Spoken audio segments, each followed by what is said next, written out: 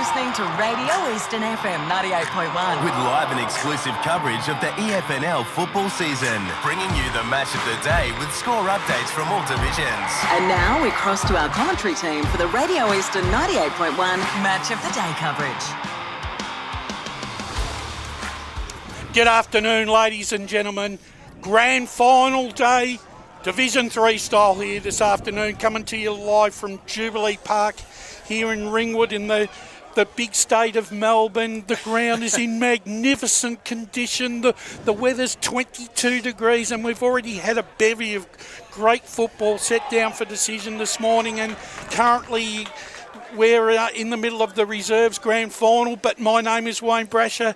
I'm here to host pre-match for the big Division 3 grand final contest between Donvale and Scoresby, and it's basically a contrast of two sides' forms and performances over the last couple of years, which is going to be a very interesting talking point as we go through the machinations in this hour of power. Joining me on pre-match this afternoon, a young man who's really made inroads in the last half of the season. He enjoyed a lovely trip to the USA, had a great time, and he's come back with renewed vigour. Good afternoon to you, Blake Tennant. No, thank you, Brash. This ground looks like it just hasn't been touched. It's been a tremendous ground as well, and really looking forward to talking all things EFNL football this afternoon. Division 3 grand final, in my opinion, the two best sides going at it into today's decider, and especially talking to you two boys. It's always great talking to you guys. And normally we have this gentleman on pre-match, but I've thrown the challenge out to him this afternoon, and I know he's going to be up for the challenge. He's going to be our specialist coaching type analyst this afternoon, but it's a role that is probably not unfamiliar to him. It's a warm welcome to you, Matt Spider-Lee. Good afternoon to you, Brush, Blake, and all our listeners and viewers. Great to be here. What a glorious day here at Jubilee Park, walking through the gates. Wouldn't want to be anywhere else. The ground is in absolute perfect condition, and the game ahead, what a game we're looking forward to. Two sides that have been at each other for a number of weeks now, and the gap has narrowed, and we're going to get a decision at the end of the day who's the premiers, whether it's Donvale going up or whether Scoresby can go back to back. Yeah, it's going to be an interesting game because both these sides have had different paths leading into the grand final this year. Donvale were comprehensive winners over Knox in the second semi-final after having the week off. Scoresby have had to do it the hard way, but I don't necessarily think, gentlemen, that it's been all that bad for them. Well, hard way, Blake. It's always a bit of a question. Is it the right way to go? But sometimes when you do it the hard way, it can sometimes be your best way home because you get the continuity of playing each week. So Scoresby, they've played every week. They'll probably feel pretty good about themselves after last weekend, and to have another opportunity to have a crack at Donvale, who've had the week off, they've refreshed.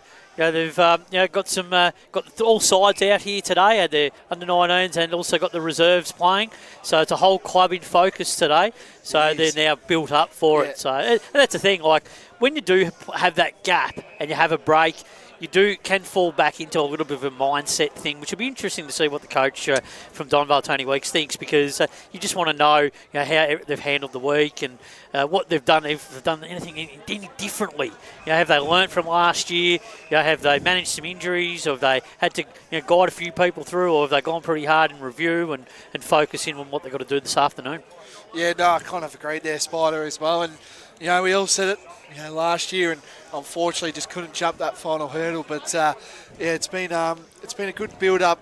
I think they're well prepared, Donvale, and we're now joined by the coach. Yeah, good afternoon, Tony Weeks. Good afternoon, and welcome to Division 3 Grand Final Day, a day that's not unfamiliar to the Donvale Football Club. How's the club leading up into this Grand Final this week?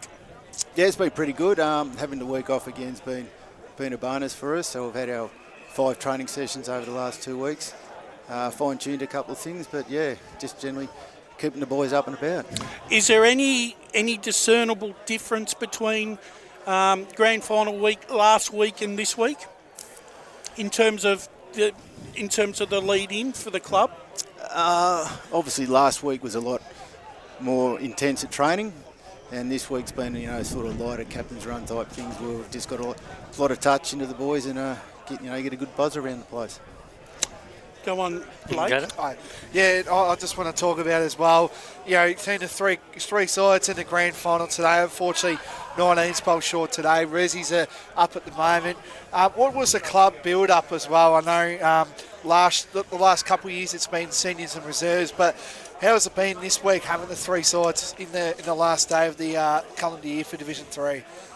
Yeah, look, it was really good, especially with all three sides having the week off last week as well. So we had a training session Saturday morning. We all had a bit of a barbecue after that, kept all the boys together.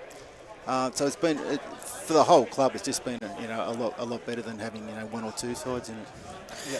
Have you had any guest speakers, Tony? Great to speak to you on grand final day. Have you had anyone come in and speak to the club, or have you kept that more internally focused from the point of view of just trying to get the job done, or have you sort of had to go back and have a bit of a think about what the journey has revolved around in 2025 to get you to this point this afternoon? It's probably been much of a muchness. We've kept everything sort of similar. I know it's, people say it's just another game, but it's not another game, but you don't really want to try and do too much different to make it, more pressure on the players. So we've kept it pretty much as we've done all year. When you talk about it isn't. That's true. It definitely isn't another game, because this is the last game of this for this playing group for 2025.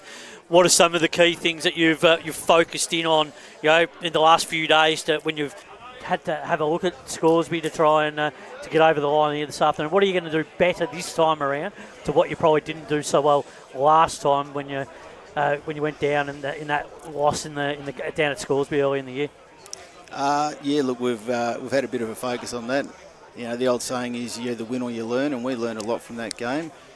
Our boys got a little bit complacent, I think, towards the end of the second quarter. So we've put some measures in place so that the players can make the call on the ground, and hopefully we'll be able to stop their momentum. When you talk about measures, are you talking about being able to coach themselves in terms of leadership, making decisions about rotation, or maybe if there's something that's not working, another guy goes into perhaps the middle of the ground if you're not winning a clearance, or even if you're just trying to get a bit of a mismatch down forward? I've always left it up to the players. I've said to them, if they see something that they think needs changing, change it. And when the runner comes out, let them know, because by the time we see it and send the runner out there, generally it's too late to sort of do anything about it. So they've got authority to call different styles of play, or make rotations, or have different matchups if they like. As long as they communicate that to the bench, I'm more than happy for them to do it.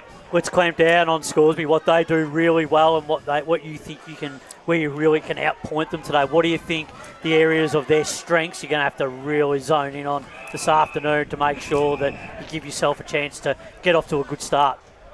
Oh, look, the way they set up behind the ball, they've got some really good ball users down back.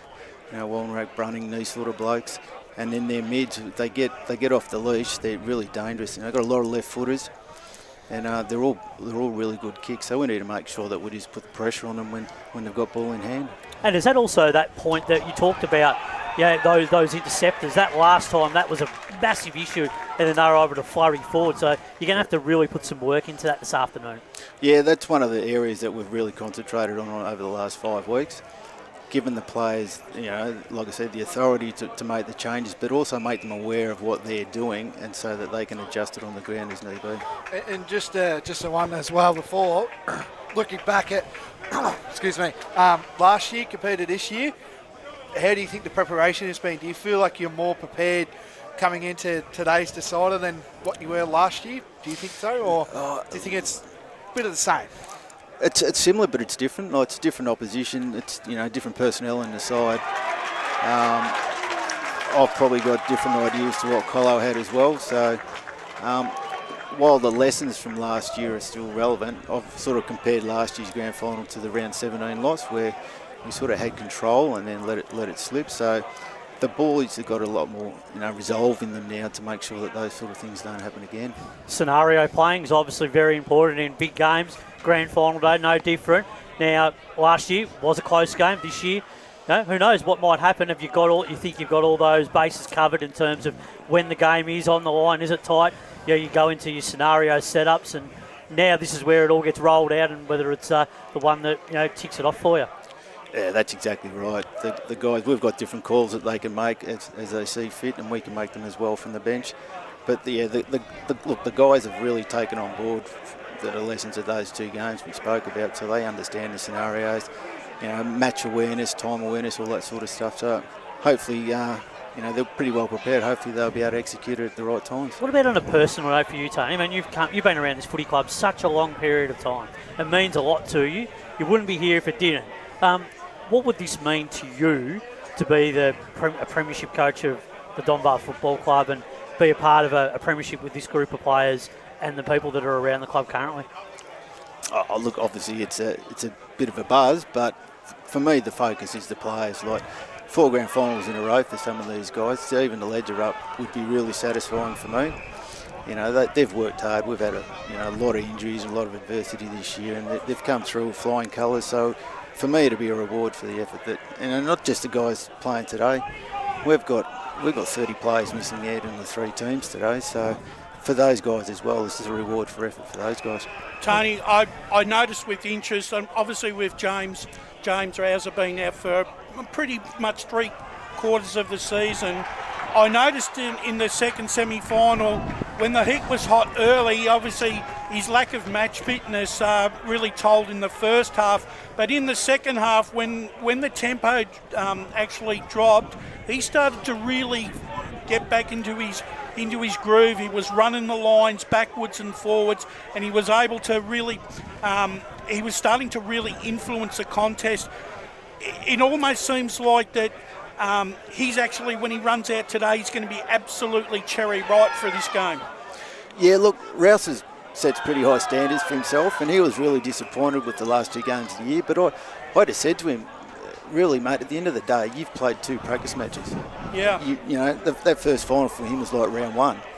So he's 18 weeks behind where everybody else is. So you can't just expect him to come up and, come into the side and take off where he left off last year. So that second half last 2 weeks ago, he was really good, and we're sort of expecting that from the word go today.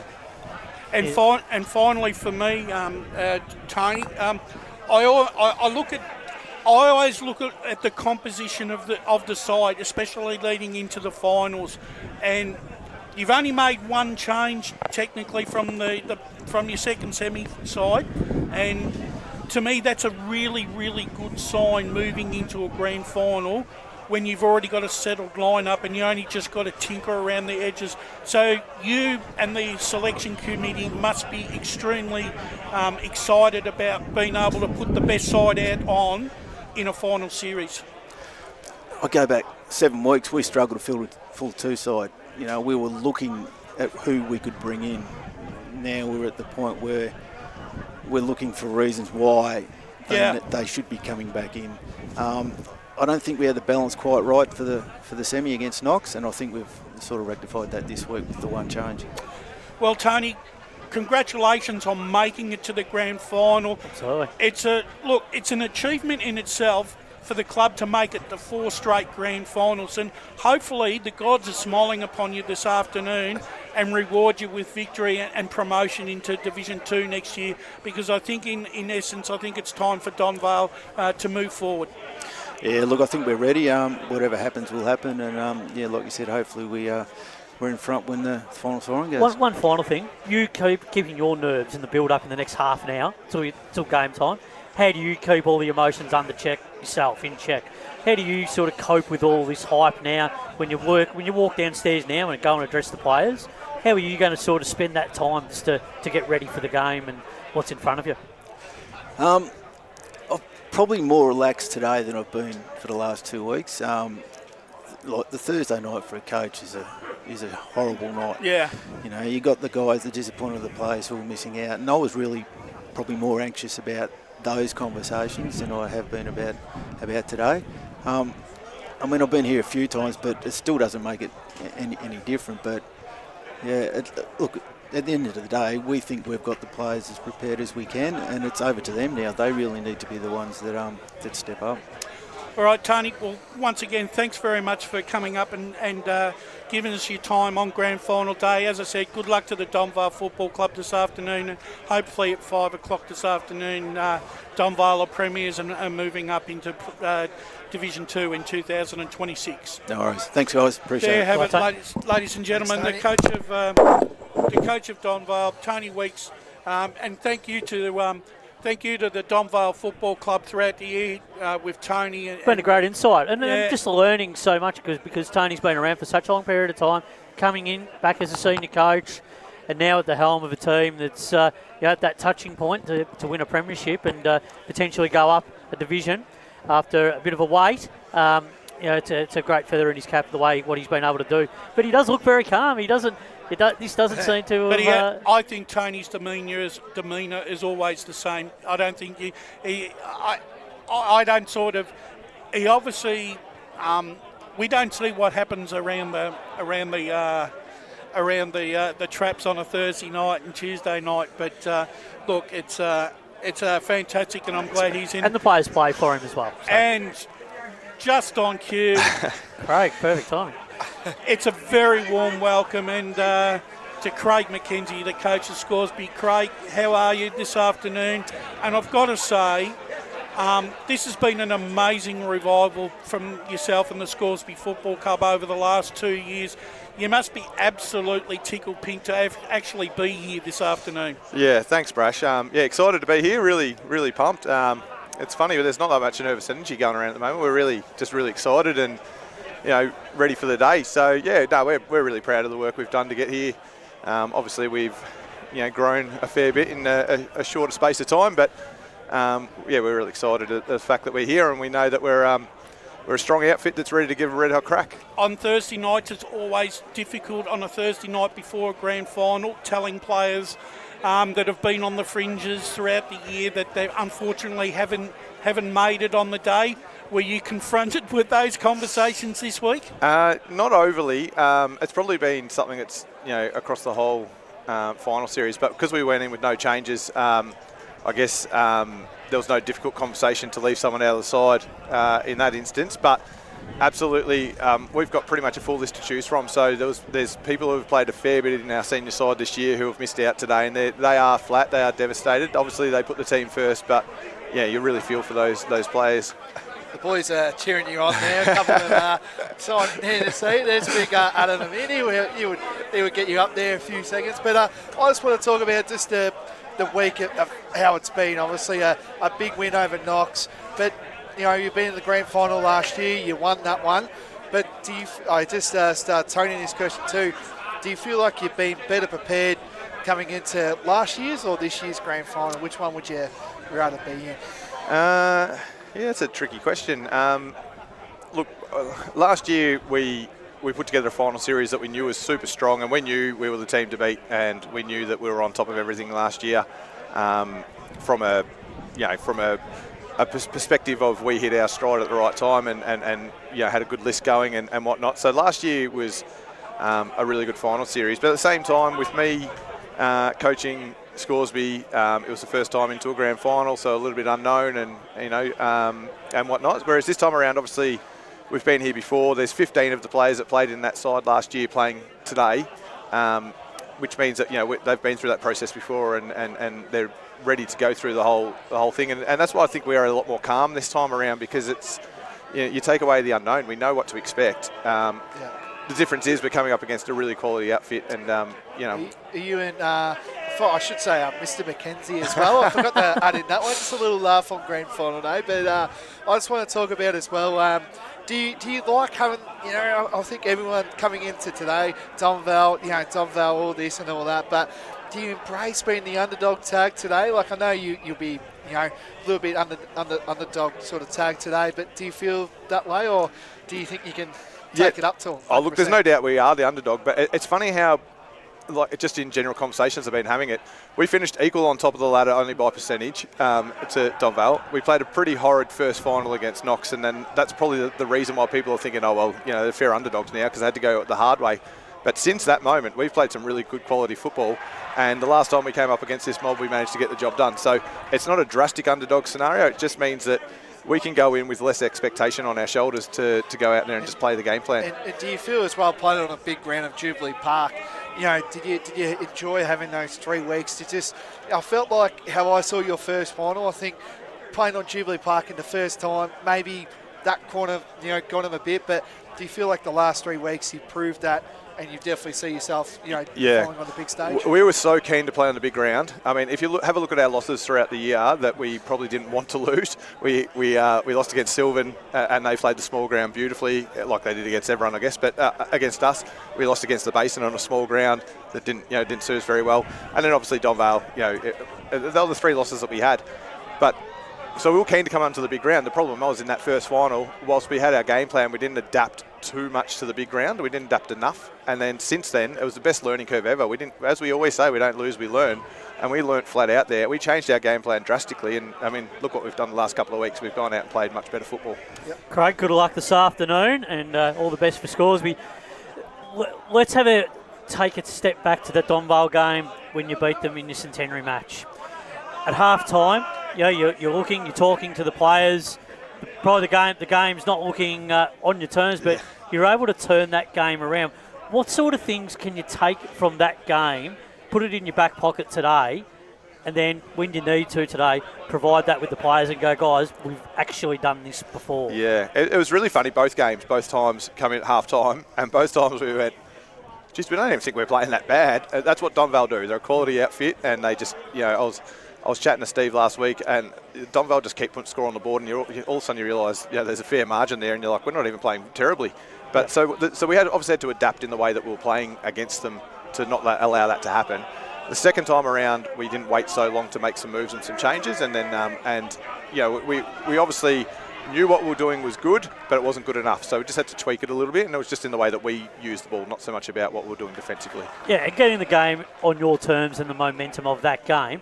Today's going to be ultra important to get off to the start, the key start. You can't be left sitting in the gates. How do you coach that to make sure that the players are ready right from the outset, that they're ready to attack the game right from the outset to get off to that flying start and not leaving it till late in the game when they have to try and make all that ground up? Yeah, there's so many variables that you can't control. So what we can do is we can control what our set plays are, our set plan, and then it's all about the mindset from there and about how we go about it. We're very much a side that talks about what's next all the time and getting on with it. So we know some things aren't going to go our way today. Obviously, that's just what footy is all about. Yep. And the more we dwell on it, the more that gap's going to open up. But if we've got that mindset for moving on really fast, then we can make the changes and the boys will adapt to that hopefully much faster.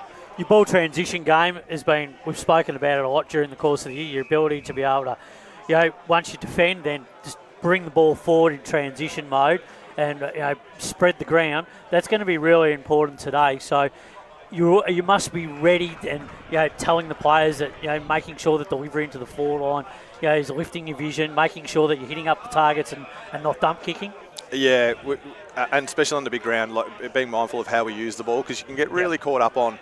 I actually spoke to them about, it's funny how we get caught up on the lines of the ground of where different things are, and on this ground the lines on the ground are much different even to our home ground. So not getting so caught up on the lines on the ground and actually just understanding the pattern of play and where we are, and then our forward 50 entries become a result of our good transition, and that's what we've been working on. So 3 key messages. What are the 3 key messages when you go downstairs later? What are you going to really focus in on to the players before you run out on the ground today? What are the 3 things that are going to ultimately get you the premiership? Yeah, well, we spoke about this just in our meeting just before.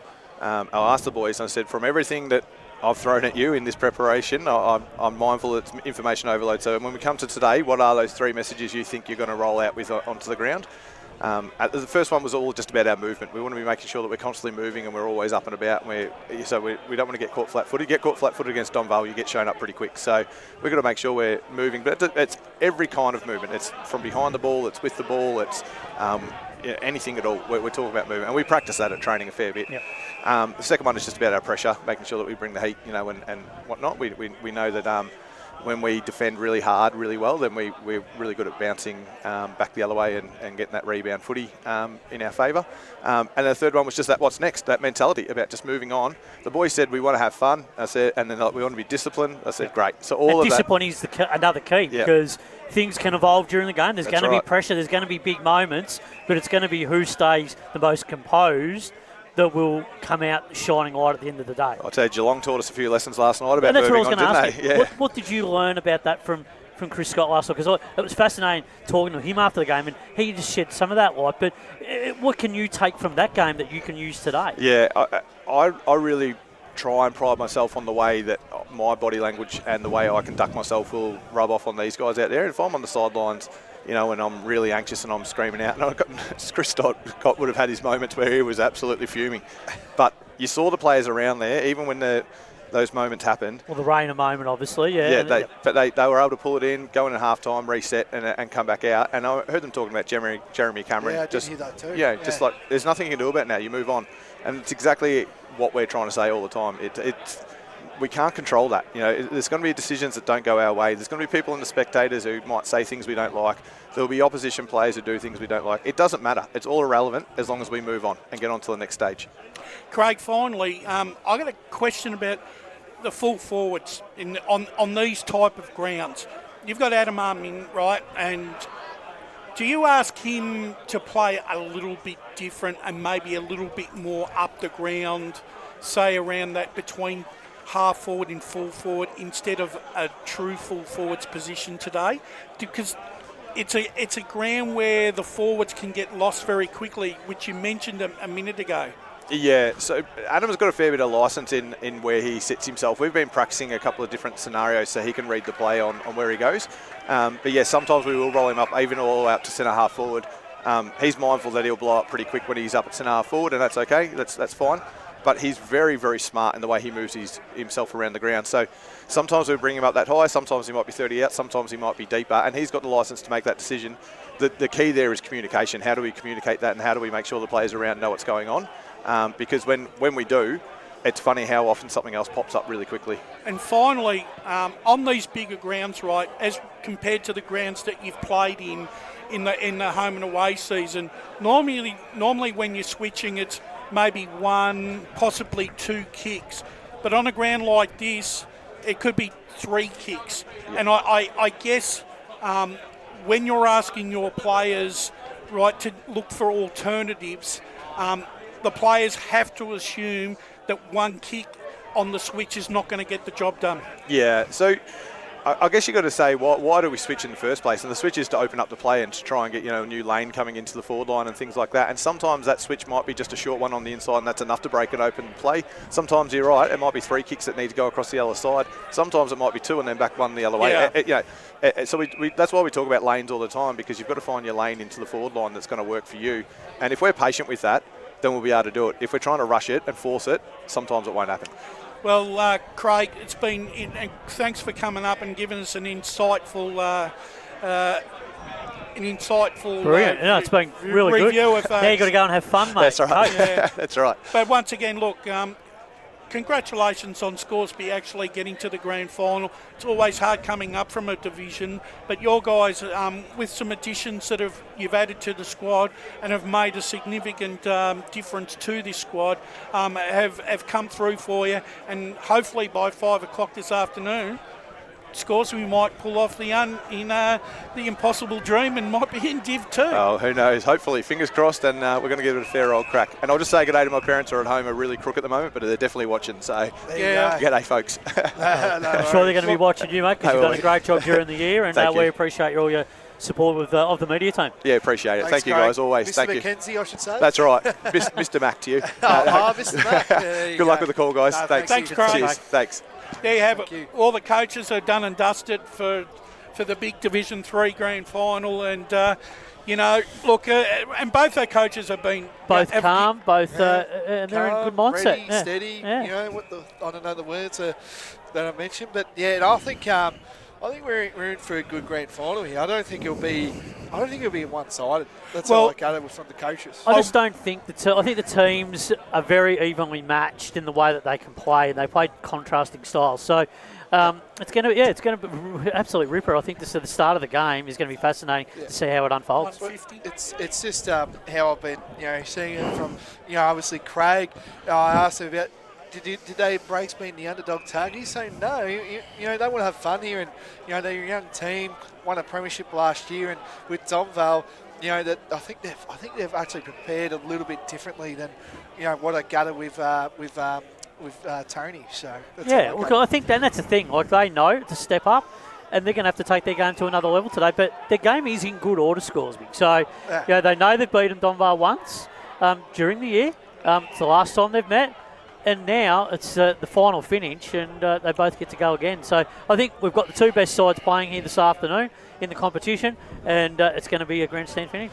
Kind of agree too. Right, and 12 minutes into the last quarter here in the Division 3 Reserves Grand Final, and Donvale are up by 18 points, 5-11-41 to Upper Ferntree Gully 3-5-23. And can I say, Brush, they're going for 3 reserve premierships in a row. And great effort. It's amazing, Brash, because when you're in the rooms before a senior grand final, and we've both been involved in administration of clubs, and you're in there before the game, and the reserves are playing, and you're poking your head out the door to see what's going on. Is it extra time? Is it close? What's going on? And then you hear the roar, and then you hear the reserves have won. It is a really good feeling for your change room, knowing that you're about to run out. And potentially, you've got already one premiership cup already locked away. Last year as well, if you want to talk about that, Spider, seeing James Beeley when he found out East Springwood won the flag last year, that was the best I've seen. A reserve premiership's coming off the ground, seniors come on. Yeah, the high-fiving, the embracing. Great. I think it pumps them up. It pumps them up. I would have loved to see, we could see it tomorrow with Whitehorse. Big kick for Donvale here. And that's the game. It looks like it's gone through. It has. Yeah, should be a commentator, Brush. Donvale 6 now, 6-11-47, leading Knox, Upper Ferntree Gully, I should say, 3-5-23. Yeah, and just quickly, Brush, I just want to, like tomorrow, can you imagine if Whitehorse reserves win the premiership tomorrow? And then that could lead on Whitehorse for tomorrow. Sometimes it could be worth that extra 5%. It does, particularly at the start of a game. Yeah, absolutely. It gets you the motivation of the players moving, and it gets a real atmosphere amongst the playing group. All right, I never asked these I didn't ask this question of both coaches because I didn't know how they would react. But I'm going to ask you, and Spider, you and I have been part of, the fabric of football sides. And been involved at the bottom level as well as yourself, Blake. Yep. Can a grand final be lost during the week? What's the old saying in football? It's a long week in football, something like that. The reason why I say that is, can you be overconfident or underconfident and play the grand, and the players play the grand final in their head before they play it? I've managed to be in a part of 2 grand finals. And do you win them? We did won both. Yes, one underdog and one we were meant to win and we won. So being a part of that grand final week, if I can go back to that, is the nerves are high, but I reckon the nerves go away on come Saturday morning. It's just because you're so excited, your adrenaline's pumping, everything's ready to go. And of course you're going to be confident. That's how I see it. Is there is no clear standouts in my mind if I was playing for Donvale or Scoresby. But what happens? The siren goes for the first ball up. Nerves are gone because you're at work at that very point in time. That's how I see it. Of course, I think you'll be overconfident. I always believe that you should embrace the moment, or embrace the week, and celebrate the week, for what it is, because you might not ever get the chance to play it again. So many players play a lot of football or sport in general and never get the opportunity to understand playing in what a grand final is and what it's about. Yeah. And premierships, they're hard to win. So I think you've really got to embrace the week. You've got to celebrate it for what it is. I think you've still got to be cautious in some of the aspects of it and not to try and go too deep and drown yourself in it. Because you can drown in it, in all the hype. You can, and some clubs have drowned in it at times, AFL clubs in particular, and local football, EFNL clubs. but you still got to be able to enjoy the week for what it is. You know, at the end of the day, you're with your best mates, you're with your friends, you're with your families.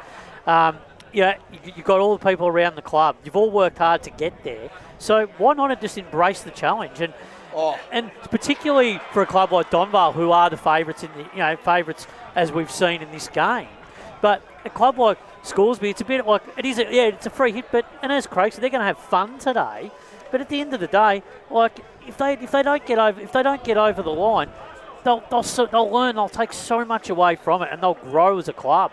They'll just keep growing because they're going to keep coming, right? Because when they get back the next time, you just go, well, we know now what it's about. Like, and sometimes there is a missed opportunity. Like, I still think back to 2002 when East Ringwood beat East Burwood. East Ringwood were well and truly behind in that game, and East Burwood ended up losing that game, well in control. But East Ringwood were clearly the best side of the year. But at the end of the day, East Ringwood just had the belief that they could get the job done. If you've got belief, there's no reason why you can't win. Well, gentlemen, we're going to take our first break, and then when we come back from the break, we're going to start talking about all the other games set down for decision today and for today. But right now, this is Division 3 Grand Final Day, coming to you live on Radio Eastern 98.1, streaming all around the world on Facebook and YouTube. Don't go away, we'll be right back. Today at Eastland, Lucy's trying on jeans for a momentous occasion. Coffee with the ex. She needs jeans she can move in, because she's definitely moved on. Jeans that get a second look, but don't give any second chances. Jeans that say, why yes, I have spent the last 8 months in a post-breakup juice cleansing, kickboxing, personal training frenzy. And it looks as though she's just found the perfect pair. Yeah, that's great. Bravo, Lucy. For all of life's little moments, there's Eastland. Eastland. Live real. Sprained your ankle bursting through the banner? For bumps, breaks or bleeds, be seen sooner, close to home, at Knox Private 24/7 Emergency Department. You'll generally experience shorter wait times. Knox Private 24/7 Emergency, 262 Mountain Highway, Wanturna. Do you feel good about your bank? Because there is a bank you can feel good about. They share their profits to fund big community projects, small community clubs and vital emergency services. They've given $250 million to help Australian communities thrive. They have all the products and tech you expect from a big bank, with service you don't. It's Bendigo Bank.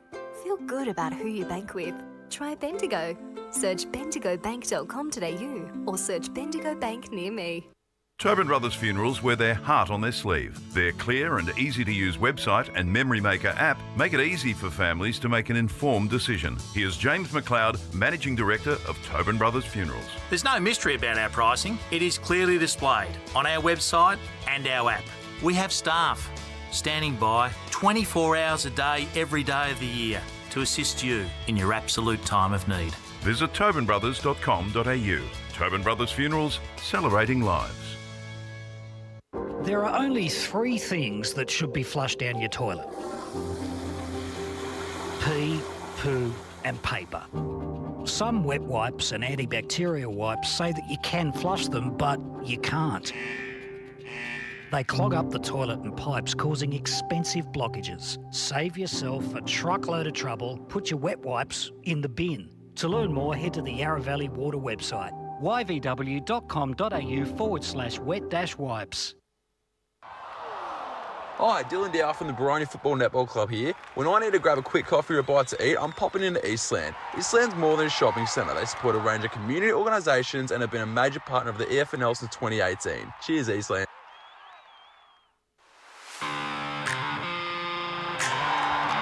You are listening to Radio Eastern FM 98.1. With live and exclusive coverage of the EFNL football season, bringing you the match of the day with score updates from all divisions. And now we cross to our commentary team for the Radio Eastern 98.1 Match of the Day coverage.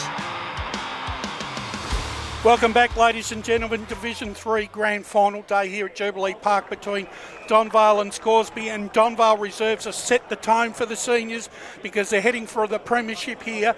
20 minutes into the last quarter, it's Donvale 7-13-55, leading Upper Ferntree Gully 3-5-23. Gentlemen, we've got a couple of games set down for decision this afternoon. Let's look at Premier Division. Yep. It's second semi-final day down at Beaconsfield Home Park. It's Blackburn taking on Baldwin. Blackburn have been in irresistible form leading into the final series, Blake. Have you seen it? Have you seen the big in for Baldwin today? No. Jared Leonard comes back into the team. Who's he replace? I don't. Durden, is it? Yeah. Sam Durden? Sam Durden comes in. Sam's not playing, but obviously it's a big out because that's where they've been getting some goals from. Sam's been very good.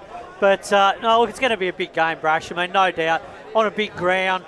I think this really plays into Blackburn's hands to see I do too. How real good they are on a big ground. I mean, speaking to a lot of Blackburn people, they are excited about getting out on a big ground because they know the way they move the ball. They know their game's in really good order.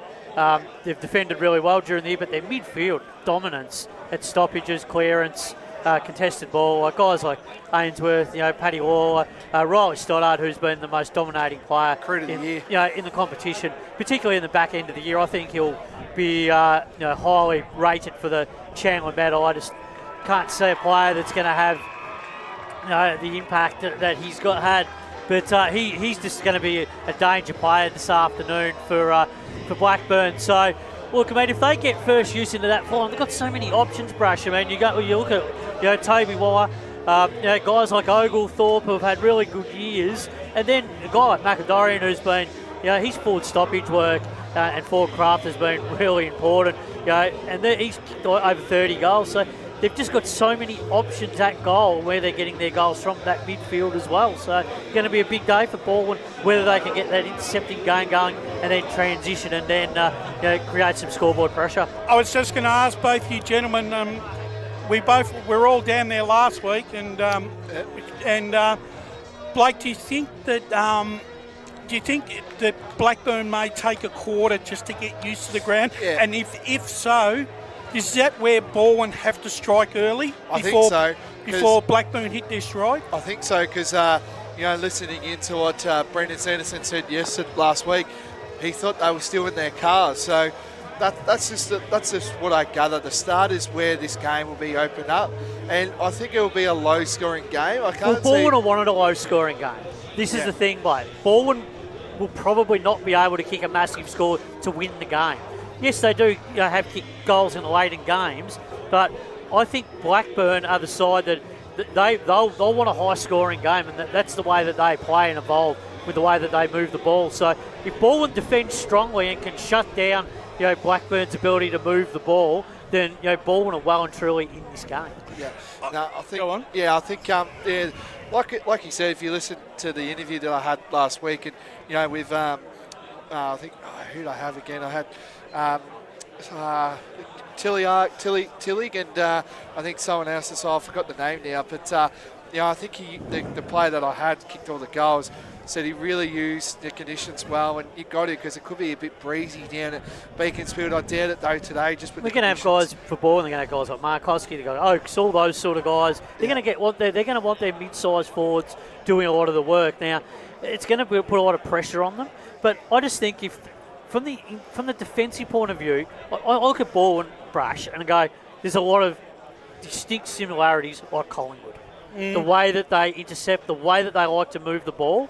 With tempo and with that speed, and then they like to hit up their targets. So that's what they've got to do to frustrate the Blackburn defenders. They've got to make them accountable. So that's going to be really important. I mean, this ruck contest, Harry and Anderson, going to be a big one. It's going to be massive. Harry didn't play against, Baldwin last time these two sides met, and the margin was a goal the other way. Baldwin win that game. For mine, I think what I like about Blackburn this year, and I think it bore fruit, and I thought where they come of age as a side this year was that game against East Ringwood where it was really close at half-time. They came out in that third quarter after probably a very, very quick, very even 10 minutes, and they blew East Ringwood straight off the park. And that to me was the sign that Blackburn are ready, right, to go to the next step, because they withstood all the pressure that East Ringwood had thrown up against them, yet they were able to knock the killer punch late in that third quarter, and the game wasn't the same after that. No, and scoring's been a bit of their part of that Brash and Blake all year, hasn't it? They've been able to score quickly off the back of when they've been challenged. Yeah, and I feel like as well, they've got a lot of X factors as well, or wild cards. Everyone's saying wild cards instead of X factors now, but I think, if you look at Riley Stoddart, he can play midfield, right? Well, then he can forward. go forward as well, and kick your 1 to 2, 3 sort of we goals. haven't even spoken about the full forward. He's kicked double figures at least twice. He's been brilliant. And also, I think Jake Hammond coming into the side. Yeah, Hammond. Yeah. They've got a lot of options, but so New Bourne, But I think your boy that you said at the start, Spider Slimming, he was a little bit down, but he can definitely, win him a final. He's my Bourne X factor. Well, on a big ground, I think Slimming today, this is made for him if he can get hand on ball, because he's a very skillful player. He brings other players into the game, and if he's running up and down that wing like he does, and can deliver the ball, then watch out. But look, I am going for Blackburn, but I think it's going to be very close. I think Blackburn might win this game by around about 10 or 12 points. I'm going to go to Bourne. I've got Bourne winning today. I liked what I saw yesterday. The bigger ground, another week with them. I'm going Bourne. But I think, boys, whoever loses is not out of the premiership race. They'll go round. There's the possibility that these two teams could meet again in 2 weeks' time, and they've probably been the best two sides.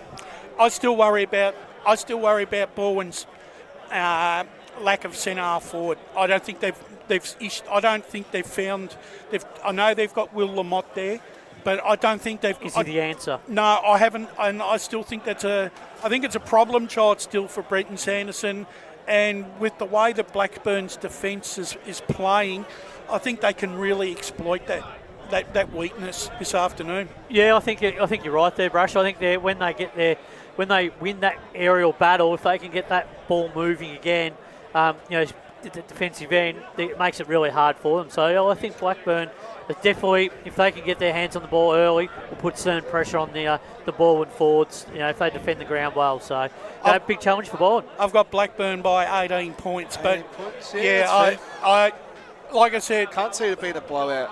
No, and I think... But Bourne don't want it a high-scoring game. They will not want this to be a high-scoring game, because if it's going to be a high-scoring game, Blackburn could blow them off the park. And I think the game might have similarities to what last week's game turned out. It'll be pressure on, and I think it'll be one side that will get a 10-15 minute play where they'll make hay while the sun shines, and the other side won't be able to peg it back. And I think that's where Blackburn may have the advantage this afternoon. And the one thing with Blackburn, the big test is there is a lot of their players that haven't played finals. No. Right?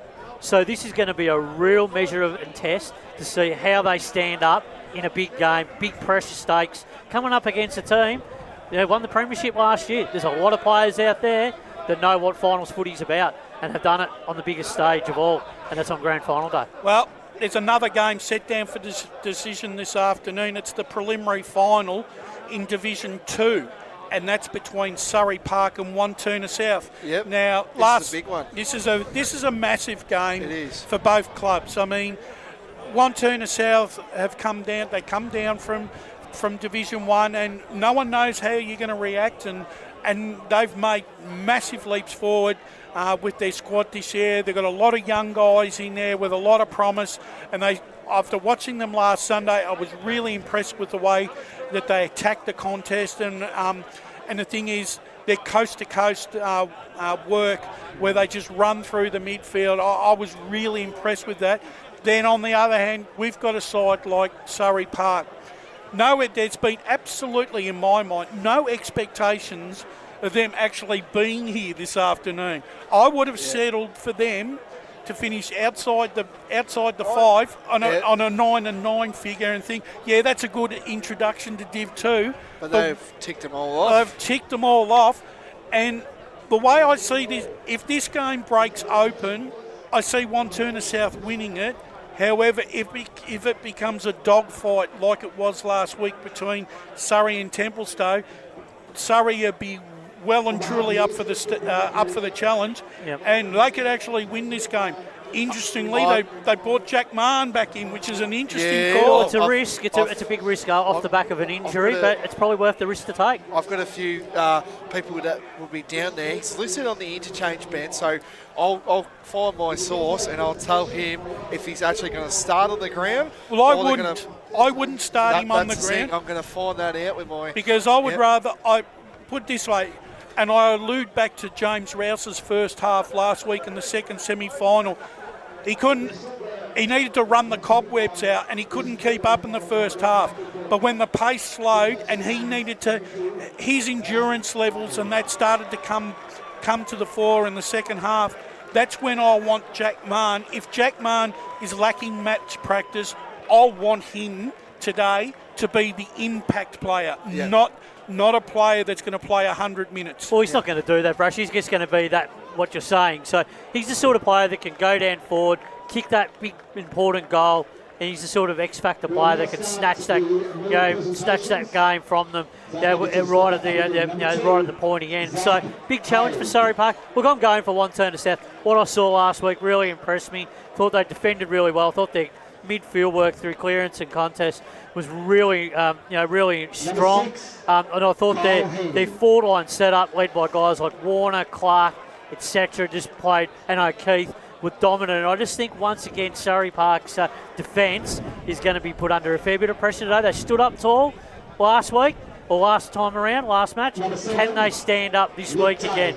That's the big question mark for me. I think, from my point of view, if Wantirna South come out with that shock awe approach like they did in the first quarter last week, right, and then are able to dictate the terms for the rest of the afternoon, I think they win, and they win by 4 or 5 goals.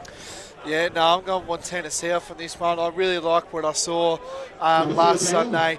The crazy bit is that Liam Hewitt didn't get a goal, and that's really got me going, wow, they've got a lot of forward options.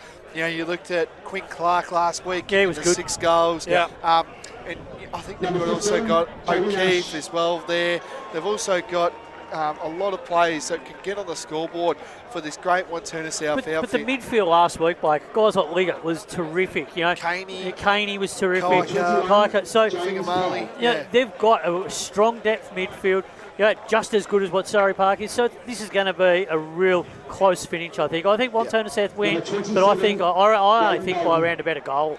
I think Surrey Park will push them all the way. Yep. All right, let's turn our attention back to this game this afternoon whilst we've got some more time before the actual game starts. I want to start talking about some of the key players from both sides, and I'll start with Donvale. We've got Duncan.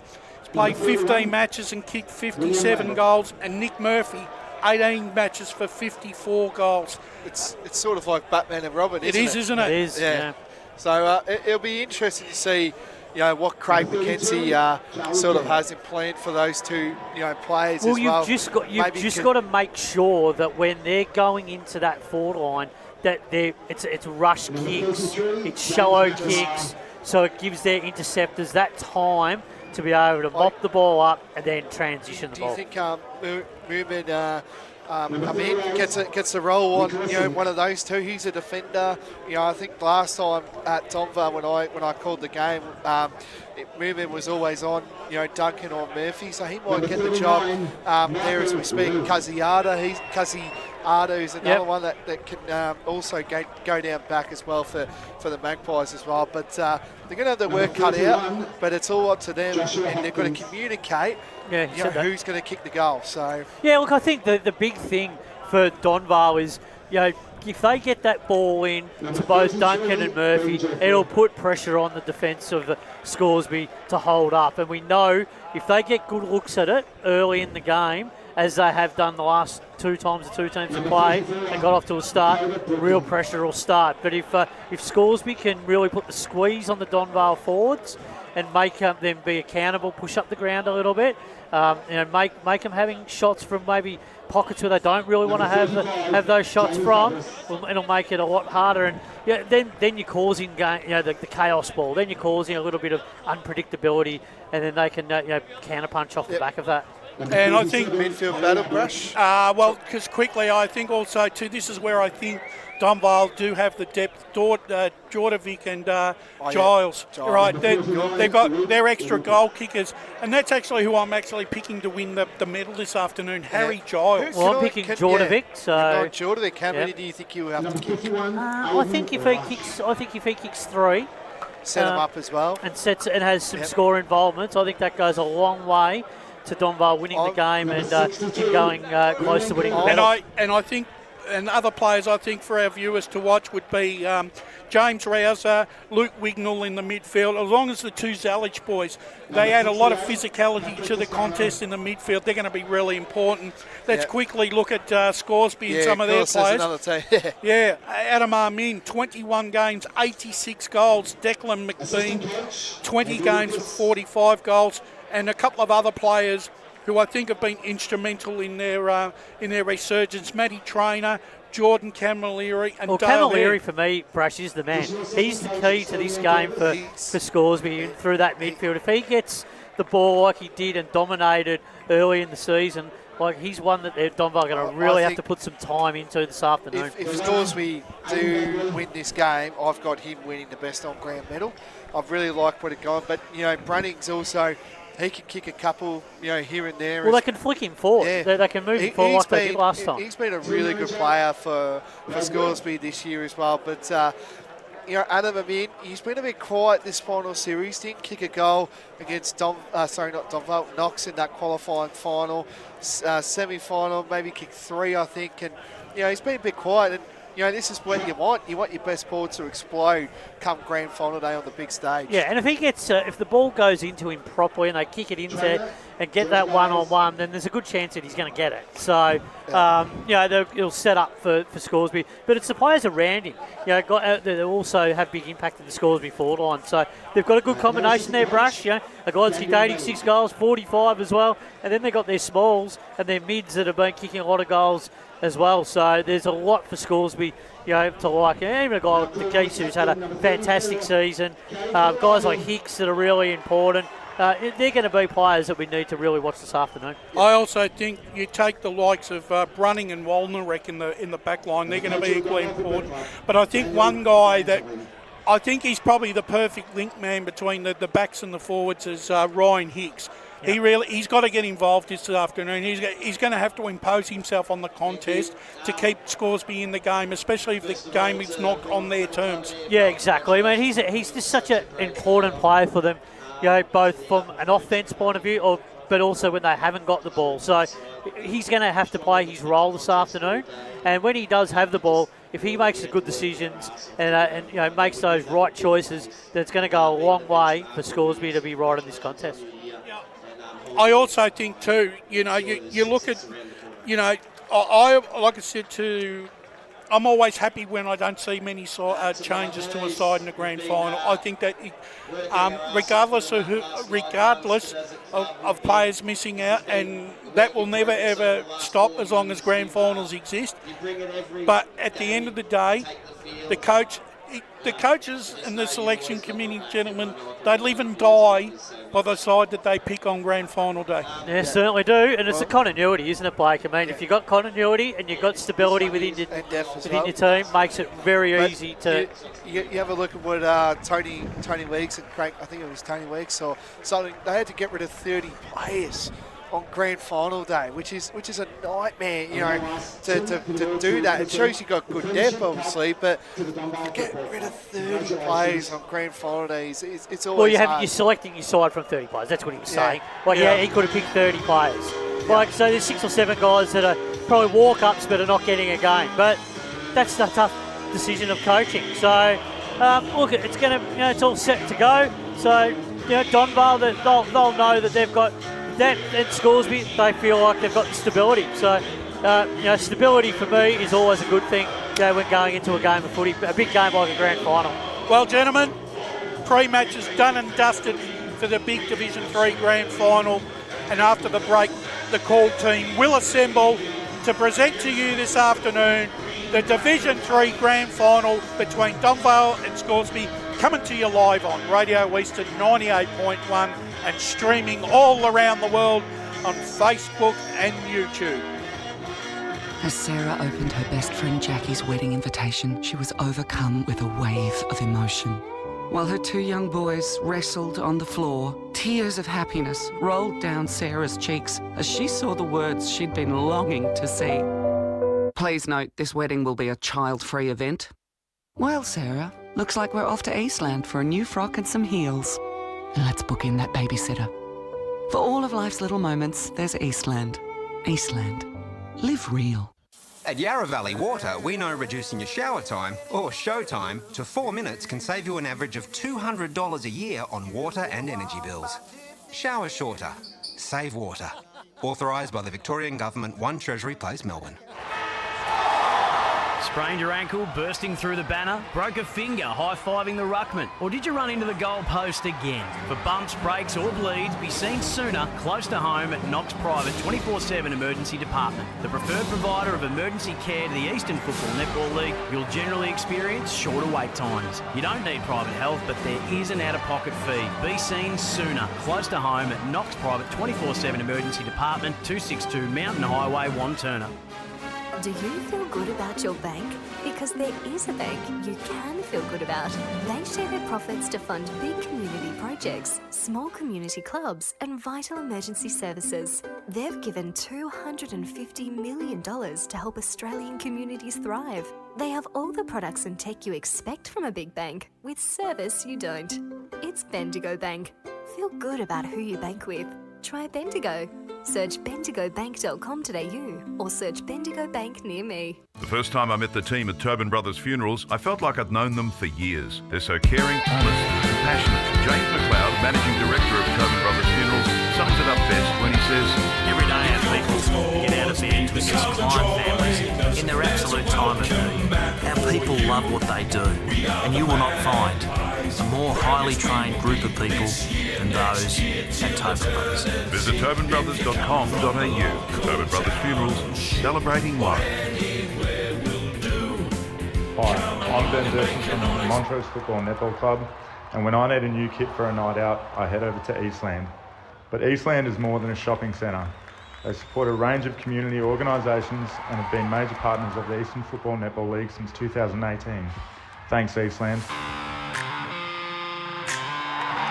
You are listening to Radio Eastern FM 98.1. With live and exclusive coverage of the EFNL football season, bringing you the match of the day with score updates from all divisions. And now we cross to our commentary team for the Radio Eastern 98.1 Match of the Day coverage.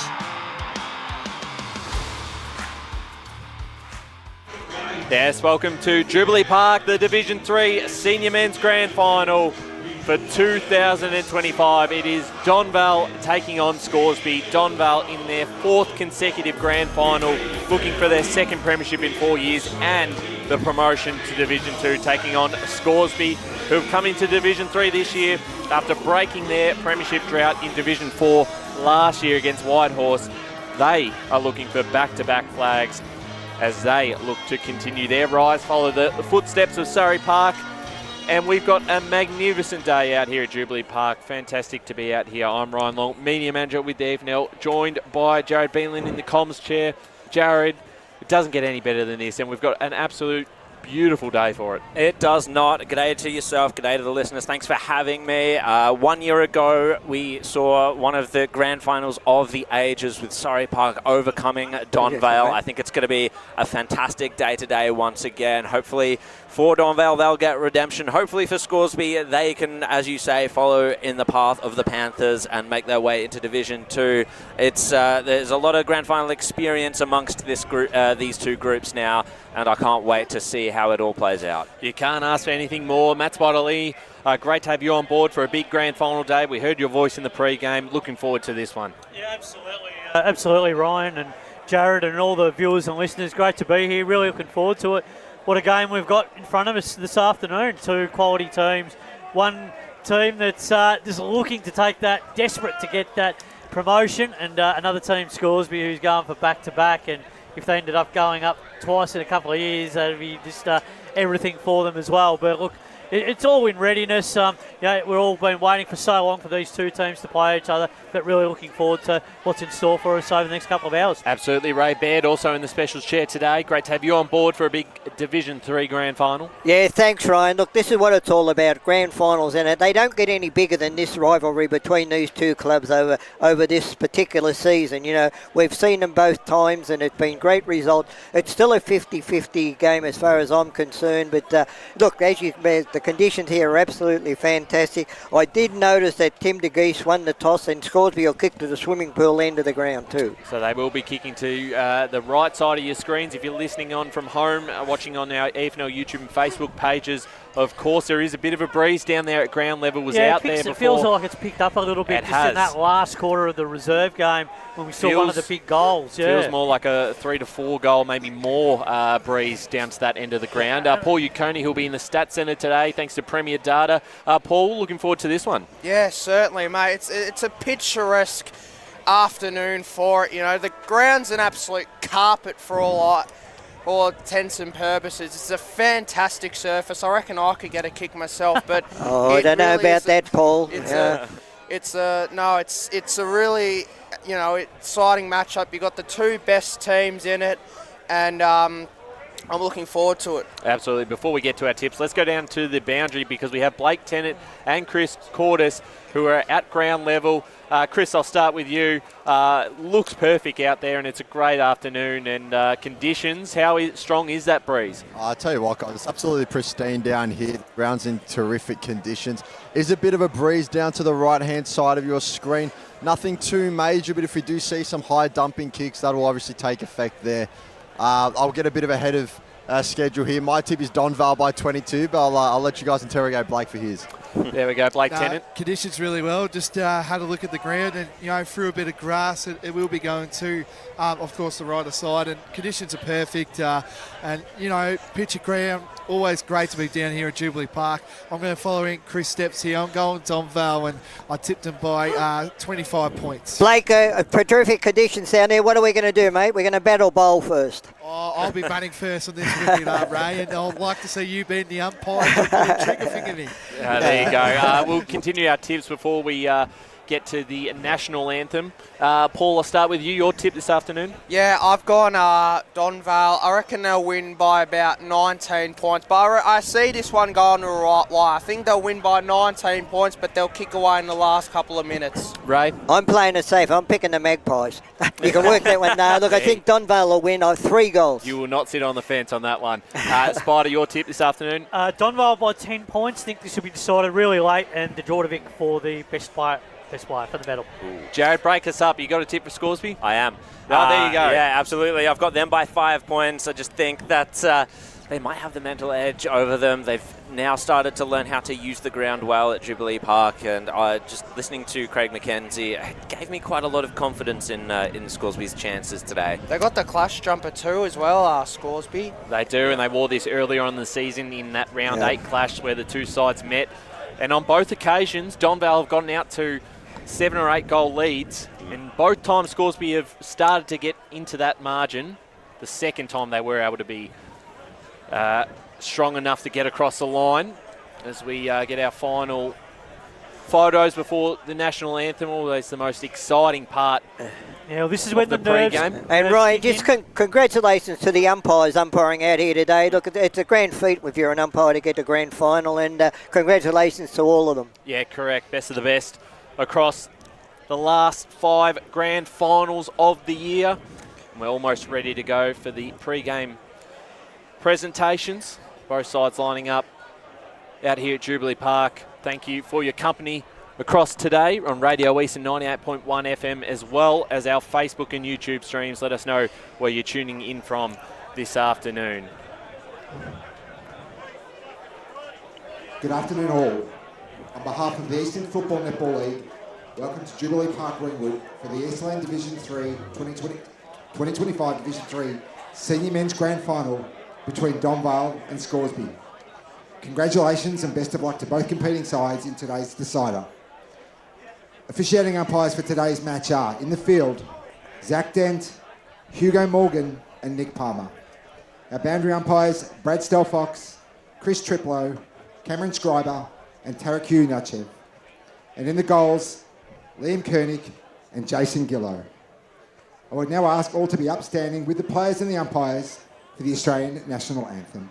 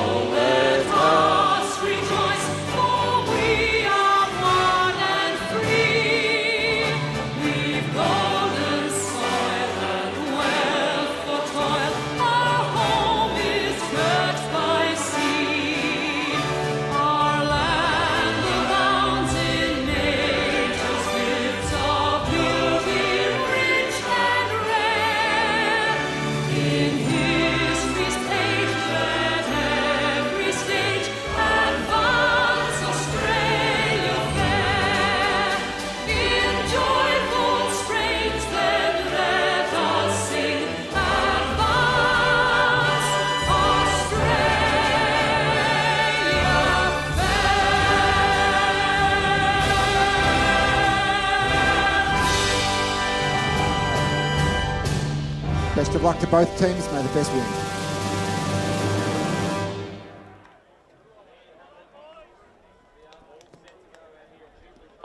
For a massive Division 3 grand final. Sends chills down your spine. It does. And look, when the anthem's playing, the nerves are there. And then once it stops playing, you really know that it's a game on, Ray. And it's all before us now. And it's exciting times for both teams. Coaches can do no more in terms of what the players have got to go out and actually do the job. The coaches now just get to work and put the tactics in place. And there must be nothing more exciting for a player than, the first 5 minutes of a grand final. Both sides are going to test each other out, and it's going to be interesting just to see who can get that first goal on the board. Yeah, composure going to be the key, and just who can get hands on the footy first. Well, Jared, we've seen this now. We've seen these two sides match up both times this year, and it's been the same start each time. Yep. What can Scoresby do in this first quarter? If they're going to use the breeze and get ahead, it's going to be massive for their chances today. I think they might try and put a lot of pressure around the stoppages, try and lock it up, because Donvale have had the fast starts against them, and then just generate some run off the half-back line. It's going to be very interesting to see whether or not that sort of in-close hand-to-hand combat does start to go Donvale's way this quarter, because then the question is, what do they do with it kicking into the breeze? Well, they've got to throw the challenge out, Jared, to Donvale, don't they, really? Got to hit the scoreboard early. Don't want to be chasing the game late, kicking against the breeze. No, absolutely right. And there are so many weapons up forward for Donvale. It's a scary prospect, no doubt. But I'm sure with 2 attempts against them so far, 2 games against them, Scoresby will know what they're about, taking on the likes of Djordjevic, Duncan, and of course Nick Murphy. It is a very threatening forward line, and we've seen it on this deck, on this day, on grand final day at Jubilee Park, where those guys have got off the chain and had such a massive involvement. And on the screen just before was the skipper, in James Rouser, has won a Best On Ground medal. He's done just about everything. He's been a premiership captain before. Really looking forward to seeing how he performs today. Yeah, he's determined to do it again, and he's a quality player, so he's going to take some stopping. But he's been a little bit underdone in recent weeks, so he's just starting to find his groove. So let's hope for Donvale's sake he can get his hands on the ball early. Absolutely. So we're almost ready to get going in this Division 3 grand final. What a day out at Jubilee Park. So much anticipation. The 2 biggest sides in Division 3 about to go head-to-head for the 3rd time this year for the 2025 Premiership Cup. Jubilee Park holds its breath as the 2 ruckmen go at it. Rouser attempting to get the first clearance. Donvale, they just find a little bit of space through Zalek. Now Rouser again kicks it inside forward, 50, just a shallow entry. Fighting for it out there is Toby Richards. He's going to find himself in a Djordjevic tackle. And we get the first stoppage of the game. Bit of territory won for Donvale. Murphy gets the tap down, trying to fight his way through was Wolnerick. Tackle laid by Tommy Tout. And a secondary stoppage out there. We'll see how this feeling out period goes. Can one of these teams steal a march against the other? Murphy gets a bouncing ball inside forward, 50. Humphreys lost his feet. This could be dangerous for Scoresby, but Brunning was the composed mind back there in the defence of the Magpies. Spilt mark on the exit. Scoresby managed to recover it at ground level. Walnerick sharing it through hands. The kick is a high up and under onto the wing, setting himself underneath. It was Tim de Geest. It was spoiled away from him. But there was a high tackle laid, trying to advance the ball through advantage was Camilleri, but the umpire is going to bring it back. And it's Tim de Geest, the captain for Scoresby, to try and figure this one out. He gets it to Frith. He had a bit of space in front of him to send it forward. Amin, could it be the first for Adam Amin? Just skewed to the right. The kick round the body, it was a little bit rushed. Yeah. And the first score goes the way of Scoresby. They are one behind to Donvale, no score. Good transition early for Scoresby off the back of those 2 stoppages down Donvale's forward line. Gee, what a start that would have been for Omin, because he was talking, I saw on Facebook, 14 for the day to get his back-to-back 100. I was just thinking of that before. It is still a possibility. 14. He's kicked 86 for the season, as this ball might come straight back out. Camilleri now for the Magpies. Goes long towards the Amin direction, or towards the goal for the first goal of the grand final. Not quite, just to the right. It's a minor score. 2 behind Scoresby. Donvale yet to score. Just a quick one, boys. Number 34, Braden Bowes, is wearing the 51 today. So beautiful, thank that's you. A number change. BT down on ground level today with Chris Cortis for this big grand final as Donvale now look to get out of their back half. We've talked about there is a breeze going to this end of the ground. And now a chance here for the Magpies of Donvale. It was Tout, turned over, Mason Storr, got it off to Cooper Frith, who puts it towards the Amin direction. He's going to get another chance at it. Didn't take the mark. Will run onto this one if he can pick it up cleanly. Tries to got the handball off there. Hicks, his kick was smothered. Under a bit of pressure there. Zalik with the handball. And wrapped up. Storr is best on ground in last year's Division 4 grand final. Expect him to pop her up around goals this afternoon for Scoresby. Scoresby forwards, got to keep putting pressure on early. And we're going to get a repeat stoppage inside 50 here. First 3 minutes of this contest. It's Scoresby 2 behinds, Donvale no score. The big decider in Division 3 this year. Tap down. Looking to clear this one out is Zalik. A high kick up and under. And a great mark in defence here taken. And it's Kazazada for the Magpies. And they've been able to lock it in their forward half at the moment. He'd be looking to put this right on the point of the goal square. Well, they've gone for a min each time, and they've done it again. Plenty of Donvale players in this pack. Out the back, McBean, Rouser, who can pick it up cleanly. Donvale keep this alive, McCormack. They go back through Zalik, who's had plenty of the football so far. He's got plenty of space to take a bounce. He took 2 and then passed it off as he hits up a target in Goldsmith. So Goldsmith just trying to tightrope the boundary line now for Donvale, working this one out. Do they go the corridor kick, or do they just stick it down the line once again? They do go down the line, but cut off by Walnerick. Well read there by the big man. Only knows one way, we've heard from Craig McKenzie in the past. No regard for his own safety this time. He sends it down the line, picked up by Goldsmith once more, gets it out to Otten, hands it back, Goldsmith. Another handball, and Donvale will send it onto the wing once more. One for the Flyers, over the top was Day, had it stolen from him by Walnerick. Starts to put a bit of pace on the ball now, hands it to Hicks. And, well, it was all Nick Lang.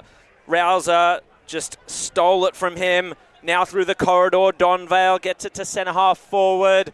What can he do with this? Giles kicks it off the deck. Duncan has to bend down to get it. Just slipped one. Brought to ground by another. Got the handball out. Kazazada will be the first to it. Composed in defence. And he sees a free man out. And it's Walnerick once more. We've called his name a few times. Oh, his kick wasn't great to De Geest, but he was able to just trap it and send it to Hare. And Scoresby just settling down now. Brunning. Diving mark out in front of Tommy Tout. Has to pick himself up. And it will be a slow play once more. 2 behinds to Scoresby. 5.5 minutes gone in the 3rd Division Grand Final. Brunning elects to just send it high up and under. Wasn't to the advantage of Scoresby, really. It spilled out the back. Wignall was there, and now it's Otten. Advances forward. Manages to get it to Goldsmith. All this play on the outer side, just near the scoreboard. Goldsmith towards the half-forward line for Donvale. Spilt out of Warnerick's hands again. De Geest, the handball just missed him to Brunning. And now De Geest once more. Short little chipping option towards the corridor. Del Rain shares it with Camilleri. Scoresby advanced forward again. Amin is one out. Mill did really well. Spilled out the back. Oh, Amin claims the mark on Nathan Mill. He thought he might have touched it. I thought he might have touched it, but Amin and the umpire both disagree. Yeah, it was an interesting one, but you've got to give full marks to Scoresby there, the way that they've moved the ball just in the last couple of minutes, giving their forwards a chance to score. It was very considered, and the open forward line as well. It's not what Donvale wants to see when Amin is down there, one out. Adam Amin, the main goal kicker for Scoresby, of course, 74 for the year. He kicked his 100th goal of 2024 during the grand final against Whitehorse last year. Can he get Scoresby on the board with this one? And he's missed it again. That's 2 behinds to Adam Amin. And that's 3 behinds to Scoresby. We've gone 7 minutes in this first quarter. Donvale yet to score. Well, we've played 7 minutes, but realistically, Donvale have been under a lot more pressure than Scoresby have, because Scoresby have had the ball mainly inside their forward 50. Just some stats thanks to Premier Data. The clearances are 3-0 the way of Donvale. The inside 50s are 5-2 the way of Scoresby, and the disposal efficiency is 83% to 68% in favour of Scoresby. Well, there you have it. Yeah. As Donvale chip this ball in front of the old scoreboard as they take a bounce here. Going forward, Goldsmith, he's wrapped up, just got his hands off in time, but it's turned over through Brunning. Running for Scoresby, looks to find Hicks. That's a perfect kick. Good delivery to Ryan Hicks, who's 70 out from goal. Who send it long towards the pocket. Underneath this one, Mason Storr. And we know he's a big-time player. Yeah, he is. It was a really good kick too. He just knew what to do, spotted him up, and it was in the end a really good kick and delivery. Now goes back to chance to kick. It was a great mark because he was on the backward marking it, and the wind was just keep blowing it further and further for him to go back to. That's right. He's got great set of hands, and this will take his best. Looks to pass it off because Cooper Frith is all by himself. Yeah. And now this is a much easier angle, probably same distance, but Cooper Frith, very reliable kick of the football. Yeah, it is, but it's just a lack of marking at that point. Yeah. Should have been really on him there. Shouldn't be allowed him to get that much space. So Cooper Frith to Scoresby. This is a big kick here. They've hit the scoreboard, but just on the minor scores. So this, for the first goal of the 2025 grand final, he has kicked it to the left as well. So they've missed some opportunities here. It's 4 behind Scoresby. Yeah. Donvale no score. 9 minutes into this first quarter on the Benny Gobank scoreboard, Ray. You would hope that this is not going to come back and bite them on the backside later in the game, all these misses. Just got to take your chances early. Yep. Scoresby have had the opportunity so far. The marks inside 50 are 2-0 in favour of Scoresby. Just sorry as well, boys. I thought I'd mention this as well, but just watch out for Samir Kaziada. Just a little bit ginger at the moment. He's on the ground as we speak now, but he got bumped off the ball, so might be a bit ginger. But we'll see how that goes. Just keep an eye out. He's a well-experienced defender for Scoresby, is Kazizada. So McCormick will bring it in. So that could be trouble for Scoresby. McCormick brings it in. Cameron had to be the one to spoil it because De Geest read it better than him. Got himself in the way, and it's a boundary throw in, and once more Scoresby have the chance to lock it into their forward line. Opportunity has gone begging early in this game for the team in the black and white. The ball holds up in the wind, tapped by Humphreys. Oh, Trainer put the step on his man, got it to Camilleri, snapping left boot to the boundary line. Amin tried to charge out and take it, but, was it the boundary line? No, it was another one behind, and Scoresby will move to 5. Yeah, Scoresby are certainly winning in the contest. Well, they've turned it over here again. Camilleri, Dal Hare, got the handball back, just put his teammate in a bit of trouble. He still ends up with a foot. He gets the ball forward. Odden in front position, just juggling mark. Yeah, he's able to hold it on, looks to play on straight away. They're trying to clear this one out now through Curry on the half-back line for the Magpies. Got a runner with him, and he will use him. It's Goldsmith again. He sends a long kick towards the boundary side and punched over the line. Sorry, Ron, I'll just finish what I was about to say. The Scoresby are certainly winning in the contest at the minute. They have taken 5 contested marks to 0. It's certainly been part of the dominant start for him, just hasn't capitalised in front. 5 behind, so no score in the opening 11 minutes. It's a holding the ball free kick here, going the way of Tom Humphries, who passes off to Camilleri. Had a bit of the footy early. Mason Storr just overdid the kick. Now it's Liardi here for Donvale. That centre half back looking to get something going for the Magpies. He hits up a target in Matthew Day, long way out from home. We'll send it this one inside 50. Duncan's in the area. It's picked up first by Toby Richards, who's wrapped up inside his defensive half. That kick by Day, that was a wobbly old punt kick. You could see the wind holding it up, couldn't It you? was, yeah. Just got to be a little bit more precise, go a little bit lower. Camilleri clearing kick back in towards the middle of the ground. Who's going to win this ball? It's an important one to be won. McBean has done well. Tried to get it off to Hare. Hare off the left boot, inside 50. It's a 1-on-2. Amin coming from the back. Ball clears everyone. Nathan Mill going to get into this first. Taps it. Couldn't pick it up. Involved. Amin. First of the day for Scoresby. 1-5-11 Scoresby. Donvale no score. 12 minutes gone first quarter. Was this the second effort there too, Ray, wasn't it? Yeah. Ability. You don't get on the first attempt, but you butter up again, and that's what Amin did.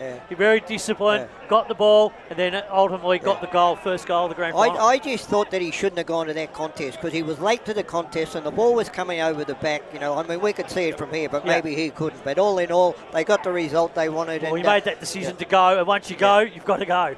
Yeah. Walker did well in that situation He as did. well. Up we go again. So Scoresby finally on the board with the goal. Can they get this clearance? Trying to stop that happening was Carl Wignall. This is Luke Wignall now. Gets the handoff to McCormick. Tried to step around one. Camilleri got the tackle, so the kick was affected. Still got it to a teammate in Giles. Has to step around running. He's got the pace to burn Giles, but he's got so many Scoresby players around him. Ripped down in the tackle. Scoresby now on the slingshot. Frith, can he get McBean one out? It spills to Amin. He snaps around the body, but it's just the one behind again. Gee, the transition by Scoresby, once they got that free kick, they were off to the races. Turnover game, big part of this game early. They are electric down the corridor, aren't they? Yep. They certainly are. 1 goal, 6-12. Donvale no score. 13 and a half minutes gone first term, and we've talked about the breeze. We'll probably know a bit more at half time, depending on how both sides use it in their first quarters. Kicking to your right side of the screen out here at Jubilee Park, Max Odom. It's a dangerous kick. It's turned over. McBean wrapped up by Zalik, and just under a little bit of pressure here, the Magpies of Donvale. Just not able to get the ball out as cleanly as what they like at the moment, Donvale. So we get a ball up inside 50 here. Storr, tap down. Donvale to clear this one out. Fumbly with the football. Liardi picked it up now. Off the right boot, clearing kick. Kazazada's going to run into this first, fell into his lap. Has Dale Hare towards the boundary line, who takes the mark just in time. And this would take a phenomenal kick from here. So just keep an eye on if anyone's moving around in that forward line, but he's the... He has been a prolific goal kicker over his career. He has. Yep. It will take his best, but watch the boys behind the goals. If this goes through, Dal Hare, left boot. It's not quite going to. The wind holds it up, and it'll be just a minor score. So 1-7-13, Scoresby. Donvale no score. Yeah, Scoresby have scored. They've scored 8 times from their 10 inside 50s, and 5 of those behinds have come from turnover. Yeah, it's amazing. So they're causing problems on the turnover early. Yep. Donvale, there's not much movement down the ground for them, so maybe gone into their shells a little bit, but Giles hasn't. Feeds it out. Tout gets an aggressive handball forward, scooped up now by Jack Tout. Try to get it back inboard. Now it's Varthakos. Another handball. They're trying to find the corridor now. Carl Wignall surrounded by a couple, but was able to take the mark. Cameron, who's just snuck forward, steps around one. He's going to try and spot up one of the dangerous forwards for Donvale. And the mark, well, this time it's been taken by Rouser. So he also snuck forward. That was a very controlled entry inside the forward. It was, 50. and it was just that uncontested ball movement, Yeah. just those chip down the line, and then they've ended up going down to their full on for a shot at goal because of not taking the chances at the other end of the ground. James Rouser, if you want the ball in anyone's hands to have a shot in a high-pressure situation, it's James Rouser, the veteran. He scores Donvale's first. He's got it. And the evergreen Rouser. He's not really a veteran though, Jared. He's only you're I think 5 years older than him, mate. But that's just a clear example of illustration of when you're kicking against the breeze, what you've got to do if you're going to be able to score in that manner, because it is going to be tricky to move the ball down that end of the ground. But when you're on turnover going back the other way, you've got to be more productive. In Scoresby, they've had some shots, but just haven't taken their chances. He's as composed as a veteran. Yeah, he's got the experience. He's got the resume of one. Still, it's a big goal for Donvale against the flow of play. Back in the middle again. That might settle the nerves just a bit. Going forward, there's a big collision there, and we'll get a ball up. Back in the middle of the ground here at Jubilee Park. 1 straight 6 Donvale, 1-7-13 Scoresby. Cooper Frith. Did he get rid of it in time? Cameron's got the footy here, but the free kick's going back towards Scoresby, and I think it'll be Cooper Frith, caught one high. Luke Wignall's looking proppy as well. Yes, you're right, bit slow to get up. There's Cooper Frith. Clash of bodies there. Back out of the middle, inside 50 here, running onto this McBean. The bounce wasn't kind, and it'll go out of bounds. So not a bad result here for Scoresby. They can set up inside their forward 50. It's going to be really disciplined here, Scoresby, and can't let that ball get out. So 1-7-13, 1 straight 6, 7.5 minutes gone first term. Thanks for joining us. Radio Eastern 98.1 FM and our Facebook and YouTube streams. Ball back into play. Donvale under extreme amount of pressure here. They've turned it over. Lang couldn't pick it up. This time the Magpies are able to just get this one out of traffic. Goldsmith under a lot of pressure. Smart tap to Dal here. Here looking for Hicks. It's a one-on-one. Bouncing ball. Free kick's been paid. It's gone to Ryan Hicks. So it's a holding free kick. 50-50 in my book. You either let it go. Let it go. Tiggy touch. So I think that's... Yeah, I think that was probably there. I mean, he was certainly impeded, so it's a chance now for him to go back and have a shot. So Ryan Hicks, they've got to convert some. They're 1-7. And they are kicking into the wind in this first term. Can he put through Scoresby second? Ryan Hicks. Yes, he can. 2-7. 19 Scoresby. 1 straight 6 Donvale.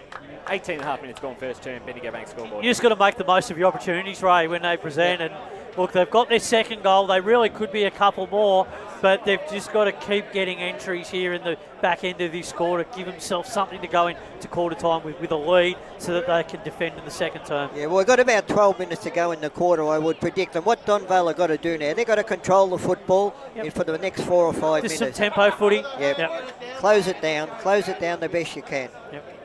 Ryan Hicks had to get that one if Scoresby were to get a justified return for effort this quarter, I would say. Curry taps it down. The clearance undecided thus far. Handball spills out.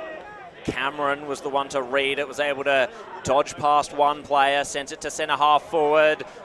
The bounce went over everyone's head. Still no clear possession from this. De Geest composed into the centre. Camilleri, who was met heavily by Curry, who ends up in the Richards tackle. Dropping the ball there was Humphreys. He's brought to ground.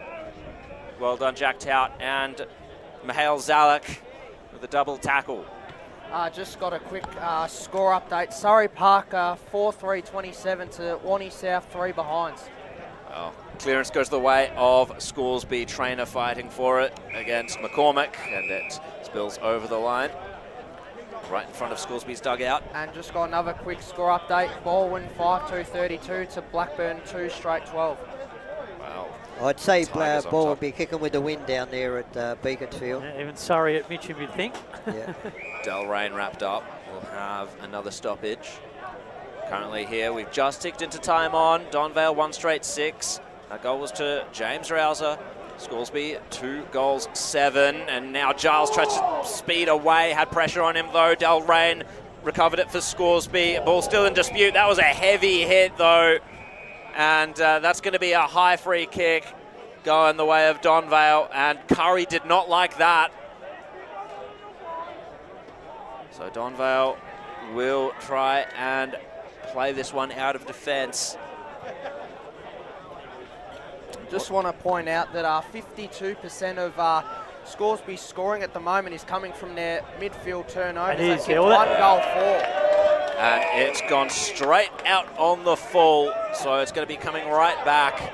And the crowd taking a while to get it back to Samir Kazazada. He spots he was up putting on his foot. Yeah, I don't know why that was. To Geest, he's hot. He's got Djordjevic behind him, managed to get the kick away. Amin was the target. Bounces into the goal square. Oh, what a goal! What a miraculous goal by Finlay. No. Goal umpire was in the perfect position. What a there. miraculous goal it would have been. Indeed. The cheer squad deceived me, and Donvale will bring it back in through McCormack. So McCormack hits up a target in the pocket here for Donvale. 2-8-20 to 1 straight 6. Another opportunity Scoresby gone begging. Certainly own this first quarter. And they're getting the repeat entries, Ryan. They are. But this Inside. time it's a chance for Donvale. Duncan got it away. Chris Tout. The inside 50s are 12-5 this quarter in favour of Scoresby. And this will be their 6th. Donvale, as they find Djordjevic. Had a fantastic day last year at Jubilee Park. Kicked the 4 goals. Djordjevic. And it's coming back here. So did he step out of bounds? No, he must have. Or yeah. So that ball coming back, unless the kick was actually out of bounds on the full and not paid the mark to Djordjevic, so it was out on the full. Yeah, and it the was kick on the full initially, I think. will be taken by Toby Richards. It won't be their 6th. inside No, 50. they'll hold on 5 as Richards clears this one out, looking for Humphreys. Bounced it and passed it off to Camilleri, who's been involved early. Looking for Storr. Ball hits the deck. Storr might run onto this first. He's pushed aside there by Wignall, who picked it up cleanly and got it off to Curry, who takes a good mark on the half-back line here for the Magpies. Donvale reloading. He's looking for the runner in McCormack to give the handball off. McCormack now finding the corridor. Rouser at its knees took the mark. Trying to step around, try and find, well, that shorter option was open, and now they're going to launch it forward. Kazizada playing in front, takes a beautiful intercept mark. In fact, that was Moomin Amin. Murphy could have done a lot better with that kick. I know they've got to have moving targets when you're going to kick into that forward 50. It's just got to be a bit more precise. And it was Duncan that Amin had locked up. He got it out of defence, and then Murphy thumped it over the boundary line. So playing up the ground a little bit, Nick Murphy. Paul. The intercept marks in this first quarter are 3-1 in favour of Scoresby. Thank you very much, Paul. That is not a surprising stat given the way this game has been played thus far. Camilleri wraps up. That's Curry. And disposals are 71-62 in favour of Donvale. Thank you very much, Paul. Yeah, they're using the chip game. Humphreys got the handball out. Now the kick comes forward. At ankle level was Storr. McBean just knocked over. And now ball in dispute. Storr goes again. Second effort was good. Just a trickling little kick. And now McBean. He's got some pace to burn at the moment, but the kick wasn't perfect. Got it to De Geest. McBean tried to get it back. That would have been a blazing shot at goal, I would imagine, from Declan McBean if he had controlled the ball, but it ended up over the boundary line. Getting enough hands on the ball. Scoresby just got to execute. 24.5 minutes gone in this first quarter. Grand final action in Division 3. Donvale versus Scoresby. Storr gets the tap down. Hare, well, beaten to it by Frith, in fact, and then the boundary line made sure they ran out of room. Scoresby locking it in once more. This has been the story of the quarter. The first quarter of this grand final comes to Luke Wignall, and he's wrapped up again. More stats with Paul. Something to point out to Scoresby's inaccuracy in the first quarter. The marks inside 50, that the scoring, they've scored 4 behinds. They've all been from shallow marks inside 50. They haven't had any deep marks inside 50 just yet. Rouser got the clearance, but there was a tackle laid, and it's another ball up, so it was only territory Rouser had gained. Now the clearance, it's going to come through Donvale. Good handball away. Giles is going to have to wait for it, though. McCormack was there to help out. Gets a looping handball. Well done by De Geest to just control it for Scoresby. Trainer gets the kick away towards the top of the goal square. McBean is there, front and centre. Declan McBean misses. 2-9. 2-9. That was really good play by Trainer. He did so well to get it down there. Just couldn't quite finish it off. Well, they've done a lot right. They are doing a lot It's right. just They just haven't been able to finish it off. quite incredible. 11 scoring shots to 1, but the score reads 2-9-21 Scoresby, 1 straight 6 Donvale. We played 26 minutes in this first Imagine if term. it was 9 goals too. Well, that would Brutal. make it very hard for Donvale, but Odden hits up a target on that far side of the ground here at Jubilee Park, and there is your siren. So an interesting first term. Scoresby with all the play, but just a 15-point lead. It's 2-9-21 Scoresby. Donvale 1 straight 6. The goal kick is in that first term. 1 goal to Ryan Hicks, 1 goal to Adam Amin, and for Donvale, 1 goal to the skipper in James Rouser. We're going to take a quick break and then be back for the second term in the Division 3 Grand Final. As Sarah opened her best friend Jackie's wedding invitation, she was overcome with a wave of emotion. While her 2 young boys wrestled on the floor, tears of happiness rolled down Sarah's cheeks as she saw the words she'd been longing to see. Please note, this wedding will be a child-free event. Well, Sarah, looks like we're off to Eastland for a new frock and some heels. Let's book in that babysitter. For all of life's little moments, there's Eastland. Eastland. Live real. Sprained your ankle, bursting through the banner, broke a finger, high-fiving the ruckman, or did you run into the goal post again? For bumps, breaks or bleeds, be seen sooner, close to home at Knox Private 24/7 Emergency Department. The preferred provider of emergency care to the Eastern Football Netball League, you'll generally experience shorter wait times. You don't need private health, but there is an out-of-pocket fee. Be seen sooner, close to home at Knox Private 24/7 Emergency Department, 262 Mountain Highway, Wanturna. Do you feel good about your bank? Because there is a bank you can feel good about. They share their profits to fund big community projects, small community clubs, and vital emergency services. They've given $250 million to help Australian communities thrive. They have all the products and tech you expect from a big bank, with service you don't. It's Bendigo Bank. Feel good about who you bank with. Try Bendigo. Search bendigobank.com.au or search Bendigo Bank near me. Tobin Brothers Funerals wear their heart on their sleeve. Their clear and easy-to-use website and Memory Maker app make it easy for families to make an informed decision. Here's James McLeod, Managing Director of Tobin Brothers Funerals. We pride ourselves on being the most transparent funeral company. All pricing on goods and services are available on our website. It's all there for you to see and make very informed decisions when planning a loved one's funeral. Visit tobinbrothers.com.au. Tobin Brothers Funerals, celebrating lives. At Yarra Valley Water, we know reducing your shower time, or show time, to 4 minutes can save you an average of $200 a year on water and energy bills. Shower shorter. Save water. Authorised by the Victorian Government, 1 Treasury Place, Melbourne. Sprained your ankle, bursting through the banner? For bumps, breaks or bleeds, be seen sooner, close to home at Knox Private 24/7 Emergency Department. You'll generally experience shorter wait times. Knox Private 24/7 Emergency, 262 Mountain Highway, Wanturna.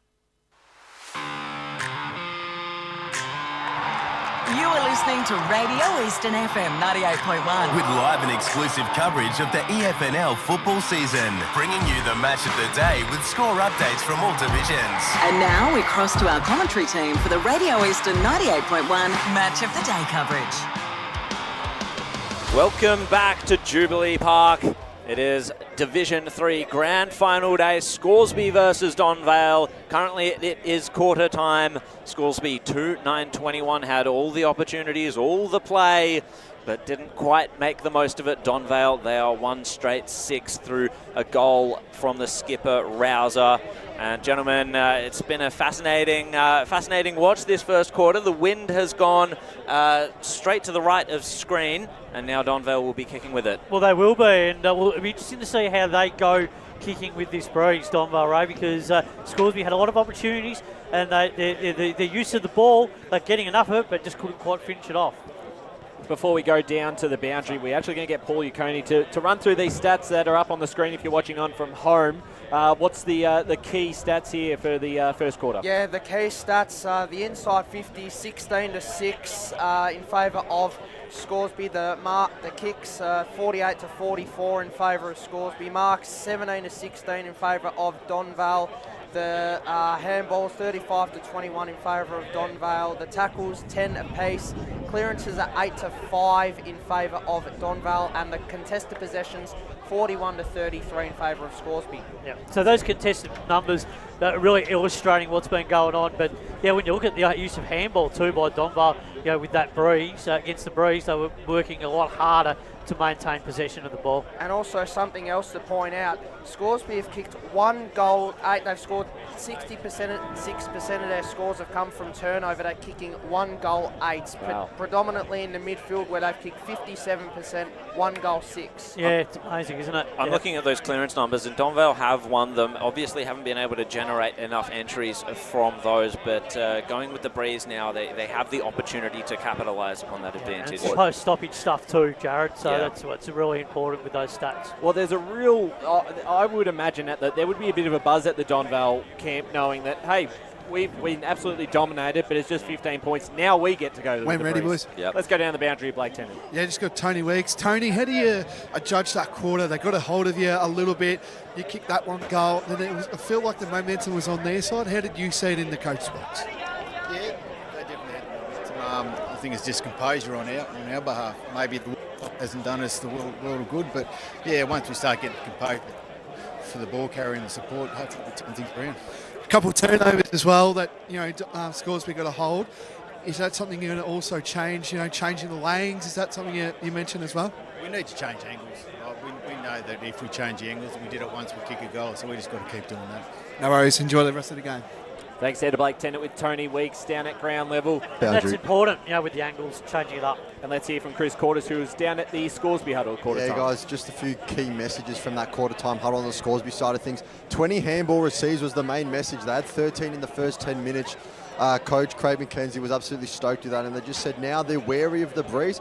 Doesn't mean that they need to slow down. They just need to take a breath and compose themselves on the ball before then going forward. Well, that's it. It's a good couple of points there. And if they do kick the first one of this second quarter, that pressure continues to rise for a Donvale Football Club who's in their 4th grand final. Well, it's worth 2 goals potentially. If you kick a goal against this breeze, it's almost worth 2 every time you go in. Although I could see this game evening up by half time. As good as Scoresby were there, by Donvale, I think they can be equally as effective. And if they hit the scoreboard, I just think it'll even up, and at half time we won't have much of a difference whatsoever. Well, I think there's a good chance that Donvale could be a couple of goals up at half time if they there is a possibility. Use that breeze if they use it to their advantage. Because Scoresby have definitely let the door ajar for them. So their defence is going to have to work a lot harder this time, Scoresby. Now then transitioning the ball. Have to be really careful of the way they move the ball into their forward line. So Nick Palmer holds up the ball for the second term out here at Jubilee Park. Out of the middle, Humphreys. Couldn't quite control it well, but got the handball off in time. Magpies fumbling around with this one. Del Rain in a bit of trouble. Picked up there by Zalik. Got it off in time. Tout goes backwards as now they go towards the half-forward line, looking for Giles, who can mark this on the chest. He does. Harrison Giles goes one way, then goes the other. Now sends it inside 50. Scoresby with some numbers in front, and the mark is taken there by Braden Bowers, who looks to play on straight away under a bit of pressure. Got his kick off in time. Cooper Frith running onto this one. Got Tout to compete with. Tout wraps him up, and across the line he goes. Giles before just didn't quite pull the trigger enough, and he just kicked it. It was a weighted kick, so he should have maybe had a bit more of a look. Yeah, you're not wrong, Spider. We'll have the boundary thrown right in front of us. So we'll get a very good look at this stoppage.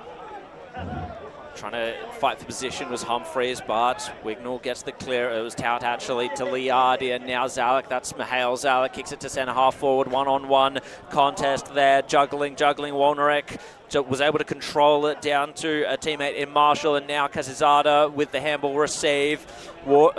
This is Marshall running onto it, getting the bouncing ball down the wing. Chaos ball, well read by Zalek. He's got time and space to take a bounce. Now trying to cut through the corridor, but he's kicked it straight to Brunning over his head though. Jordovic just dodges 1 and 2, gets a tumbling ball. Well read this time now by Bowes.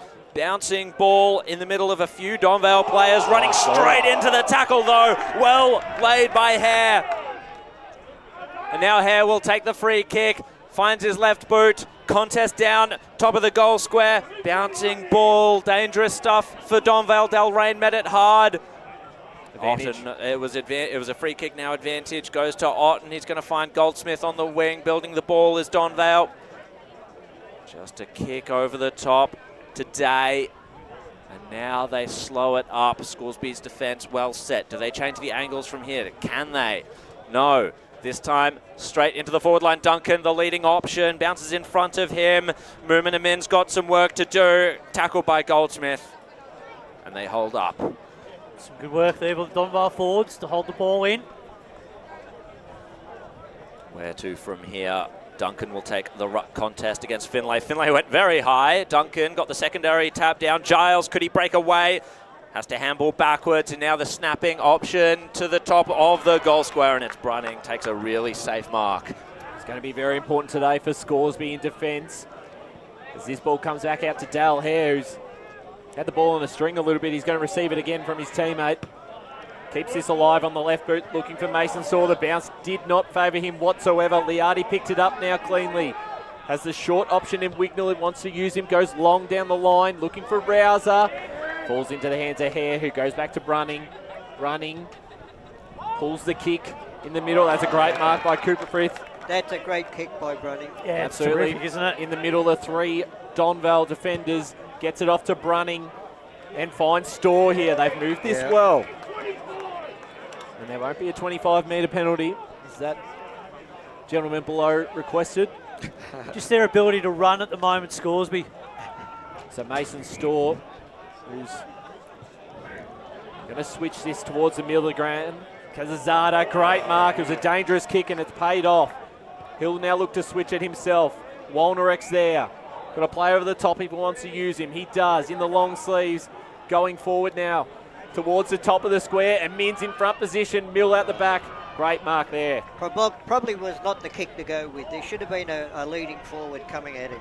Yeah, he probably needed to lead up a little bit more. Yeah. But the actual ball movement of Scoresby at the moment, he's positive with this going into the end AR. Yeah. That switch to the centre from just in front of us, it was dangerous, but the Scoresby guy who marked it, he was 100% going to get it. Mill got it to Cameron, but Cameron's kick was intercepted. Walnerek, he was important in the game at Scoresby Reserve, the centenary game.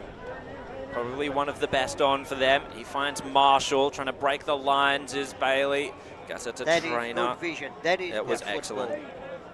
So Trainer, he's going to just hit up the leading option, and it's Declan McBean who will take a shot at goal.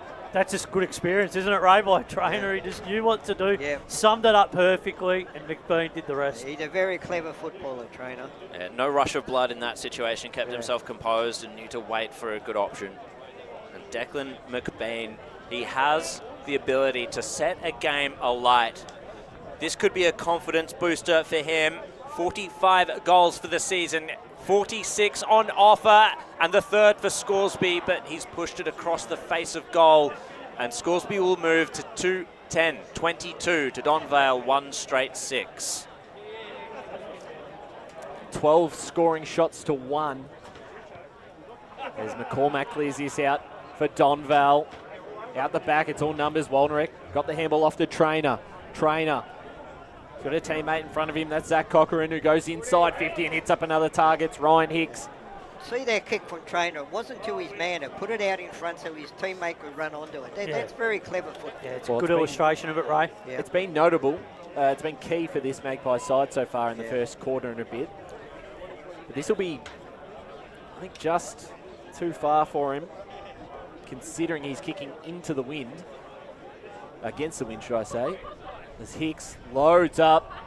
He might shut me up if this goes through. Just punch across the line. So 2-11, 23, 1 straight 6 Donvale, 6 minutes into this second quarter. Yes, that's correct. 2 goals, 11. But they continue to lock it in their forward line to Scoresby, regardless of the win. So Donvale going to need to look to break some lines here. They're going to go straight up the corridor. Well, straight to centre half back anyway. They just need to get it deeper inside 50 Scoresby. Yeah, that is very true. Need to get a better of a look, a lot deeper. Yeah, it was Chris Tout who took the mark, and now out on the near wing, Mihail Zalek made it. It was Richards who made him earn it, but the mark was taken. Zalek indecision. 2-on-1 situation. Rouse is going to have to do very well. The Geist was at the fall of the ball and now Brunning on the outer side, positioned himself well and kept it low. But it was a good kick down to Mason Storr, grand final specialist perhaps. Kicks it straight into the corridor. What vision that was to Trainer, and now he can work his magic through to Frith. And it's a kick and a half from goal here. This may be a deeper entry as Paul did want. Not quite this time. 2-on-1 it was. And now falls to ground. Out of the pack. Was that McBean? Oh, and the mark, the men juggled. Nothing Otten could do in that situation. You know, the crowd behind the goals loved that. They did. They're going wild. But that was just really good work, wasn't it? Yeah. Adam Amin, he's got 1 goal already. Reward for effort for Scoresby on offer. Now against the breeze, snaps around the body. Adam Amin raised the fists, gets the crowd going, and Scoresby push further ahead. Well, in the context of the game, it's probably worth 2 goals because of the work that they're doing against this breeze at this point in time. But their ball movement, they're brave enough, Scoresby at the moment with their skills. They're moving the ball, they're prepared to move it around, and they're just hitting some targets up. So Donvale need to be aware of what's going on. It was an ambitious kick by Mason Storr to get but it had a straight bit of to risk, the centre. Yeah, exactly. And it could have come undone, could have unravelled, but they keep taking those risks, and it's paying off. And Paul in the stat centre. The inside 50s are 21-9 in favour of Scoresby. Wow. And the scoring efficiency is 66% to 11% in favour of Scoresby. So here we go, back in the middle again. A free kick here for the Magpies. Using this now is Adam Cameron.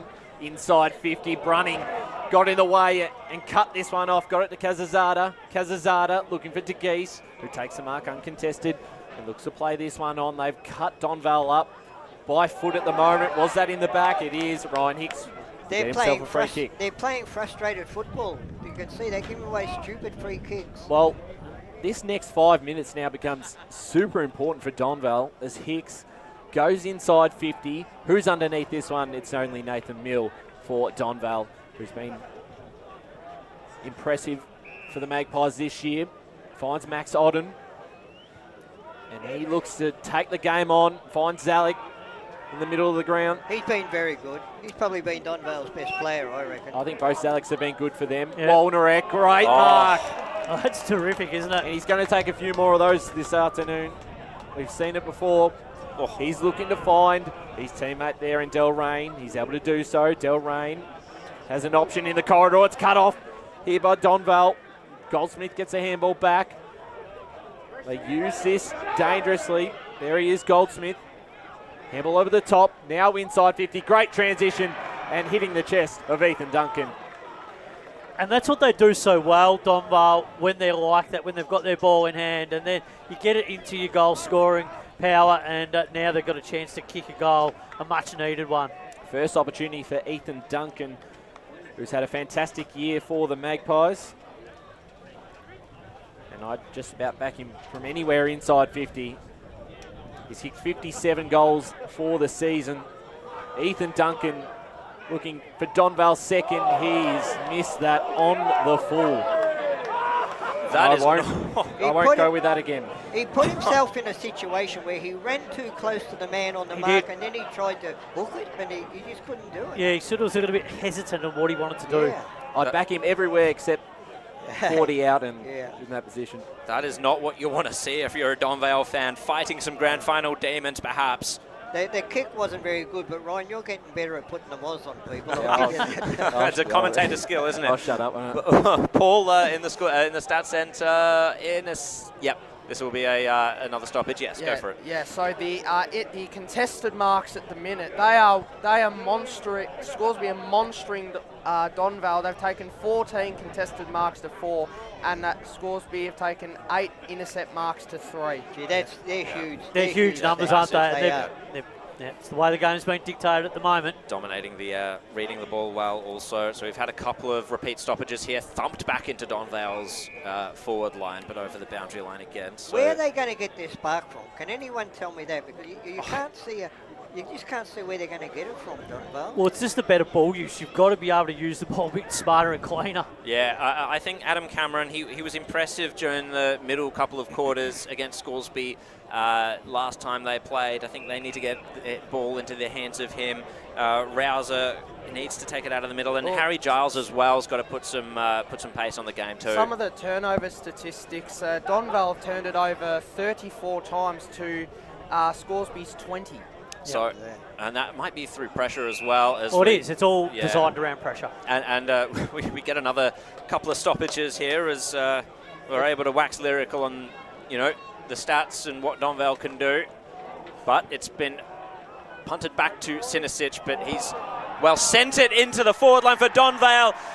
It wasn't controlled well by Moomin Men, and Nick Day took advantage of that and snaps Donvale second. And sometimes you just got to make something out of nothing. Matt Day, if it's not happening for you, you just got to work it around, and that's what they did. So Nick Day, well done. Yeah. Matthew Day. Yeah, the opportunity was there when the Scoresby defender just couldn't hold the mark, and you got to make the most of your opportunities.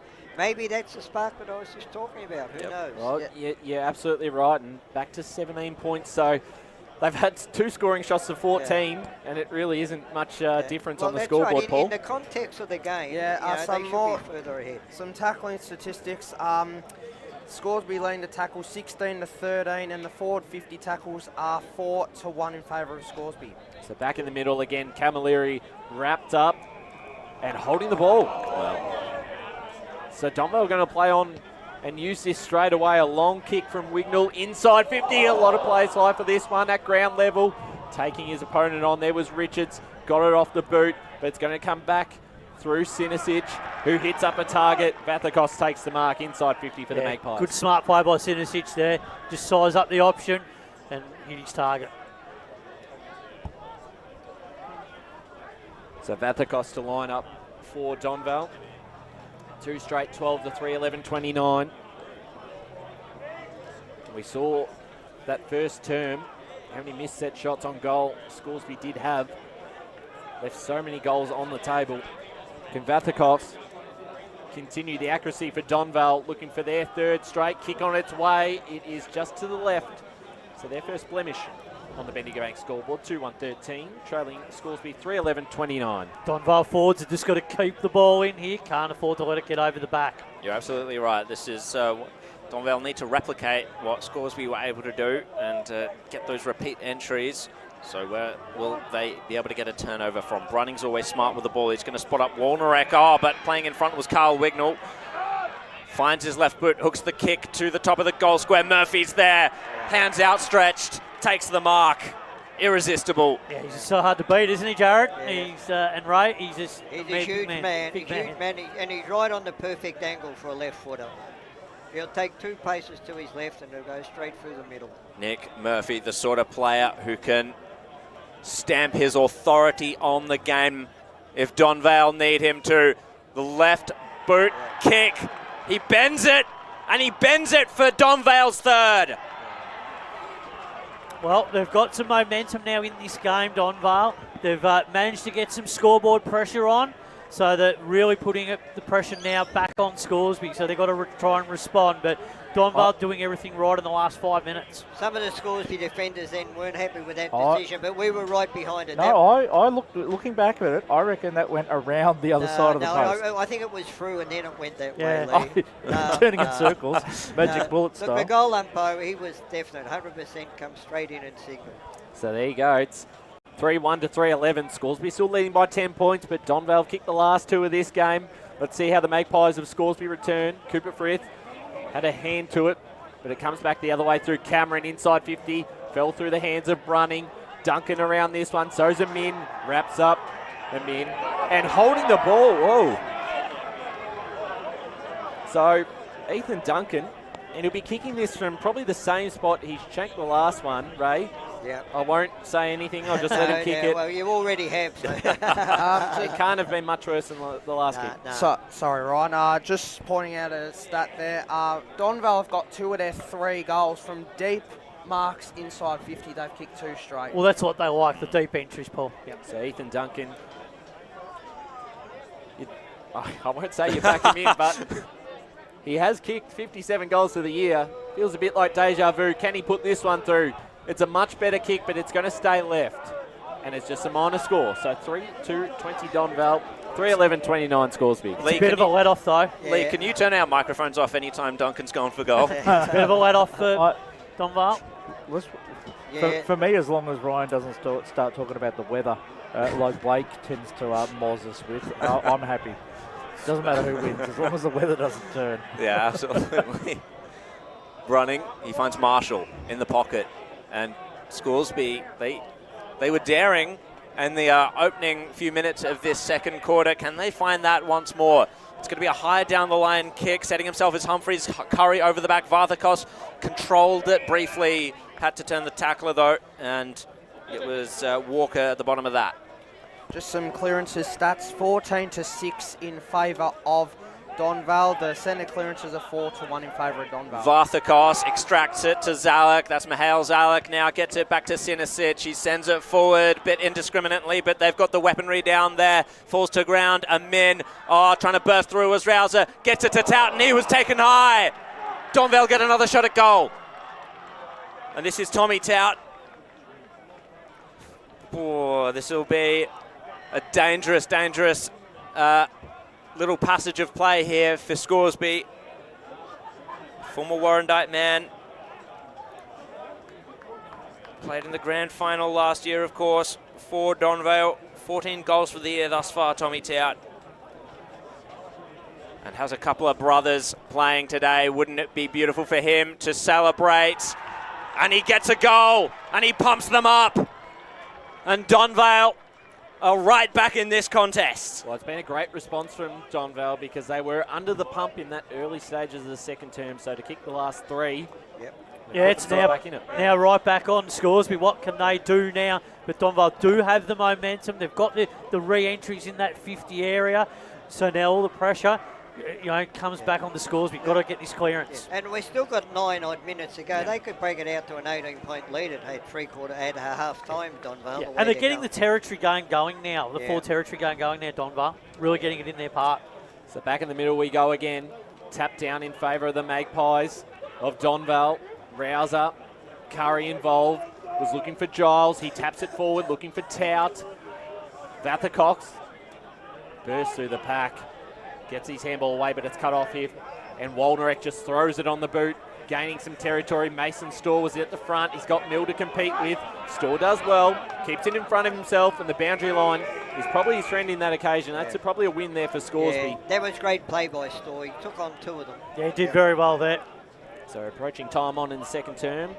Just got to hold firm here, Scoresby. 3-11-29 to 4-2-26. 3-point lead to Scoresby as we get the boundary throw in. Storr tap down, Cooper Frith. His kick was smothered by Vathakos. Ball comes back out. Trainer involved. Hares there. Picked up by Curry. Wrapped up by DeGeese. Just dropped it. And that's holding the ball. That's dropped it red hot, didn't he? Yep.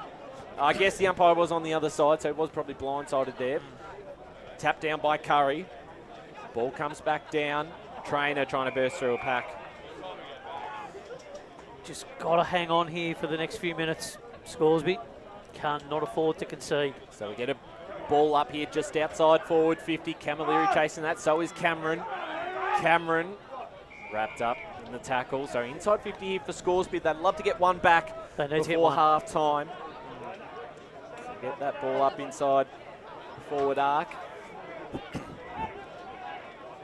Dale Hare going to go up. Chooses not to. Curry unopposed. And we'll do it all again inside 50 here, Jared. 21 minutes gone second term. 3-point game. What can Scoresby manage from here? Curry goes up, gets the tap. Trainer out the back, though. The sweeper from the clearance. He just off one step, slams it through, and Scoresby respond. That's just a great forward stoppage goal, right? Yeah. That is just brilliant by Storr there. That was always going to happen when he was standing on that side of the pack, but that was just terrific work by the Magpies to get that scoreboard. Scoresby had to score a goal then just to stem the flow. Yep. Well, what a response, and that's a nerve settler, I think. If you're Craig McKenzie, if you're the supporters of Scoresby. Paul, some more stats. Yeah, in the scoring sources from stoppages at the moment, Scoresby lead that outlet 2-1-13 to 2 straight 12. Thank you, Pauls. We're back in the middle again. But it was the way they did that. It's a 9-point lead to the Magpies of Scoresby. The Division 3 Grand Final for 2025. Trainer, who kicked the last one, gets through the tackle and puts it on the left boot. Inside 50, looking for Dale Hare. Taps it into a bit of space. He might run onto it himself. He does. Can he pick it up cleanly? Store does. His handball cut off. Donvale under a lot of pressure getting this one out. Dale Hare's been That was great play by Dale. afternoon. He didn't go for the mark. He just went for the kept punch. it alive. Yep. And how was that clearance by Trainer? Trainer, that was superb, Jared. Yeah, brilliant. What a Tap player. down inside 50. Cooper Frith off the right boot, just to the left. So that moves them to 4-12, 36 to 4-2, 26. 10-point lead. And we're approaching half time. 22 and a half minutes gone in this second term. Got to lock the ball in their forward line here, Scoresby. I'm noticing a fascinating battle between Trainer and Vathakos starting to develop. Vathakos, he started to generate some clearances. There he is. Gets the handball onto the outer side. The kick in went quite far for Donvale. They've nearly entered forward 50 now. Beautiful punch away by Marshall just coming across. He's got space to work in as well. Cut off though. And it's going to come forward once more for Donvale. Humphreys, nervy moments. Boundary line will be his friend. Murphy forces him over. We've gone 23 minutes on the Bendigo Bank scoreboard. Donvale 4-2-26. Scoresby 4-12-36. Huge smother there, Goldsmith. That was going down the other end of the ground, if not. So back into play it will be. Murphy and Humphreys go at it again. Murphy taps it down. Humphreys, though, read the tap well. It's come back out for Donvale, though. Goldsmith hooks the kick to the hot spot. Crashing in the pack was Duncan. Falls to ground. That was a bit of holding, though, on Camilleri. It didn't matter. He was able to recover it. And now Casizada on the outside. Great shepherd laid by De Geest. Gave Casizada a bit of time and space to work in. And Waldnerek on the lead. Takes the mark on the wing. Handed out to Camilleri. What options are there forward? It's all Donvale at the moment. Oh, but he beat them all, did Ryan Hicks. Positioned himself well. Hooks the kick. Top of the goal square. Amin is there. Spills to ground. A lot of Donvale numbers back there. One of them was Chris Tout. Gets the clearing kick. Bouncing ball. No, it's Finlay. Once again, loads up. Scoresby. Amin. Can he take the mark? Punched to the middle of the forward line by Donvale, and Luke Wignall, he had time and space. Tumbling the kick out. Just beats the Scoresby wall that they had set up. Goldsmith running onto it. Nearly beat them all. However, really well controlled by Corcoran. Another inside 50 for Scoresby. Hare over the top. Couldn't quite take the mark. It comes to ground again. Wignall has to control it. Tackled by Hare. Stacks on. Ball up in Scoresby's forward line. I tell you what, Luke Green's getting great value out of his effects, Mike, with the Scoresby down in front But of it's us. just great footy, isn't it, at the moment? Really tough and hard. Great outside and inside run. Back and forth it goes. We'll have another stoppage. Yeah, one side wants it on the outside, the other side flicking it to the inside. And there is the halftime siren here at Jubilee Reserve. It is Donvale 4-2-26, trailing Scoresby 4-12-36 in the grand final of Division 3. I'll quickly read through the goal scorers, all singles for Donvale. Tommy Tout, James Rouser, Matt Day and Nick Murphy. Whereas for Scoresby, 2 to Adam Amin, 1 in each quarter. Ryan Hicks in the first with 1 and Matt Trainer with 1 in the second. We'll be right back with you with the half-time show. Don't go anywhere. As Sarah opened her best friend Jackie's wedding invitation, she was overcome with a wave of emotion. While her 2 young boys wrestled on the floor, tears of happiness rolled down Sarah's cheeks as she saw the words she'd been longing to see. Please note, this wedding will be a child-free event. Well, Sarah, looks like we're off to Eastland for a new frock and some heels. And let's book in that babysitter. For all of life's little moments, there's Eastland. Eastland. Live real.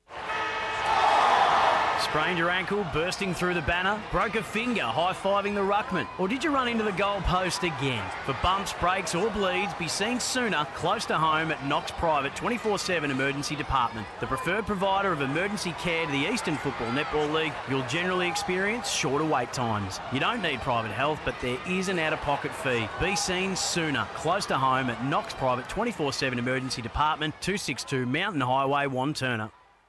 Do you feel good about your bank? because there is a bank you can feel good about. They share their profits to fund big community projects, small community clubs, and vital emergency services. They've given $250 million to help Australian communities thrive. They have all the products and tech you expect from a big bank, with service you don't. It's Bendigo Bank. Feel good about who you bank with. Try Bendigo. Search bendigobank.com.au or search Bendigo Bank near me. Tobin Brothers Funerals wear their heart on their sleeve. Their clear and easy to use website and Memory Maker app make it easy for families to make an informed decision. Here's James McLeod, Managing Director of Tobin Brothers Funerals. We pride ourselves on being the most transparent funeral company. All pricing on goods and services are available on our website. It's all there for you to see and make very informed decisions when planning a loved one's funeral. Visit tobinbrothers.com.au. Tobin Brothers Funerals, celebrating lives. At Yarra Valley Water, we know reducing your shower time, or show time, to 4 minutes can save you an average of $200 a year on water and energy bills. Shower shorter. Save water. Authorised by the Victorian Government, 1 Treasury Place, Melbourne. Sprained your ankle bursting through the banner? For bumps, breaks or bleeds, be seen sooner, close to home, at Knox Private 24/7 Emergency Department. You'll generally experience shorter wait times. Knox Private 24/7 Emergency, 262 Mountain Highway, Wanturna. You are listening to Radio Eastern FM 98.1. With live and exclusive coverage of the EFNL football season. Bringing you the match of the day with score updates from all divisions. And now we cross to our commentary team for the Radio Eastern 98.1 Match of the Day coverage. Welcome back, ladies and gentlemen. Half-time here in the big Division 3 Grand Final. And it's Scoresby holding sway at the moment. 4 goals, 12-36 to Donvale, 4-2-26. Goal kickers for Scoresby. Adam Amin with 2, singles to Trainer and Ryan Hicks, whilst for Donvale all single goal kickers. Tommy Tout, James Rouser, Matty Day and Nick Murphy. Joining me half-time, specialist coach for the day, Matt Spider-Lee.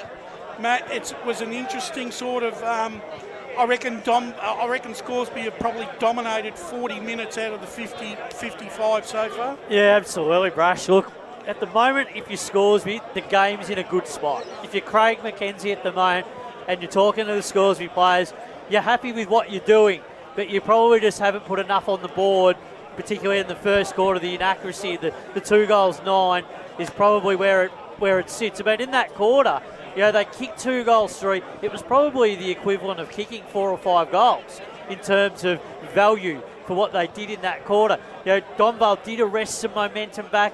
They have been, Donvale have dominated a lot of the statistical parts of the ground. They've dominated clearances. They've dominated a fair area of the ground, but they just haven't been able to probably move the ball as well, and they've turned the ball over. And Scoresby have really made them pay on the other side of it. They've been able to get the repeat entries into their 50. The outside run in that quarter was good. They took a little bit of risk, Scoresby, when they were kicking against the breeze. Donvale, when they had the breeze, they had some momentum, and a couple of times probably didn't spot up enough targets. No. A couple of the times they did go probably to Murphy or just to Duncan when they could have hit up a couple of others. They didn't pull the trigger on a couple. So that's probably the thing where the game sits at the moment. So they'd probably be a bit disappointed with their work in that back into that second term. Donvale, they probably didn't get enough scoreboard pressure on Scoresby going into after half-time. Let's have a look at the Eastland Premier Data team stats for half-time. We've got Scoresby with 92 kicks to Donvale 80. Marks of 38-31 in favour of Scoresby. Handballs 53-39 in favour of Donvale. And Donvale do like to handball, and we've talked about it a lot during the year. They do like to use handball. They use that overlap run, but they've been trying to break the game open with a little bit more handball. So that's something that Scoresby got to be aware of. Scoresby like to kick a little bit more when they've got possession. Inside 50, Spider 25-18 favouring Scoresby. Tackles 20-18 Scoresby's way. Clearances, Donvale 16 on to Scoresby 10. At middle of the part of the ground, they're really winning clearance and contested ball well. Yeah. And contested possession is pretty close, 69, Scoresby 61. 61 Donvale. The thing I've liked about Scoresby is they've put a lot of perceived pressure on Donvale. Donvale have been a little fumbly, not been able to hit targets. The disposal into their forward 50 hasn't been great. No, it hasn't been clean at all, Brash, and that's where the pressure is exerted because the intercepting game of Scoresby is really working and it's frustrating Donvale. How many times have we seen Brunning, Warner, those players that we've been talking about continually getting those intercept marks and being able to start the ball transition for Scoresby. Before we continue on, Spider, half-time scores from the other two games set down for decision. And now at home park in Beaconsfield in the second semi-final, Baldwin are out to a 30-point lead at half-time. It's Baldwin 6-8-44, leading Blackburn 2-2-14. And in Division 2, the big preliminary final clash between Surrey Park and Wantirna South. Surrey Park holds sway at half-time, 7-7-49 to Wantirna South, 4-8-32. So some interesting results there, half-time in the two big games set down this afternoon also in the Eastern Football Netball League. Let's have a look at Spider. Let's look at both sides and what they have to do in the second half. Let's start with Scoresby. What do they have to do in the second half to win this game of football? Well, this quarter, this is where they really need to go. They've got to hit the scoreboard. They're kicking to the scoring end at the moment. The breeze, it feels like it has dropped off a little bit. When you're actually out there, it probably does bubble up a little bit. But this is where they need to make the scoreboard really count. They're probably going to have to get a number of goals in front so that they've got something to defend in the last quarter. I don't think Scoresby can come from behind kicking against the breeze to probably win the game. Whereas a team like Donvale, if they've got only a small gap in the game to chase down, you're probably giving them a really good chance. So it's going to be really important for Scoresby to take their opportunities here. Donvale, on the other hand, they just need to be really precise with their ball movement. If they can keep some of those uncontested marks going, if they can move the chains down the ground and get some marks inside their 50, ball with tempo and get a couple of goals themselves against the run of play, they really give themselves a good chance going into the back end of the game. Ray Baird made an interesting observation, Spider. He thinks that basically that they should let that Hare and McBean should give Amin a little bit more room and go one-on-one, when going for the mark. They seem to be both flying up against him. They're just got to be careful. They've got to be careful with that because that's what Donvale want. They want a little bit of a chaos contest. They want a chaos game with that. So with Scoresby, got to be able to be a bit more communication, hit some targets up, be a bit more aware of what's around them so that they haven't got a number of players flying against each other. Because we know the men can take the marks, but the others have got to try and stay out and be ready if he doesn't complete the mark. Some players that have had really good first halves. I've been impressed with Camilleri on a wing. He's setting them up with his direction into their forward. Giving him good outside run, and just his speed and his ability to be able to use the ball effectively has been really important. I think Walnarek and running off that half have been huge in the first half. All those intercept marks, Brush, they're just continually picking them off and then they can transition the ball. So that's the thing about the key to this game. If they get their ball transition moving, Scoresby, going to be very hard to stop in the back end of the game because that's the way they play. And if Donvale can hold Scoresby to 2 goals in this quarter and score 1 themselves, do you think Scoresby will have the run in the last quarter going to the scoring end to come over the top? Well, it's going to be a big challenge for them. I just really believe now is the time for Scoresby to hit the scoreboard. They've got to take their moment. They can't wait to the last quarter. Donvale will be they'll be defending hard this quarter. They'll want to try and kick a couple of goals against this breeze. So they'll be defending really strongly. So big moments in this game yet to happen in the second half. But this midfield battle is really fascinating at the moment on both paths. Well, Spider, that's half time done and dusted here at the Division 3 Grand Final. Thanks for your input. And Donvale to win for me, but I think Scoresby are really making a great fist of this game. Yeah, I said Donvale by 7 points, and I'll stick with it. Yep. But after the break, Play will resume in the big Division 3 Grand Final clash between Donvale Scoresby, coming to you live on Radio Eastern 98.1, streaming all around the world on Facebook and YouTube. As Sarah opened her best friend Jackie's wedding invitation, she was overcome with a wave of emotion. While her two young boys wrestled on the floor, tears of happiness rolled down Sarah's cheeks as she saw the words she'd been longing to see. Please note, this wedding will be a child-free event. Well, Sarah, looks like we're off to Eastland for a new frock and some heels. And let's book in that babysitter. For all of life's little moments, there's Eastland. Eastland. Live real. Sprained your ankle, bursting through the banner, broke a finger, high-fiving the ruckman, or did you run into the goal post again? For bumps, breaks or bleeds, be seen sooner, close to home at Knox Private 24/7 Emergency Department. The preferred provider of emergency care to the Eastern Football Netball League, you'll generally experience shorter wait times. You don't need private health, but there is an out-of-pocket fee. Be seen sooner, close to home at Knox Private 24/7 Emergency Department, 262 Mountain Highway, Wanturna. Do you feel good about your bank? Because there is a bank you can feel good about. They share their profits to fund big community projects, small community clubs, and vital emergency services. They've given $250 million to help Australian communities thrive. They have all the products and tech you expect from a big bank, with service you don't. It's Bendigo Bank. Feel good about who you bank with. Try Bendigo.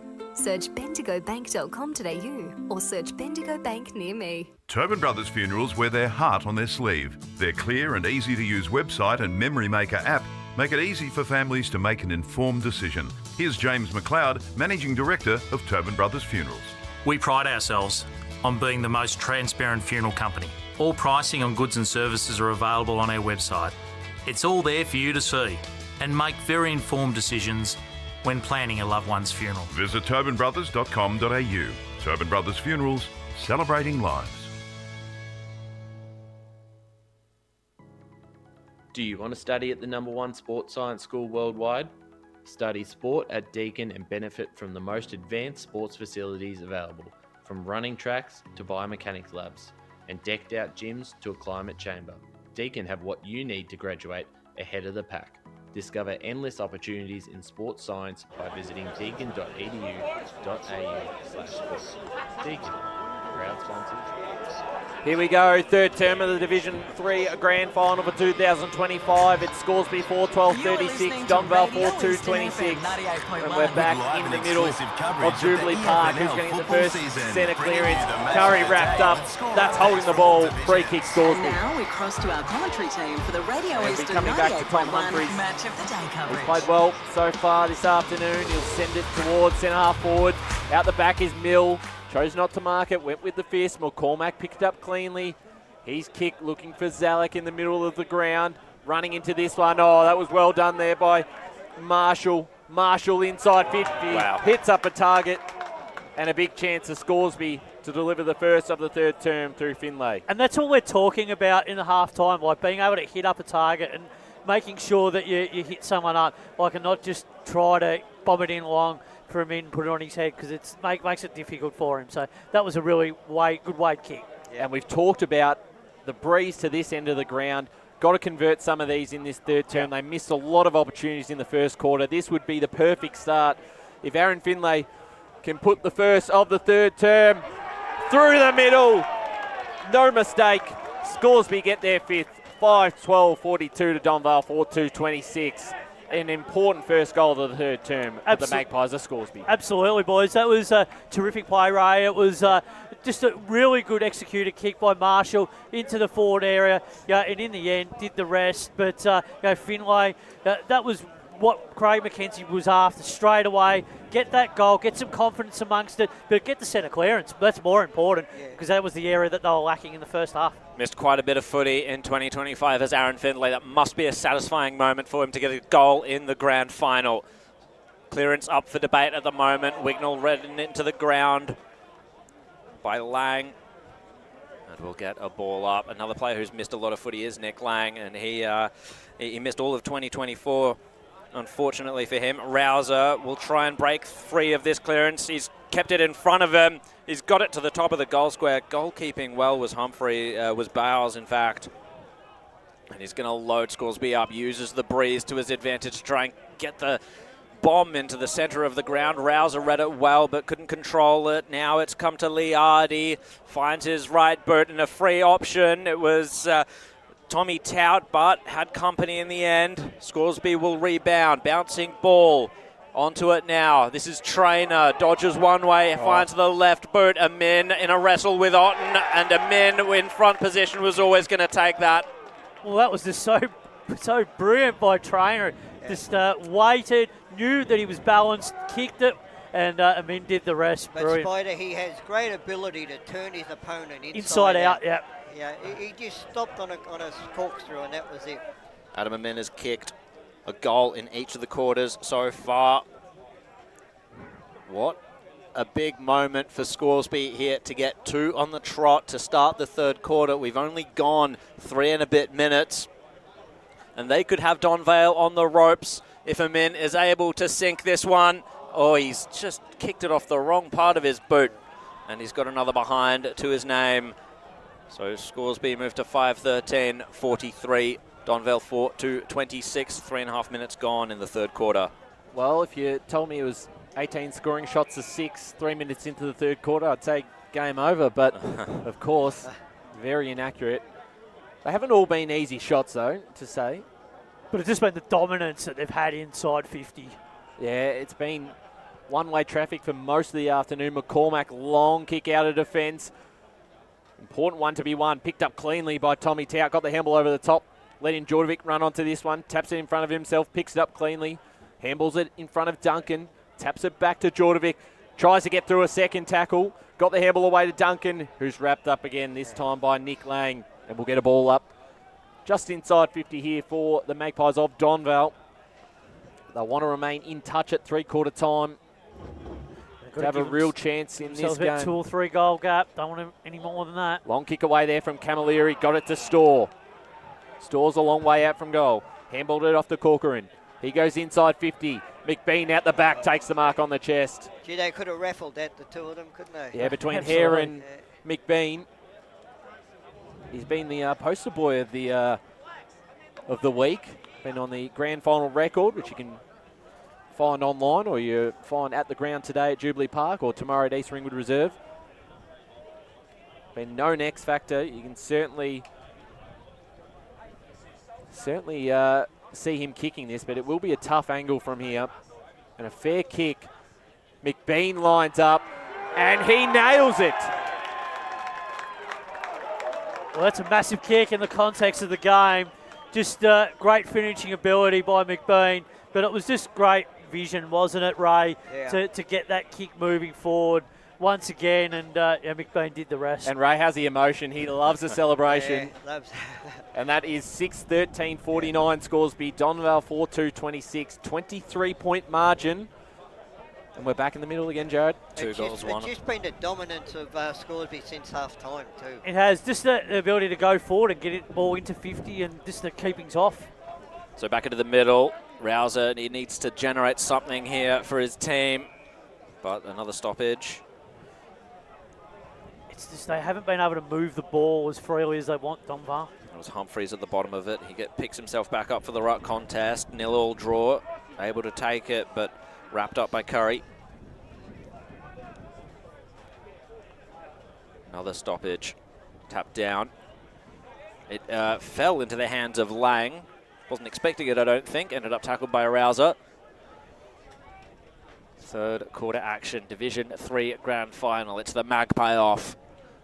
Back up we go. Humphreys gets the tap. Goldsmith tried to read it. Walker was first to it. Taps it in front of himself. And laying hands on it was both Storr and Liardi. Was never going to go anywhere. And again, Humphreys gets the tap. Bit of volleyball action. Tried to break through, but was collared, and holding the ball was Camilleri.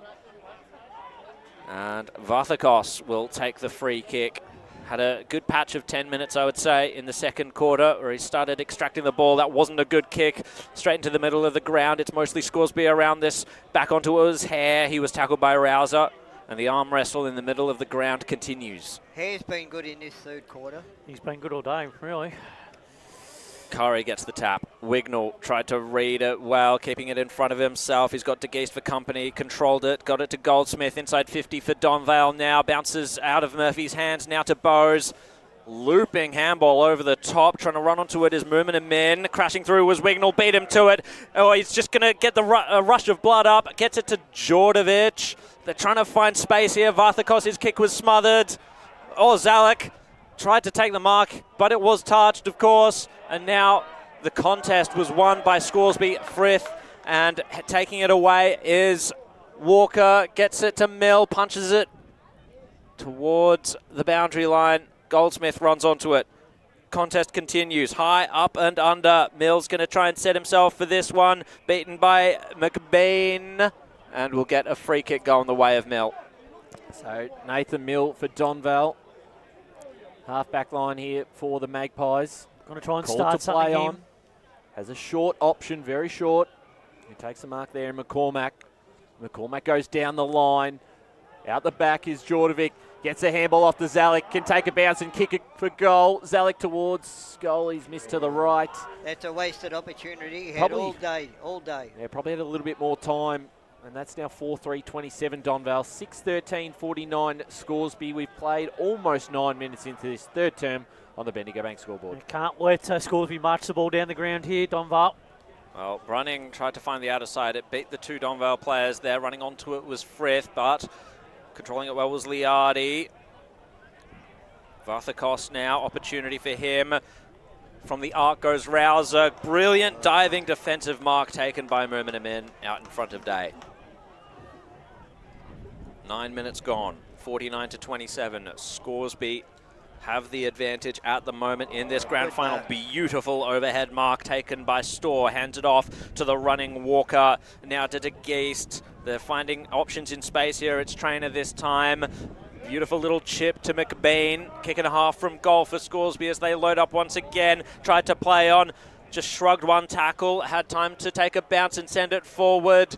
No one really there, but Hare, he's got the skill. He's got the composure. The snap will just trail across the face of goal. And another behind Scoresby's tally. They move to 6-14, 50 to Donvale 4-3. 27. We've nearly gone 10 minutes in this third quarter in this grand final. And they've had control for 10 minutes with transition. 23-point lead. Out of defence, Odden towards that far side. Big pack flies to this one. Mason Storr, his handball cut off. Duncan, Rouser, off the Vathakos. This is better from Donvale. They link up now through Tout. Tout a long kick forward. And the mark in defence. It's Wolnerek once again. We've seen that time and time again. He's got a player open by himself on this side, the broadcast side. It's Walker. He's off. Walker inside 50 in the direction of Min. Leading in front, couldn't take the mark. Donvale with numbers at the front. Wignall chasing this one. And he's bumped off the ball as he kicks this out of bounds on the full. Just pressure. This is all it is at the moment. And they're just not rising to it.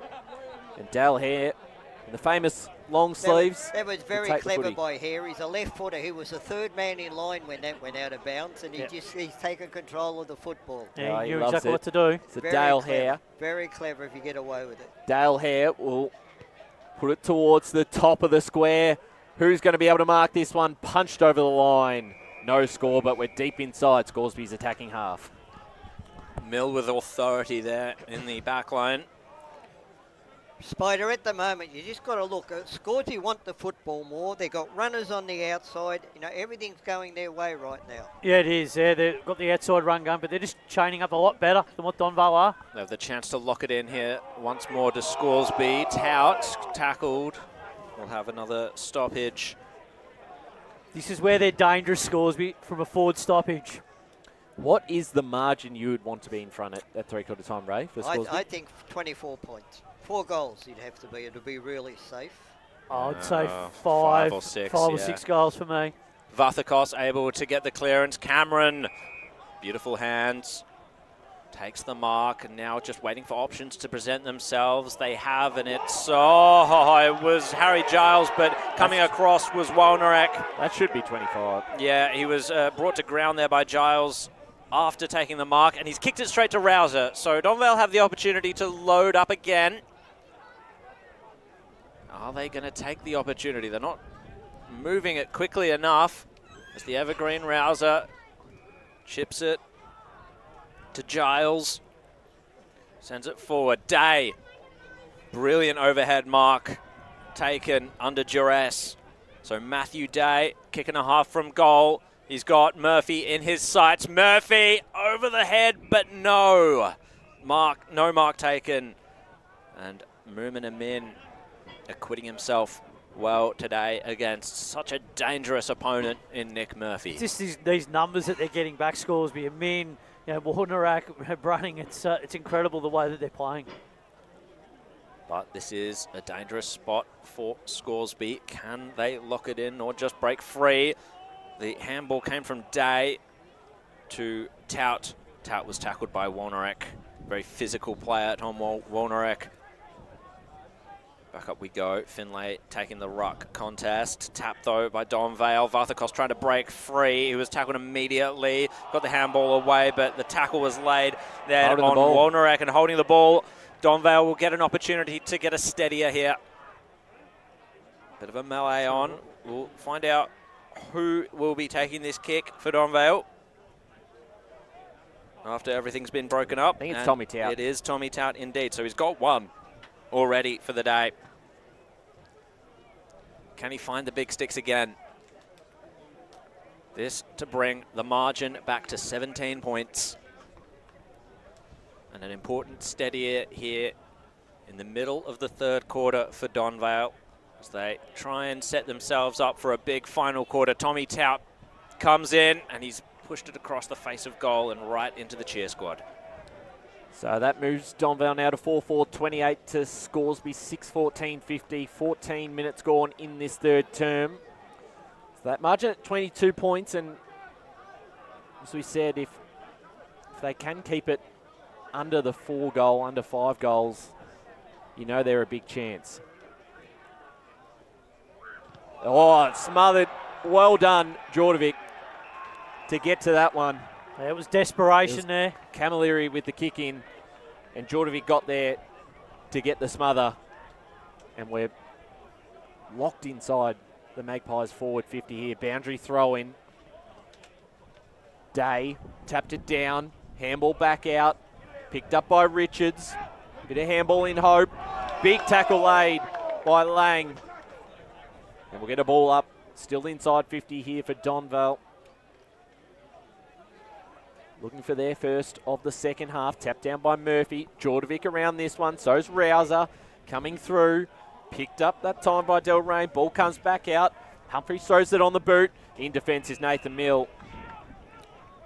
He's done well as Mill as he puts it in front of an opposition. Going back with a flight to get the fist to that was Corcoran, who did extremely well. And you heard that in front of us on the grandstand side. The Scoresby faithful like that one. Done some good things today, Corcoran. Yeah, very clever not to give a free kick away. Just Very have clever. to say, if you're watching on from Facebook and YouTube, look at the hill behind the goals there. Fantastic, great Amazing turnout. scene. A lot of green behind the goals. The reserves for Donvale getting up in the previous game against Upper Ferntree Gully. Premiers once again as Scoresby look to now take the game on. Bouncing ball in front of Zalik. Stork went the hip and shoulder.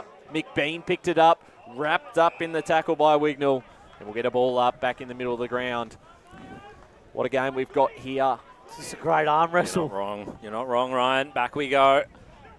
Murphy tapped it down. Sinisic lost it immediately. Zalak tried to fend off one. Delrain's having none of that, holding the ball.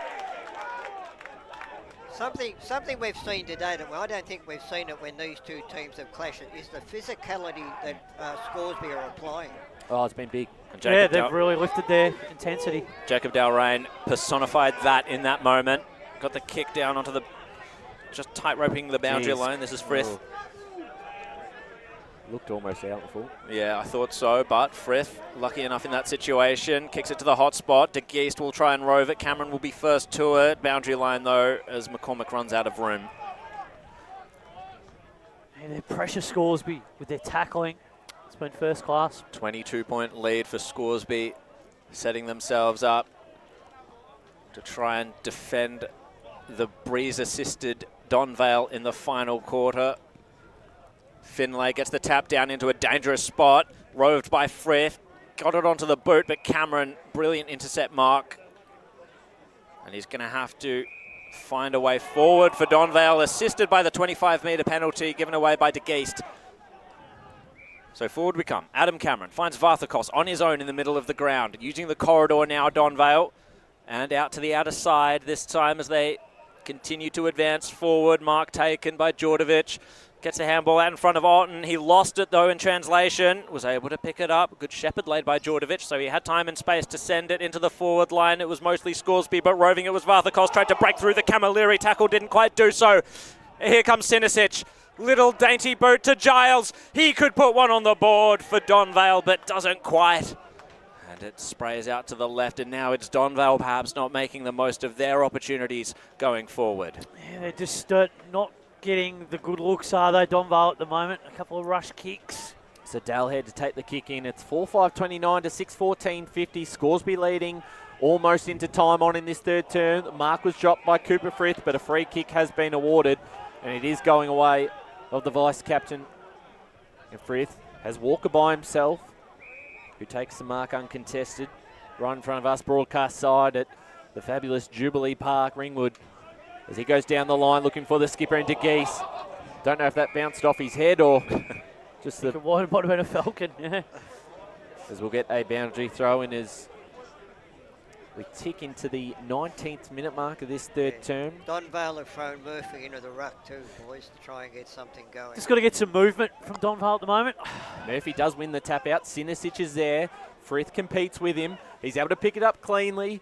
Just got boot to ball in time. Vathakos wrapped up in the tackle by De Geest, and once again we'll have a ball up just outside Scoresby's forward 50.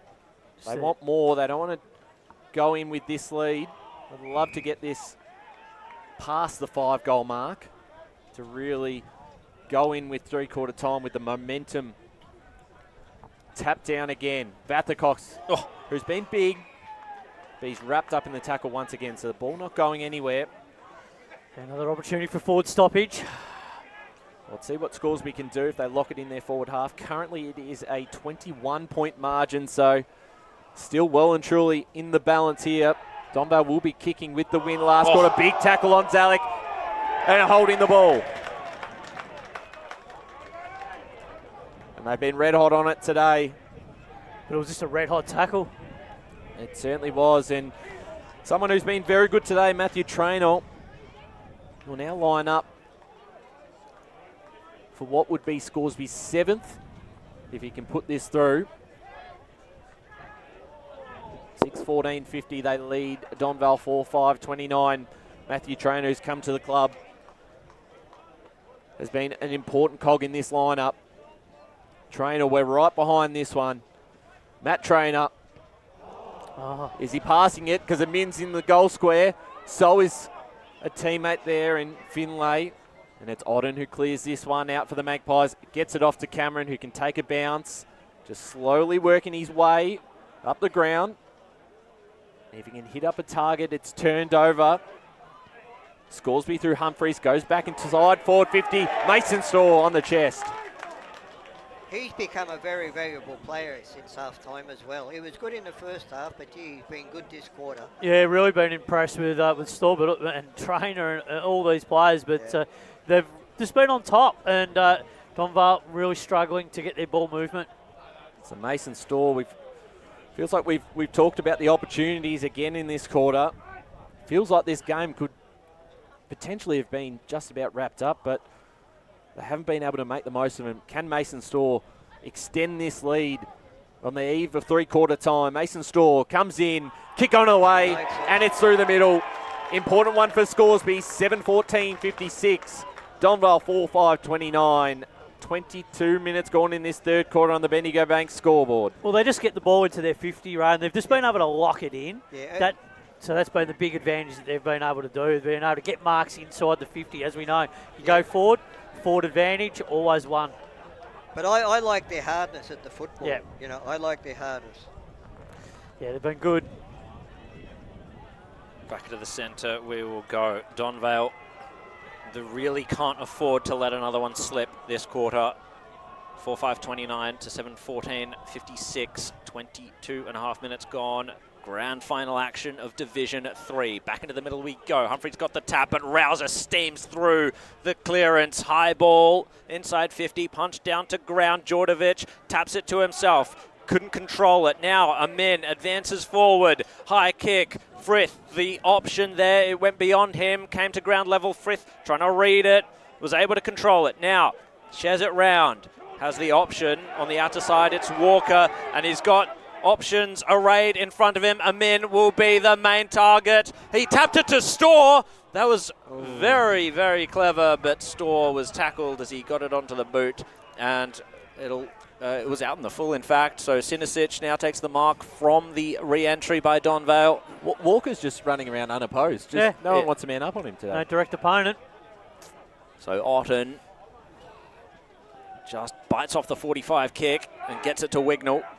Trying to use the corridor well. Mill is on his own. Walner-X going to have to be manning him, but Wignall didn't want to go to him. Sends it to Duncan, who's leading up, but had to meet it heavily. That's a player down there for Scoresby. Giles tried to kick it off the ground. It's a bit of ricochet football at the moment. Players crash in, bodies fly. Umpire says, mine. Yeah, the tackles in this game are 33 to 28 in favour of Scoresby, but the forward 50 tackles has been a big standout, 10 to 4 in Scoresby's favour. Yeah, it's been a big factor in this game, Paul. You're right. Secondary ball up from that. Humphreys will go again. This time against Curry. Wignall cuts through the centre, cuts through the pack. Djordjevic tackled immediately and over the line. And also a huge stat in this game, the inside 50 marks, 13 to 4 in favour of Scoresby. They've just been able to find mark targets, after mark. Yeah. It's a big number. So tap down inside 50 here. Chance of the Magpies. Tommy Tout snapped around the corner and just missed it. It's just the contrast, isn't it? The way that teams are going in. Scoresby hitting up targets. Donvale blazing. Donvale just need to hit up targets to get back in this game. So 4-6-30, Donvale. Scoresby 7-14-56. 26-point lead as Tim DeGeese marks in the back pocket. So the option will be Finlay, or out in the full just. So Sam Goldsmith will take the free kick.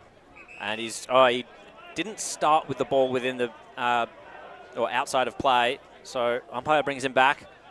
Now you can go, Goldsmith. Sets it up. Who will be brave enough to stand under this one? Rouser. Unopposed in the end, really. Oh, tried to get it to the top of the goal square. Oh, will it bounce? No. So the three-quarter time siren has gone. Donvale trail in the Division 3 Grand Final 4-6-30 to Scoresby 7-14-56. I'll quickly go through the goal kickers. Singles to Donvale. Tom Tout, James Rouser, Matt Day and Nick Murphy. Whereas for Scoresby, 2 to Adam Amin, and then singles to Aaron Finlay, Declan McBean, Ryan Hicks, Matt Trainer and Mason Storr. Don't go anywhere. We have a fast finish for you in Division 3 Grand Final action. We'll be back with you after the break. Today at Eastland, Lucy's trying on jeans for a momentous occasion. Coffee with the ex. She needs jeans she can move in because she's definitely moved on. Jeans that get a second look, but don't give any second chances. Jeans that say, why yes, I have spent the last 8 months in a post-breakup juice cleansing, kickboxing, personal training frenzy. And it looks as though she's just found the perfect pair. Bravo, Lucy. For all of life's little moments, there's Eastland. Eastland. Live real. Sprained your ankle bursting through the banner? For bumps, breaks or bleeds, be seen sooner, close to home, at Knox Private 24/7 Emergency Department. You'll generally experience shorter wait times. Knox Private 24/7 Emergency, 262 Mountain Highway, Wanturna. Do you feel good about your bank? because there is a bank you can feel good about. They share their profits to fund big community projects, small community clubs, and vital emergency services. They've given $250 million to help Australian communities thrive. They have all the products and tech you expect from a big bank, with service you don't. It's Bendigo Bank. Feel good about who you bank with. Try Bendigo. Search bendigobank.com.au or search Bendigo Bank near me. Tobin Brothers Funerals wear their heart on their sleeve. Their clear and easy-to-use website and Memory Maker app make it easy for families to make an informed decision. Here's James McLeod, Managing Director of Tobin Brothers Funerals. There's no mystery about our pricing. It is clearly displayed on our website and our app. We have staff standing by 24 hours a day, every day of the year to assist you in your absolute time of need. Visit tobinbrothers.com.au. Tobin Brothers Funerals, celebrating lives. There are only 3 things that should be flushed down your toilet: pee, poo and paper. Some wet wipes and antibacterial wipes say that you can flush them, but you can't. They clog up the toilet and pipes, causing expensive blockages. Save yourself a truckload of trouble. Put your wet wipes in the bin. To learn more, head to the Yarra Valley Water website, yvw.com.au/. Quarter to go. Paul, some of those stats across the afternoon, what's impressed you and what's stood out? Yeah, no, I think it's just, Scoresby have just been harder for longer. That's been the story of the game. The marks inside 50 is a big standout, 13-4 in favour of Scoresby. The contested marks, 18-9 in favour of Scoresby. But even though they've been inaccurate, the scoring efficiency for Scoresby is 55%. So they're scoring at 55% for inside 50. So yeah, the kicks are 135, 118 in favour of Scoresby. Marks 56-43 in favour of Scoresby. Donvale 73-51 handballs in their favour. 38-29 inside 50s in Scoresby's favour. Tackles 33-30 in Scoresby's favour. Clearances 24-16 in Donvale's favour, and contested possessions 95-94 in Scoresby's favour. And that's been the difference in the game, the contested game. You know, the way that Scoresby's played, like they've just been able to move the ball, with precision, ball movement, transition, but they're intercepting. This is the last quarter of the year. Scoresby win this quarter, they win the premiership. Turnovers also been. Scoring from turnover has been massive as well. Premierships are won from scoring from turnover. 4 goals, 12 for Scoresby to 1 goals, 5 to Donvale. Let's go down the boundary because Chris Cordis has Craig McKenzie with him. Yes, I do. Craig, 3 quarters in the books, 1 to go. How have you seen it so far? Well, I'm pretty proud of the boys. We've brought the heat. We said bring the heat. We've brought the heat. We said we wanted to stay disciplined. We've been disciplined, so 1 more quarter to go. Excellent. It was quite the rev up from yourself. You said 30 minutes is a long time. How do you keep the boys focused, and what's the plan now that you're going against the wind? Well, we've always said what's next, so that's how we stay focused. We move on, we move on, we move on, and it's just discipline the whole time. Against the wind's sort of coming across the ground, so we've always had a running game on this big ground to keep it short and run, so into the wind, what else could you do? Best of luck, Coach. Thank you. Thanks there, Chris Cordis.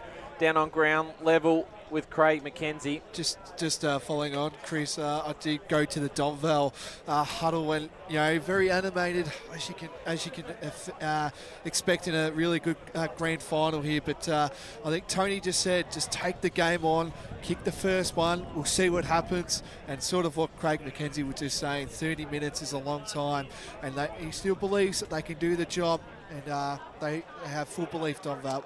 The game's not done. It's not done. But they've got to take the game on now. They can't. They've got to pull the trigger now. Correct. And we've seen this time and time What you got to realise is they've got to kick 5 more goals this quarter than what scores. Well, they win the quarter, they win the premiership. Yeah, I know, if they get the first, first, as soon as Scoresby get 1 or maybe 2, it's going to be so much harder. I agree with that. If Scoresby get the first, I can't see them getting back in. I don't know who's going to lift their side. First goal is huge. If Scoresby gets it, that's going to make it almost impossible for Donvale. They get the first, they get their tails up, they can potentially get on a bit of a run. But look, they've been the benchmark. This is now their 4th grand final in a row. They need to go up for their sake. They want to go up. They're desperate to go up. They're 26 points down at 3/4 time of the grand final after another good year. They got to go harder. They got to harder than ever, and they're playing a Scoresby side who are looking for back-to-back premierships.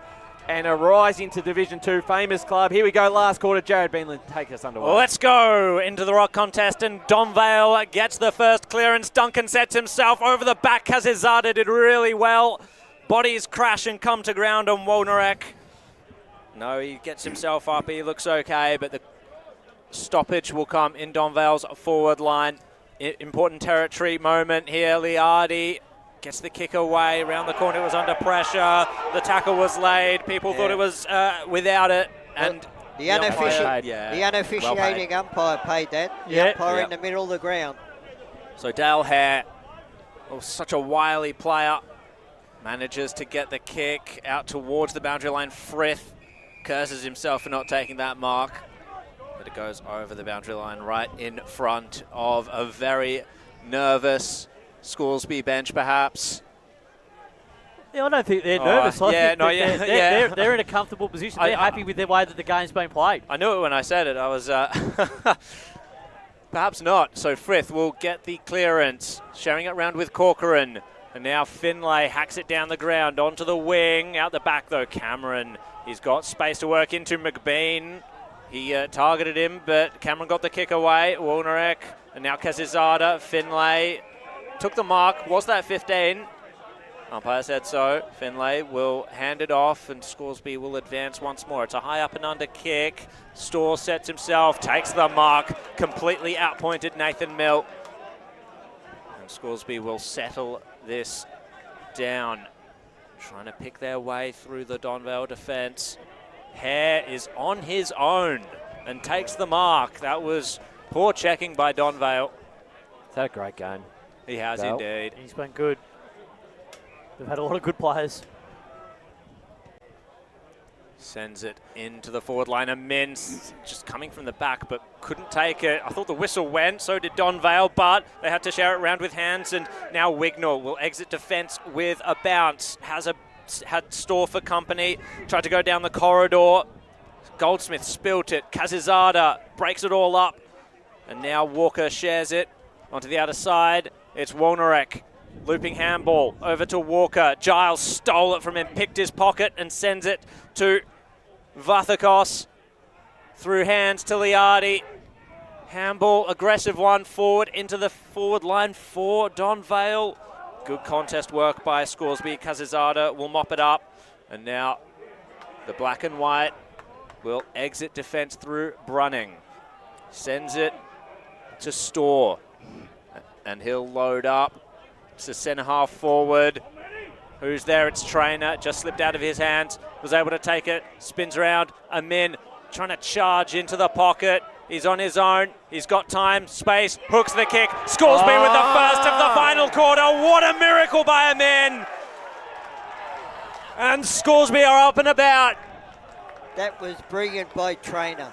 Well, Absolutely that was, Ray. Brilliant by Trainer. Just his presence of mind just to be able to win that ball.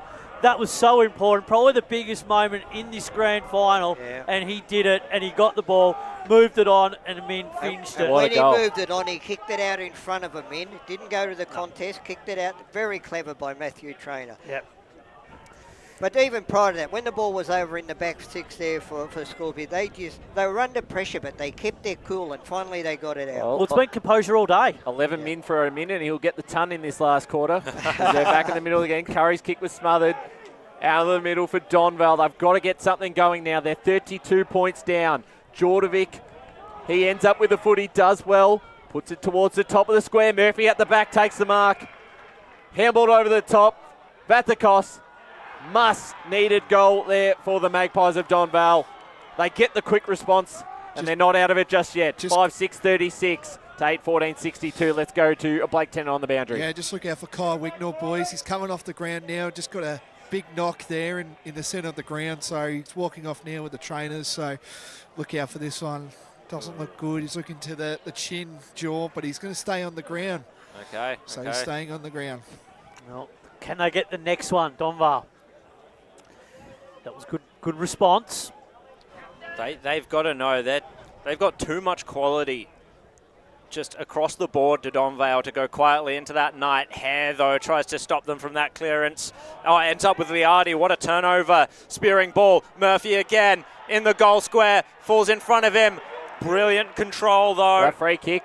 Oh, it's a free Murphy. kick. And Nathan, Nick Murphy will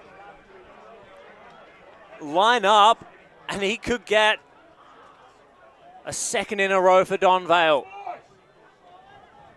This is such an important kick. He should do it. Wouldn't want to put the Moz on him, but it's the simplest of processes. He's going to go the snap. Bang. Donvale not out of it.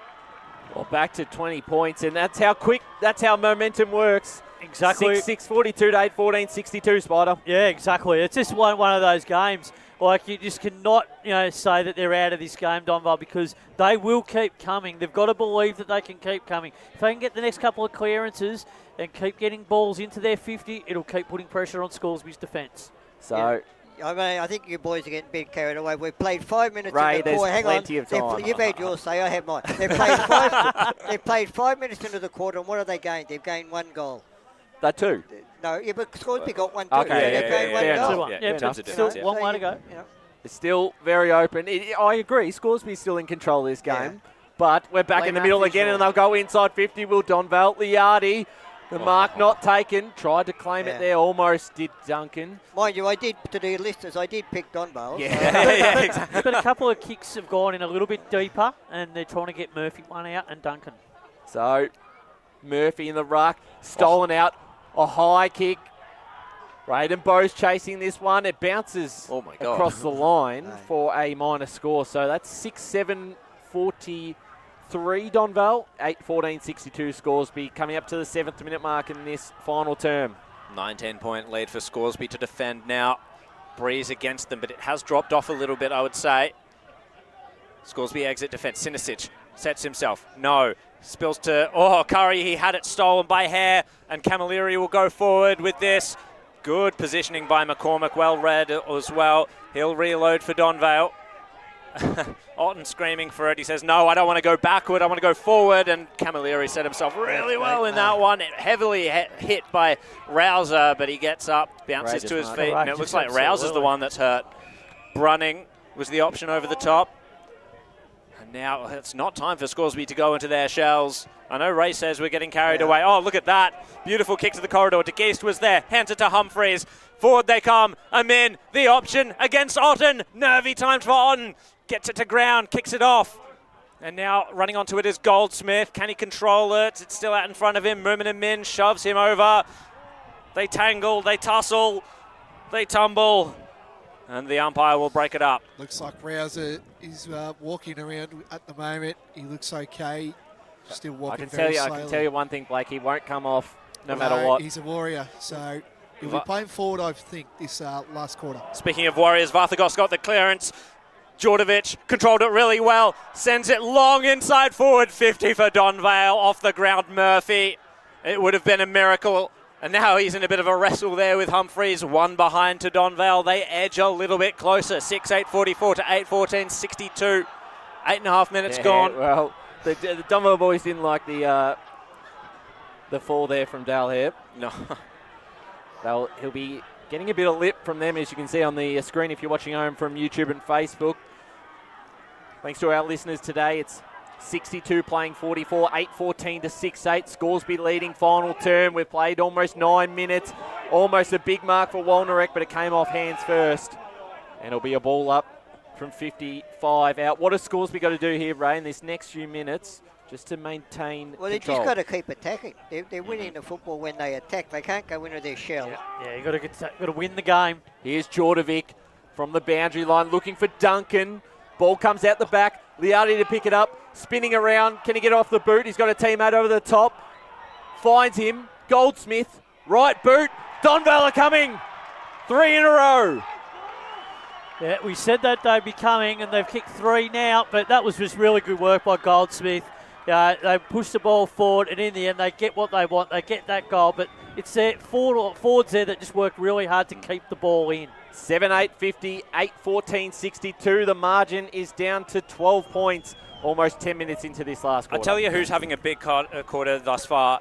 Matt Liardi. He's good. Yeah, he's been excellent so far. He kept his composure there to get it to Goldsmith. He got a couple of inside 50s earlier in the quarter as well that ended up in goals. Paul Yukoni in the stats setter. Inside 50s in this last quarter, 8-3 in favour of Donvale. Yeah, you can see a little bit of it. They're getting enough looks at it inside 50. 2 straight kicks, and the margin will be equalised. Back into the centre we go. Scoresby, what do they have left in the tank? Delrain attacks Curry. It's going to come out to Zalek, though. Keeps it low. Wolnorek read that really well. Takes the intercept mark. And he, well, to try and steady the ship a little bit. Boundary. Taking his time. Chris Cordes on the boundary. That's 25, I think. I don't know if I agree with that. Crisco. Yeah, it is 25. We're just having a bit of a technical issue getting Chris. You got me now, all right? Yep. Yes. Beautiful. Yeah, one of the things Craig McKenzie floated at three-quarter time was the idea to use Wolnorek as a spare defender, but he said, just keep going how we are and I'll make that choice. And I think he's just about pulled the trigger now off this momentum from Donvale. Thank you for that, Chris. That is definitely one to watch. So it's come back towards Donvale's forward line. The umpire's seen something there, and it's going to go the way of Scoresby in the back. 25. Another 25. Yeah. Gee, undisciplined stuff by Donvale at the moment. They have the adrenaline pumping, but maybe just need to keep their composure in moments like this. 11 and a half minutes gone, and a bit of heat has been taken out of the game and out of Donvale's charge through these past couple of passages of play. And Brunning will send Scoresby forward. He had a man kind of free, but he was met by Djordjevic. It was Camilleri. He ended up with it anyway. To the hot spot. Amin trying to dodge one way. Through the traffic. Out of the traffic. Right kick. Right boot hook it was, but a behind. Jeez. He tried to do everything but kick the goal there. Yeah. And he just couldn't quite complete it. 8-15-63 Scoresby, 7-8-50 Donvale. 12 minutes gone in this final term. Might be a handy point. Gets it back out to 13 points, but we're a long way to go in this one. Long down the line. Mill to fly. Amin out the back. Duncan ends up with a footy. He's wrapped up. And we'll get a ball up. Pushed up the ground a EFNL bit. Logo. Out here at Jubilee Park. Great crowd in today for the Division 3 decider. Trying to burst through there. Wignall. Umpire says nothing. No holding the ball, free kick. We'll get a ball up. Oh. You have to wonder what both Tony Weeks and Craig McKenzie are thinking at this stage of the game. Just a quick score update in Div 2. It's Surrey Park 10-11-71 to Wanty South 9-11-65. A big one there. That's a spot in the grand final. Back in the middle here, Camilleri kept the ball live. A smart kick and might work okay for Humphreys. He's chasing this along the boundary line. Moves this ball to De Geese. That's out of bounds on the full. And just another score update quickly. Baldwin 12-9-81 to Baldwin 4-8-32. So there's a couple of players down in the middle of the ground. That doesn't stop play. However, pack forms as Donvale got it forward. Wolnorek fighting for it. Gets the handball away. Saw Brunning, but the handball was too short for him. Camilleri is one of the players down, and it's looking bad. He's in the hands of the trainer. You've got to stop They play. have to stop play in this situation. Zalek was the other player who's down, I believe. Well done. But he's got himself back up, and Jordan Camilleri is being helped to his feet now. They can't afford to have him go off. No. Need him on the ground in the big moments coming up. Yeah. Once again, another stop in momentum. Now this has helped both sides. They've got to set up now. Yep. Get your numbers behind the ball if you're Scoresby. And get your numbers forward if you're Donvale. There would be a big loss here. Jordan Camilleri coming off. Yeah, 17 goals for the year. 14 times he's been named in the best. And it looks like his season has come to an abrupt end. Just 20 or 15 or so minutes short. But back into play we go. Finlay gets to front position. Liardi scoops it up. Tried to burst through 2 tackles. Held to him though. A lot of numbers around this stoppage. Nil all draw in the ruck. Hunting for it was Delrain. finds the handball option, but over the boundary line goes Marshall. Just a lull in proceedings, calm before the storm, however. Donvale have dropped an extra player just back to the left of us here. Yeah, that is good, well spotted there, Ray. Walker got the handball away. It was a bouncing ball down the line, pushing the back free kick, going to go the way of Donvale. Adam Cameron now. He's the pathfinder for Donvale from the half-back line. Blood rule, boys. And a blood rule has been called. And he's a good ball user too, Cameron. Yep. So good player to have in the hands at the moment. So what options will he have? There's a few players behind the ball for Donvale. Camilleri coming off the ground too, into the rooms. Yeah, that is a sad end there, perhaps. So Cameron's just going to launch it to the hot spot. A lot of Scoresby numbers under it. In comes Day, stolen from him by his own teammate Tout, wrapped up by Trainer. We've ticked nearly to 16 minutes in the final quarter. Day gets the punch into space, and the boundary line will take it. And Day is looking hurt now as well. Some sore bodies out there. Yeah, there is. Forward stoppage is not their specialty, Donvale, but they'll need to create something out of this. Murphy's come up to take the ruck work. Day is looking very hurt, so they might be down one number at this contest. Back into play we go. The boundary throw-in fell short. Hare tapped it out of defence. Goldsmith was first to it, though he's overwhelmed by numbers of Scoresby, and Trainer was tackled. It's getting numbers around the ball at the moment, Scoresby. Prepared to lock it in. And I think that is the best way at the moment, just in this situation. And Dalrain happy to see it over the boundary line. Well, they're just taking time off. Yeah. Well, let's set the scene, Spider. We're almost 17 minutes into this last quarter of the grand final. 13 points in it. Scoresby 8-15-63 to Donvale 7-8-50. The margin was 32 points at the 3-minute mark of this last quarter.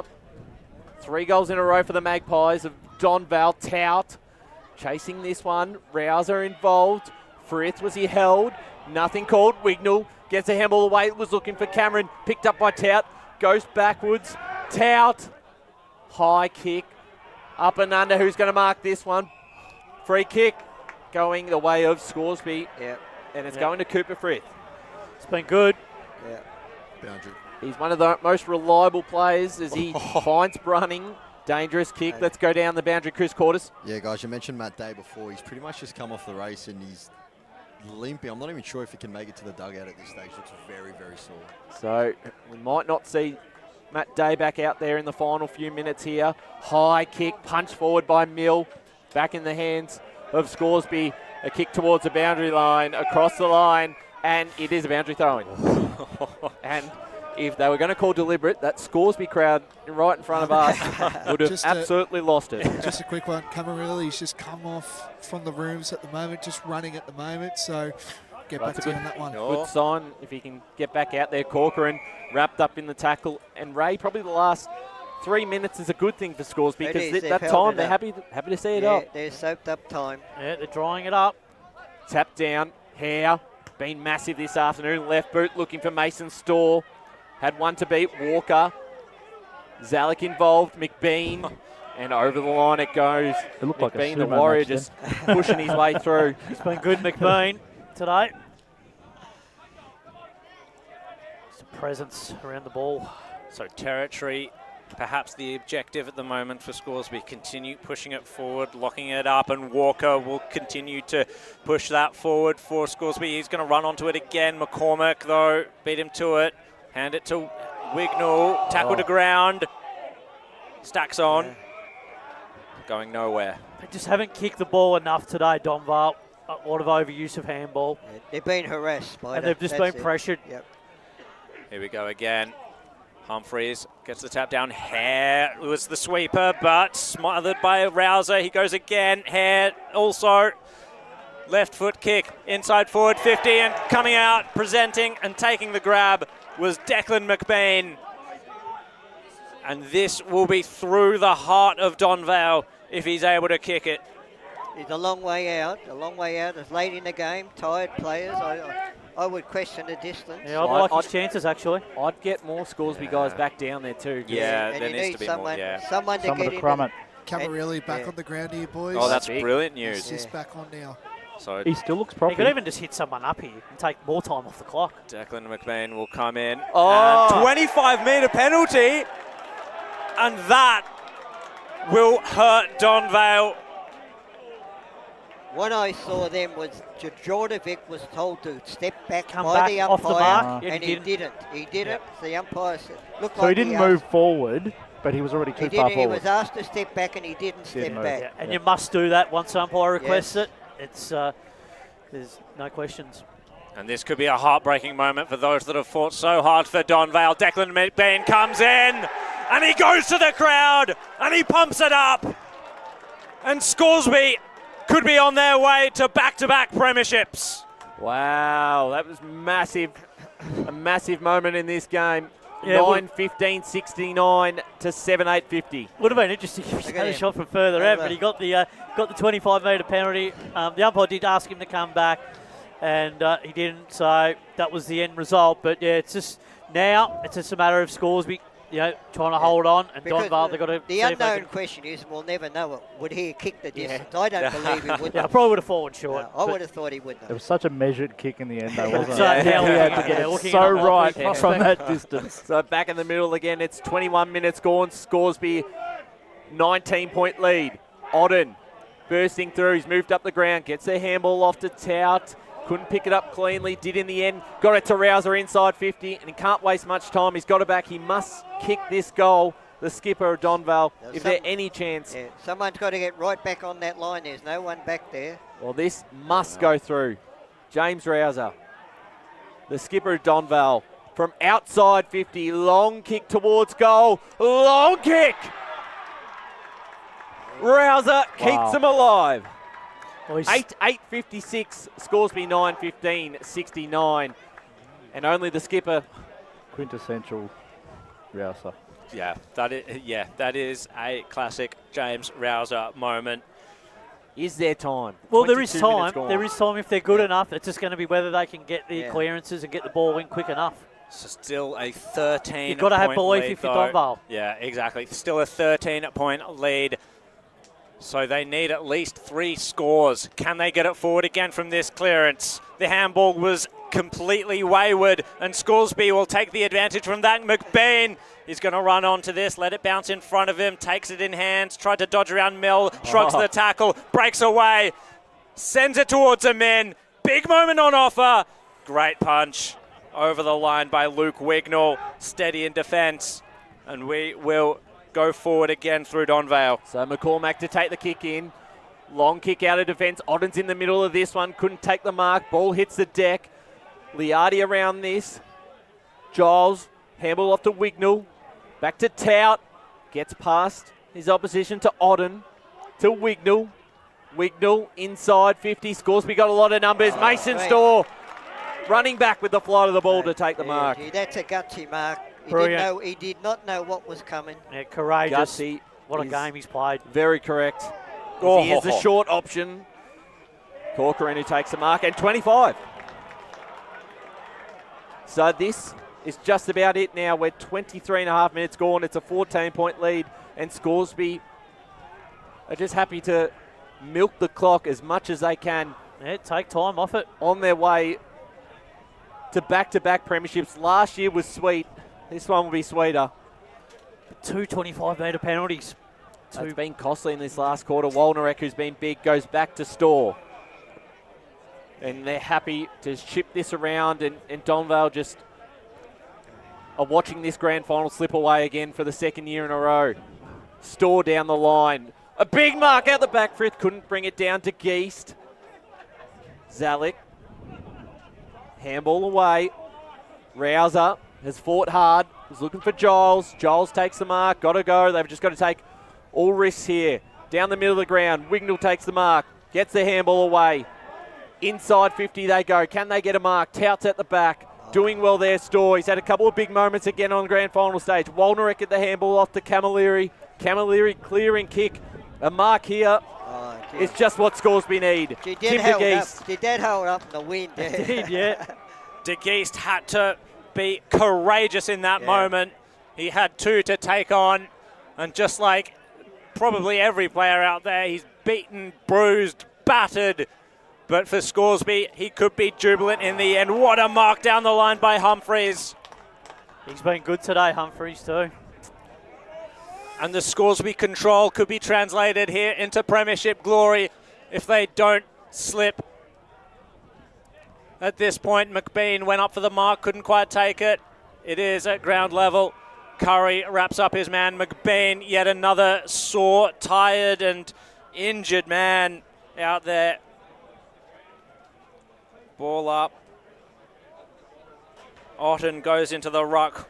What can his experience do? Wignall with the clearance, handed it off. Nervy moments for Donvale as Sinisic trying to go forward. Giles overwhelmed. Scoresby turned it over. Warnerick on the outer side. They're running on top of the ground now as Scoresby. Options abound. Camilleri is one of them. No, it's Amin, in fact. It's Moomin Amin. Strugs one tackle, takes a bounce. Took it over the boundary though.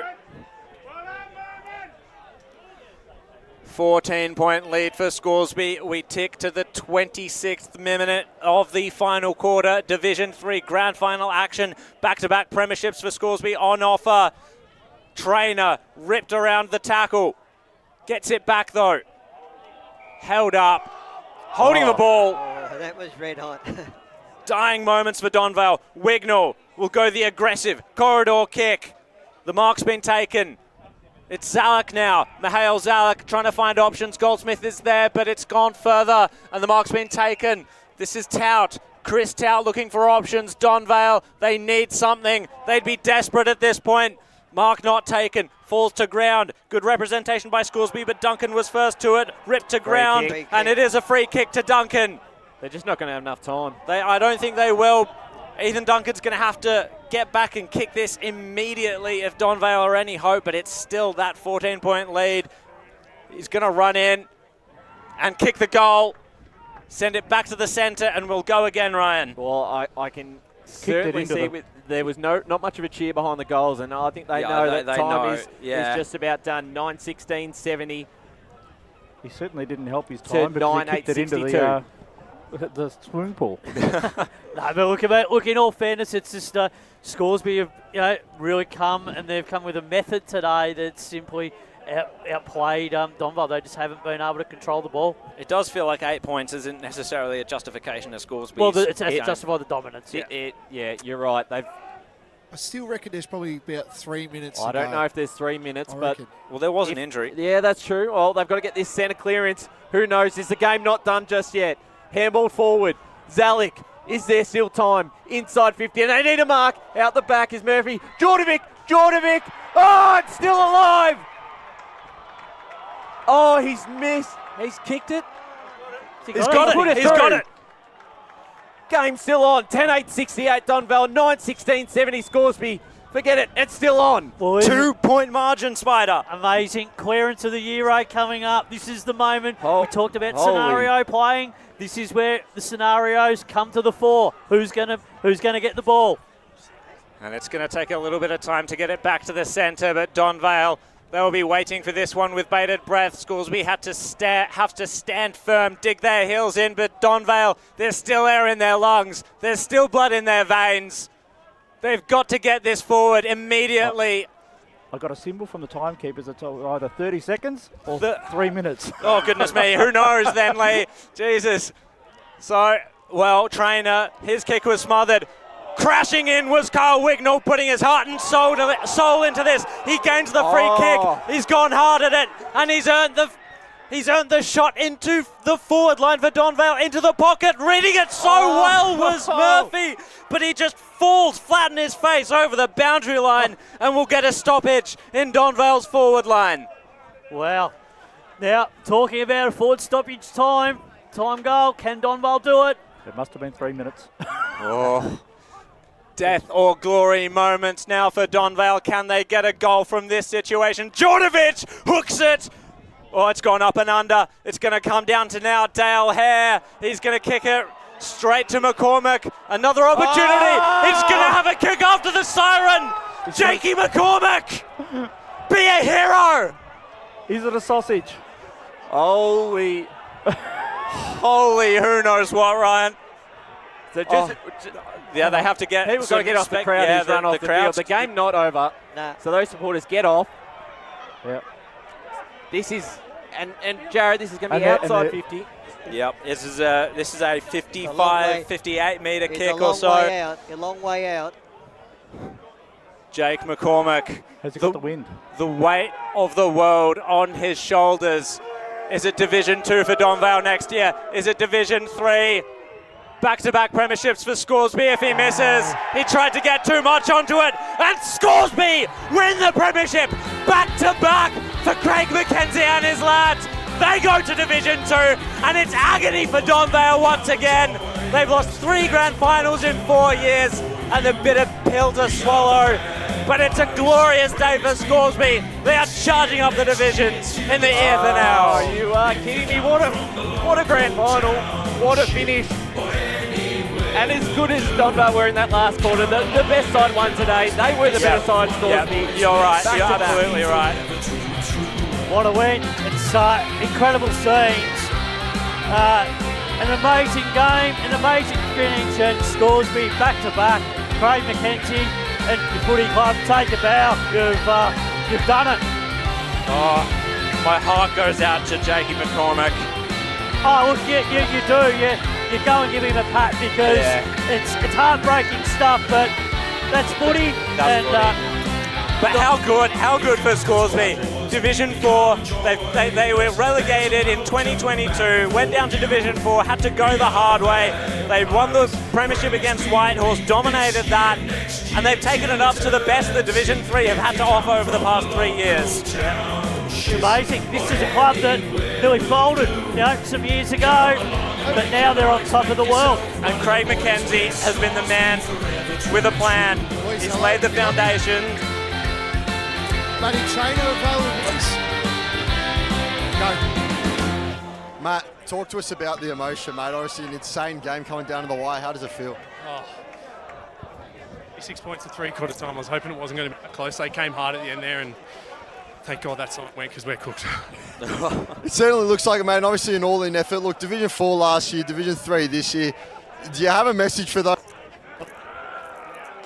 Where are they? Yeah, we'll be hungry again. We've got a good group that are striving just to be better. So, yeah, we'll give it a crack next year. Probably, they won the Div 3 flag last year. Obviously, I wasn't there, but yeah, we'll just give it a crack, mate. Good luck and appreciate it and enjoy the celebrations, mate. Yeah, fantastic. Matt Trainer there.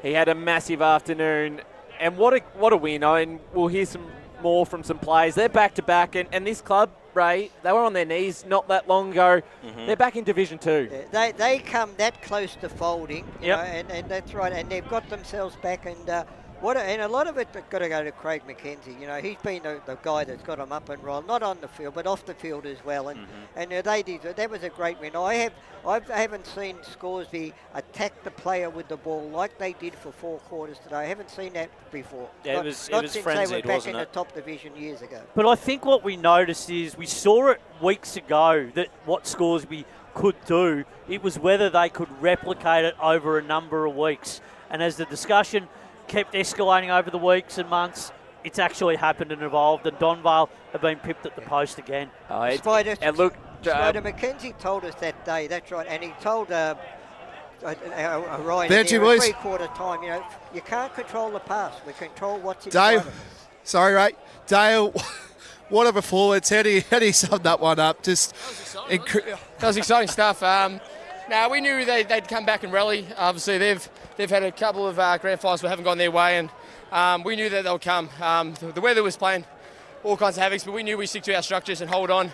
Nearly coughed it up at the end there, but obviously the guy did have the legs. But now we're stoked. We knew that Surrey Park could do the job last year, and we sort of did the same thing. We said, yep, the goal was we're going to do the double. So now we'll recruit hard over the off season, and we'll do the same thing in Division 2. You seem a little bit down. Are you shocked, or what's the go? You seem have you round out? You just won back-to-back premierships. Yeah, that's exactly right. It hasn't even sunk in. The thing is, once you see the people you haven't seen in a while come up and congratulate you, that's when it'll definitely sink in. But Now, we knew that we didn't have any expectations on today's game. We knew that we've already exceeded those throughout the year. So whatever happened today, we knew that, hey, we're a big, massive front here. And, we did the job today, and we can't wait to celebrate. No worries. Enjoy it. Thank you.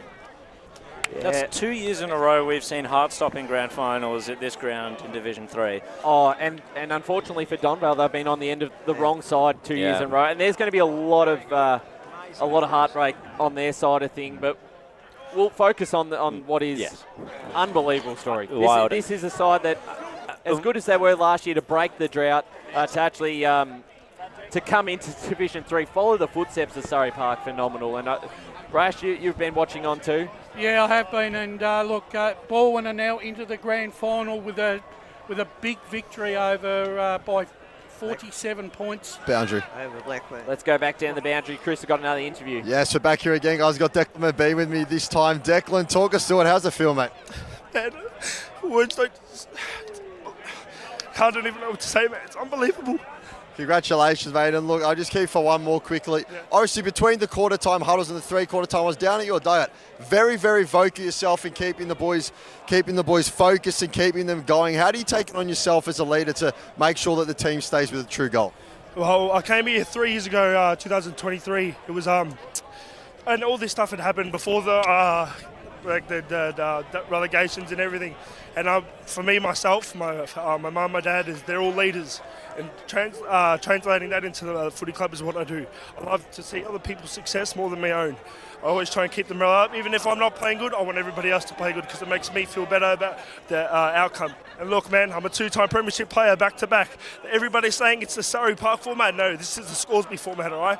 We're coming for every division, no matter what division, all right? Excellent, mate. Congratulations, well done. Isn't that beautiful? Yeah, that's really well said. Back down, boys. Definitely McBean. I've got the big fella here. I've been waiting for this interview for a long time, and I finally get it. Massive day for you. 3 goals and that goal. Talk us through it on the boundary. I shook my head. How did you do it, mate? Oh, honestly, I don't know. If it wasn't for the boys, I wouldn't be able to produce the games I can, like the goals I kick. But it was one of those moments, like big moment. Thought, it's probably my time. Missed a few easy ones, so I had to make one up. Yeah, did you get a little bit nervous? Now, that's a question. They're a good side, don't get me wrong. Donvale, very good, been the benchmark team, you would say. But how did the group go? How were you composed in the group? No, I think, as you said, they were the benchmark all year. So, got respect, all credit to them. They were an amazing team. But, we always had belief. I think that's the biggest thing that we did as a group. We always believe, regardless of what situations we're in. Obviously, we saw our 100th year game. We came back from 5 goals down to win by a couple goals in the end. But, this group is special. This group can go anywhere. As I said last year, we had this conversation last year. Why can't we do it? And here we are. Well, 100 years, back-to-back flags. Talk us through the night down at Scoresby Recreation Reserve. There'll be a couple big night down there for you. I'm tipping you're probably used to this ground. I see you play cricket down here, but it's going to be a big night down at Scoresby, isn't it? Yeah, it's going to be huge. I think the boys are going to let loose tonight, so as they should. We've done well, so I think we deserve it. So, yeah, I think Craig's been awesome. I think the playing group's been even better. So, yeah, we'll go from there. All right, we'll leave you there, Adam. Good to chat, mate. Great to hear from Adam. Had a few F-bombs last year after the flag, I think, from memory, none. So he's done well. You've got a score, Brash? Yeah, Baldwin 13-91 defeated Blackburn 6-8-44. So very disappointing performance there by Blackburn this afternoon.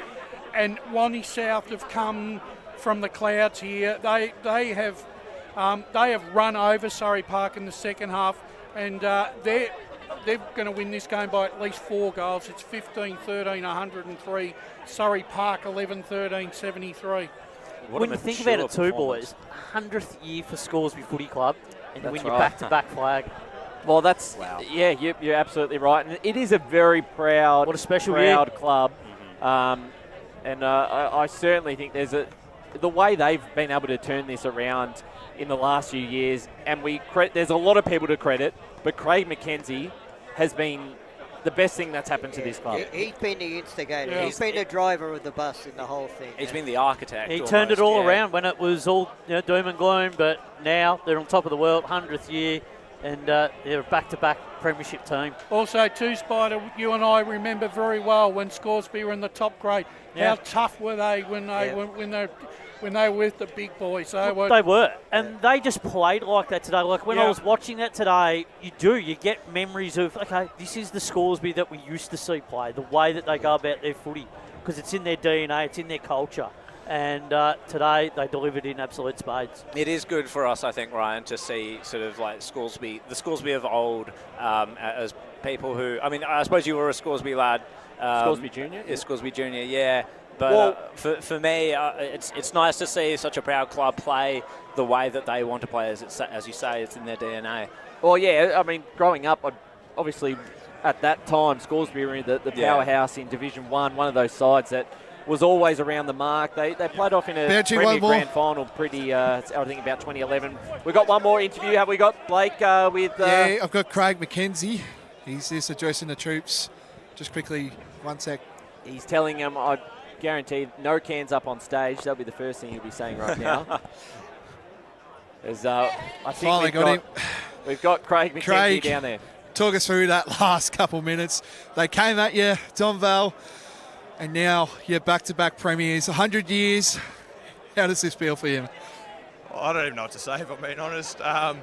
If they kick that last goal, I don't know. There's such a quality side, I'll tell you what. Yeah, our game plan worked today, and I couldn't be any more proud. On behalf of the Eastern Football Netball League, welcome to the Eastland 2025 Division 3 Senior Grand Final between Donvale and Scoresby. And what a grand final it was. Commiserations to the Donvale Football Club, but a big congratulations to Scoresby Football Club, Division 3 Premiers for 2025. We'll begin today's presentations by welcoming EFNL board member Tim Finnemore to stage to present today's medals. We'll start with the Best on Ground medal, the Frank Bibby medal. And the winner from the Scoresby Football Club, number 12, Tom Walnerek.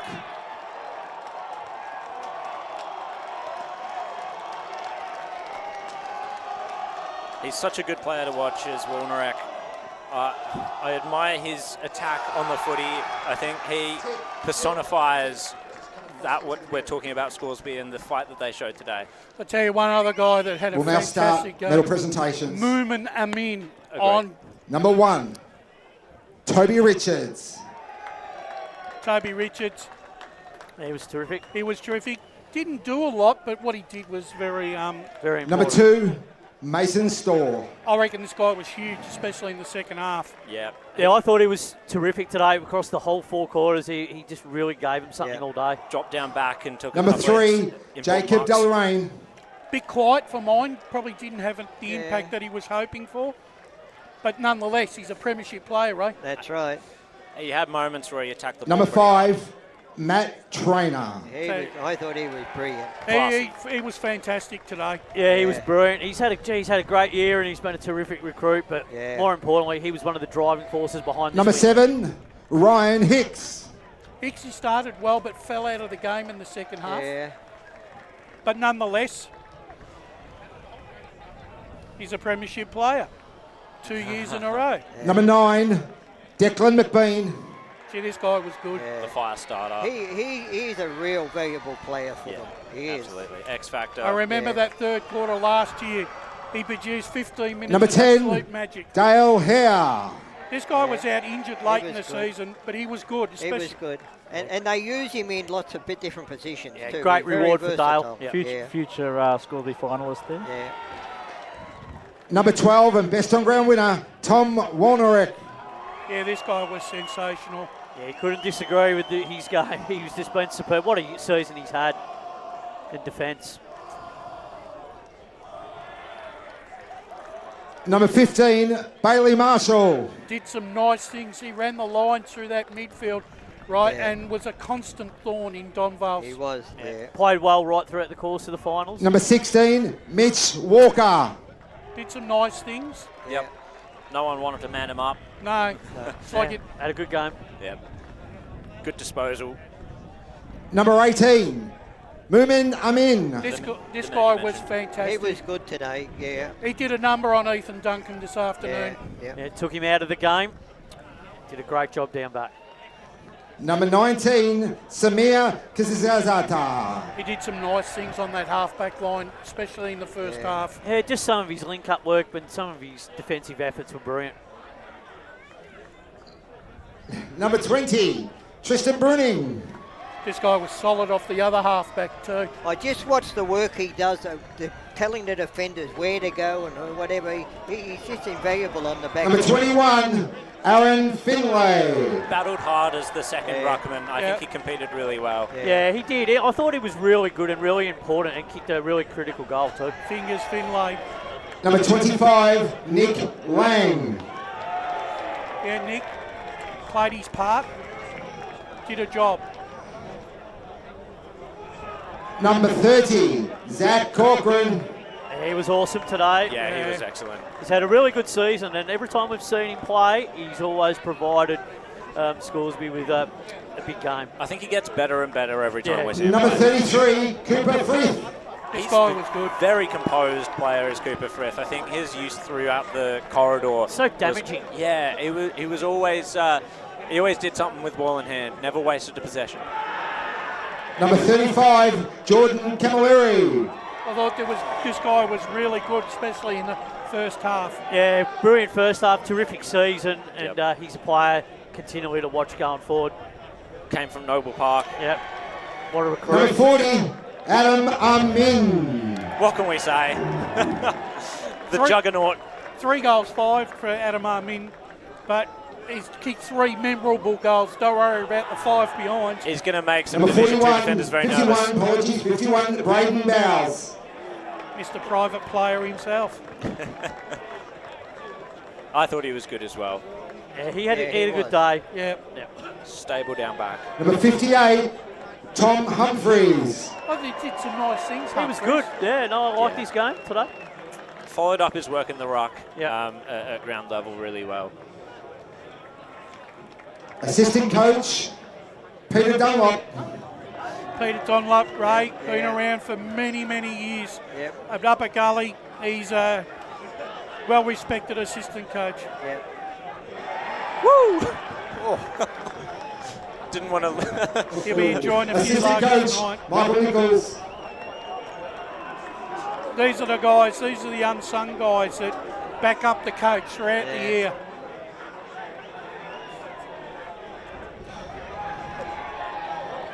And the runner, Matt Krosick. Matt Krosick, Scoresby legend. Yeah, does it again, Matty. As Coach Scoresby himself too. Yeah. Been around for a long time. Yeah. Team manager, Dan Thomas. I know what it's like to be the team manager, and it's a great feeling when you're a team manager. And the trainers, Marie Ionu. And without the trainers, fit players won't be playing grand finals. No, that's right. Had their work cut out for them Elise today. Pretty. Oh yeah, it's a thankless job, Jared. Yeah. And Stacey Van Roy. But it's good on their resume when they're applying for jobs in other clubs. Yeah, it's a good starting point in the industry, but it's also good just to be around a club, community Now based. calling the captain, number 26, Tim De Geest. I thought He was good. he was really good. So composed. Yeah. He always steadied the ship with ball in hand. Popped up in important times. And the coach, Craig McKenzie. Unbelievable effort. This is the story of the year, I reckon. Yeah, the man with a plan. Back-to-back premierships for Craig McKenzie. And one of the nicest blokes you'll ever want to meet, this guy. You're not wrong. Just does the job, and he's just a quality. Thanks, everyone. Firstly, obviously to Tony, and they happened last year as well. Yeah. Tony and the whole outfit, Come on. Let him speak. we couldn't have any more respect for you guys. I know it's tough. I can understand that, but you know, you're a quality outfit. I know you'll bounce back again. It's really tough right now, but you're doing so many great things. So keep it up. To our supporters and to the EFNL and all the sponsors and everything like that. Thank you for all of your support. There's many people here today that came along to enjoy the show, and it was a fair show in the end, so hopefully you enjoyed it. But to our mob, enjoy it, boys. Back to back doesn't happen easily, and we've been working hard on that. So thank you everyone. I now ask Tim Finnemore to present the Premiership Cup to the Scoresby Football Club. Congratulations.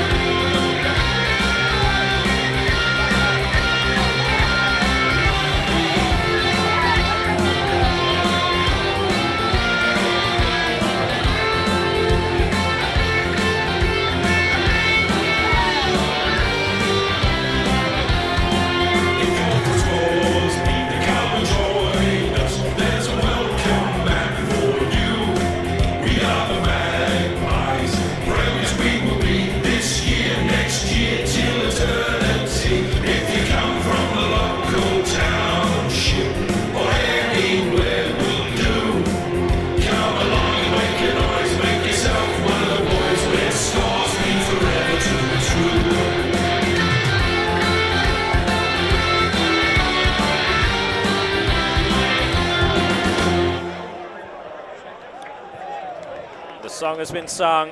It'll be sung all has been night drained as well. It will. And through the week, you'd think. What a song as well. That's a good one. It is a good one. The guitar riff just reminds me of Red Dwarf. I don't know if anyone remembers that theme. I didn't hear that until you mentioned it. That's a good one. Oh wow! So Scoresby, back-to-back premiers, Division 2. They might be shaking in their boots with a charging Magpies team coming up the divisions. Well, it just goes to show you that, and we've seen it over the last few years. Obviously, we saw it with Mitcham. We've seen it with Surrey Park. You know, we've seen it with clubs that if you do come down to a Division 4 and you need to rise, you can do it. And the evidence is there. The template is there, and Scoresby are one of those clubs that have identified it, and they've worked hard, and they've got back to where they belong, and they're moving up the runs in the divisions. So we'll quickly head to an ad break, but when we come back, we'll summarise what's been an incredible grand final and maybe have a look at some of the scores that happened around the ground. So don't go anywhere. Today at Eastland, Lucy's trying on jeans for a momentous occasion. Coffee with the ex. She needs jeans she can move in because she's definitely moved on. Jeans that get a second look, but don't give any second chances. Jeans that say, why yes, I have spent the last 8 months in a post-breakup juice cleansing, kickboxing, personal training frenzy. And it looks as though she's just found the perfect pair. Yeah, that's great. Bravo, Lucy. For all of life's little moments, there's Eastland. Eastland. Live real. Sprained your ankle bursting through the banner? For bumps, breaks or bleeds, be seen sooner, close to home, at Knox Private 24/7 Emergency Department. You'll generally experience shorter wait times. Knox Private 24/7 Emergency, 262 Mountain Highway, Wanturna. Do you feel good about your bank? Because there is a bank you can feel good about. They share their profits to fund big community projects, small community clubs, and vital emergency services. They've given $250 million to help Australian communities thrive. They have all the products and tech you expect from a big bank, with service you don't. It's Bendigo Bank. Feel good about who you bank with. Try Bendigo. Search bendigobank.com.au or search Bendigo Bank near me. Tobin Brothers Funerals wear their heart on their sleeve. Their clear and easy-to-use website and Memory Maker app make it easy for families to make an informed decision. Here's James McLeod, Managing Director of Tobin Brothers Funerals. There's no mystery about our pricing. It is clearly displayed on our website and our app.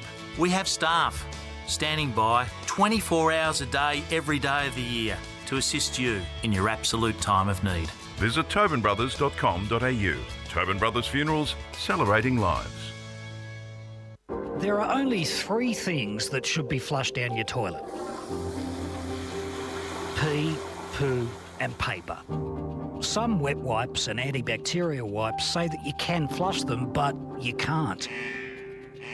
They clog up the toilet and pipes, causing expensive blockages. Save yourself a truckload of trouble. Put your wet wipes in the bin. To learn more, head to the Yarra Valley Water website, yvw.com.au/wet-wipes. Hi, Dylan Dow from the Baroni Football Netball Club here. When I need to grab a quick coffee or a bite to eat, I'm popping into Eastland. Eastland's more than a shopping centre. They support a range of community organisations and have been a major partner of the EFNL since 2018. Cheers, Eastland.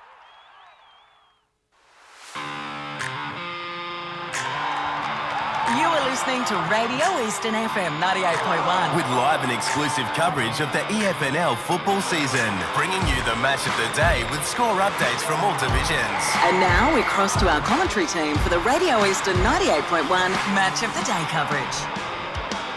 Welcome back to Jubilee Park, and it is Division 3 Grand Final day. We've just seen a heart stopper of a game. One of the best. One of the best between Scoresby and Donvale. Scoresby have won, and suddenly I don't have the scores in front of me, but they won by 2 points. 68-70, I think it was. Yeah, it was 9-16-70. Yep. To Donvale, 10-8. 68. I have to say, the fact that it got down to a 2-point margin in the end, I think just it does justice to the competition as a whole that we've had this season, because it wasn't, the gulf between those two sides was never, probably the 50 or 60 point margin that it could have been if Scoresby had kicked accurately in that game. So it does a justice that it was just the 2 points in the end. Yeah, for sure. But it does sort of go to show that Donvale were off it today. They just didn't play the way that we know that they can. They do dominate sides throughout the year. They do put sides away. Well, they bully you, don't they? They physically intimidate. But in the end, they just were outclassed by ball speed, movement, and intercepting defensively. And then when they needed to score, Scoresby, they were able to do it. So with only about 5 minutes left, I think I'll hand it over to Wayne Brasher to recap some of the scores that happened around the grounds. Yeah, Jared, only a couple of scores today, but important ones nonetheless. Baldwin have moved into the grand final with a 47-point victory over Blackburn. Baldwin 13-13-91, defeated Blackburn 6-8-44.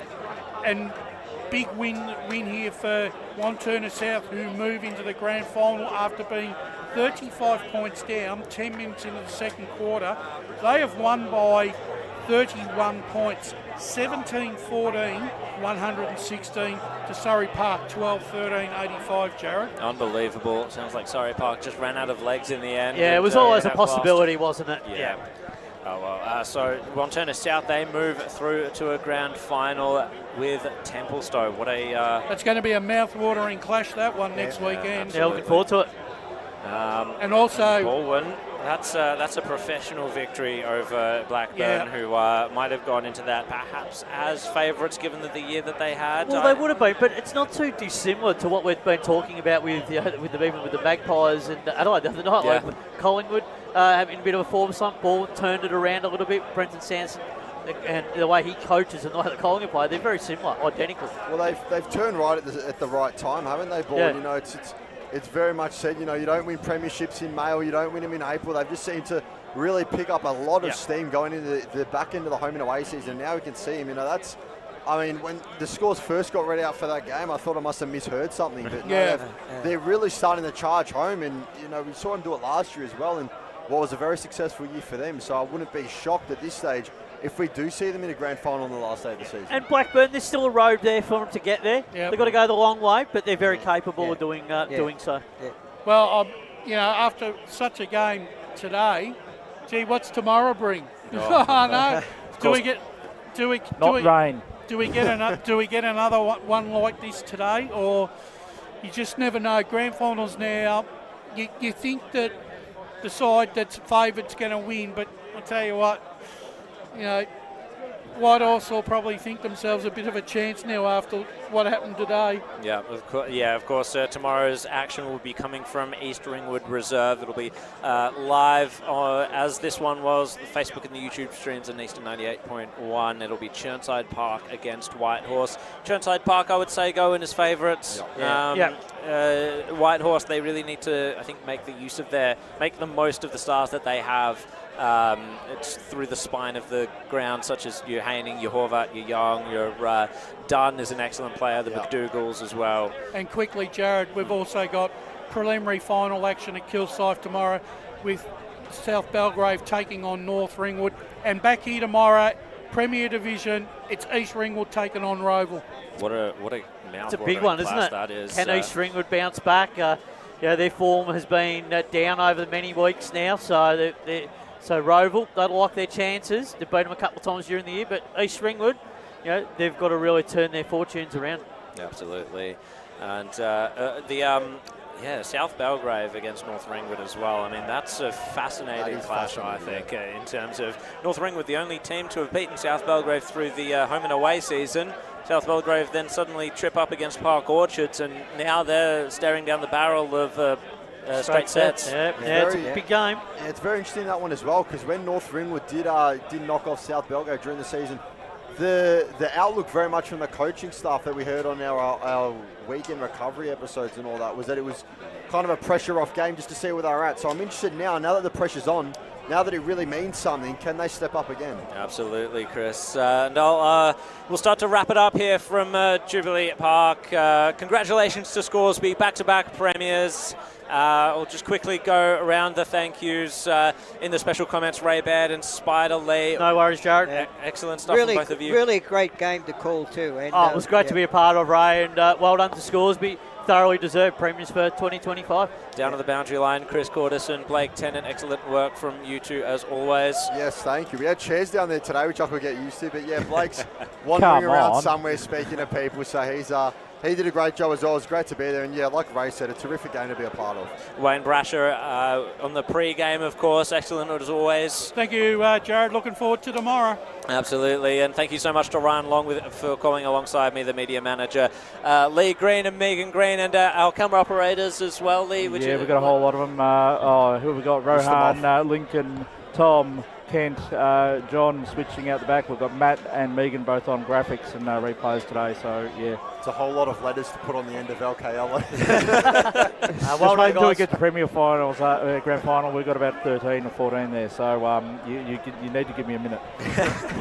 Well, thank you very much to everyone for watching as well. Congratulations to Scoresby.